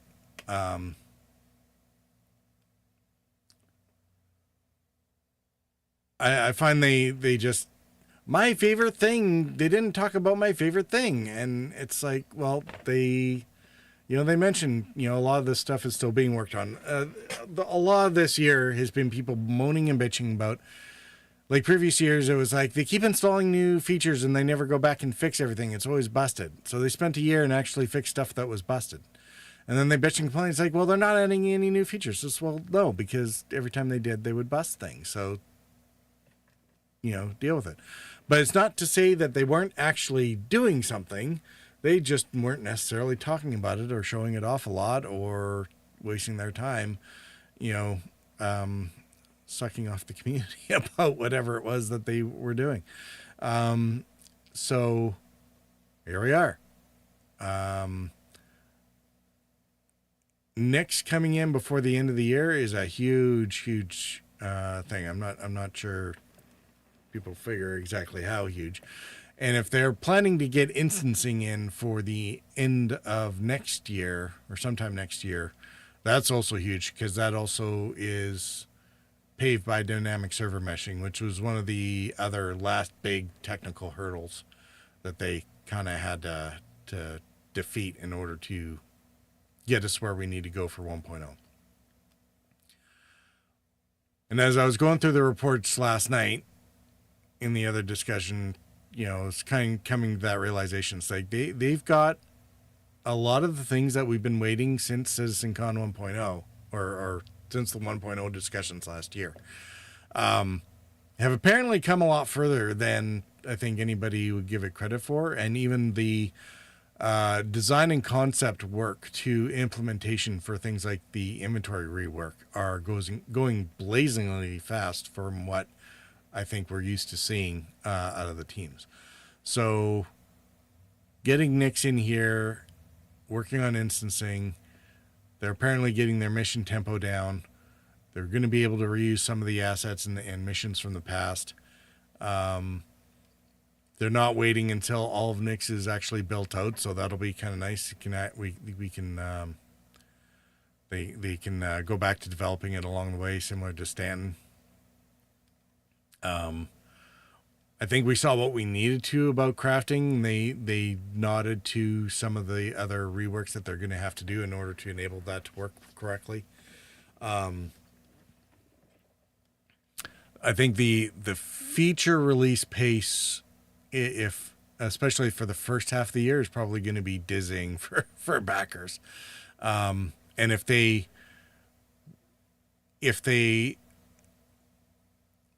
don't necessarily have to keep the same monthly tempo, and they'll probably, as with all things, they'll do a chairman letter in December leading into their planning sessions in January.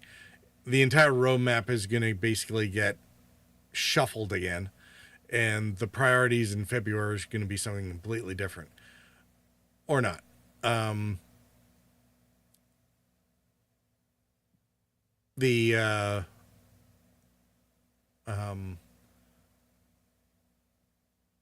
So like I said, if they do go back to something more like a quarterly patch cycle, that'd probably be fine.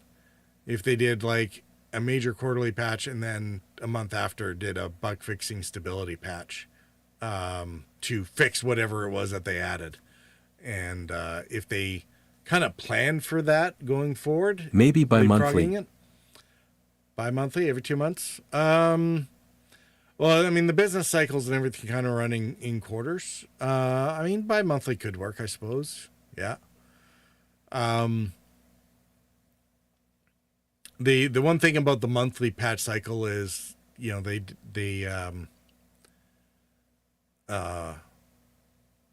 it's kind of hard to get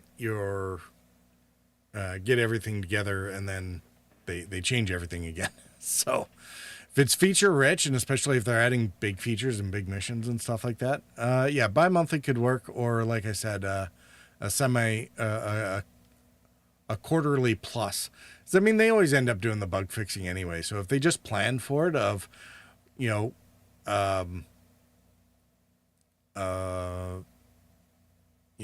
major patch a quarter, and then bi-monthly, yeah, something like that could work. The point is to make sure that they're taking the time to stabilize whatever it is that they add, in ways that they haven't done in the past. And I think that'll make 2026 a huge year for a lot of things. And it would be good to have a stable, and like, even if they didn't get base building in or something like that, but we still have a player-to-player economy, and they're able to get Star Sim in, and the initial versions of crafting, plus those mission types. I think that Star System would be in an awesome place for the release of Squadron, and being able to support any Squadron players who want to then go over to the MMO experience. So, all right. I'm going to get out of here. I'm going to roll credits and whatnot. Thanks for coming and hanging around. We'll be back. I don't know. Sunday maybe, and we'll see where we're going. And what we're playing. As usual, if you're over on Twitch, hang out a little longer until the music stops, and we'll go. Music. I forgot to turn that back on. Oops. Yeah, we'll raid over to somebody here shortly. Peace.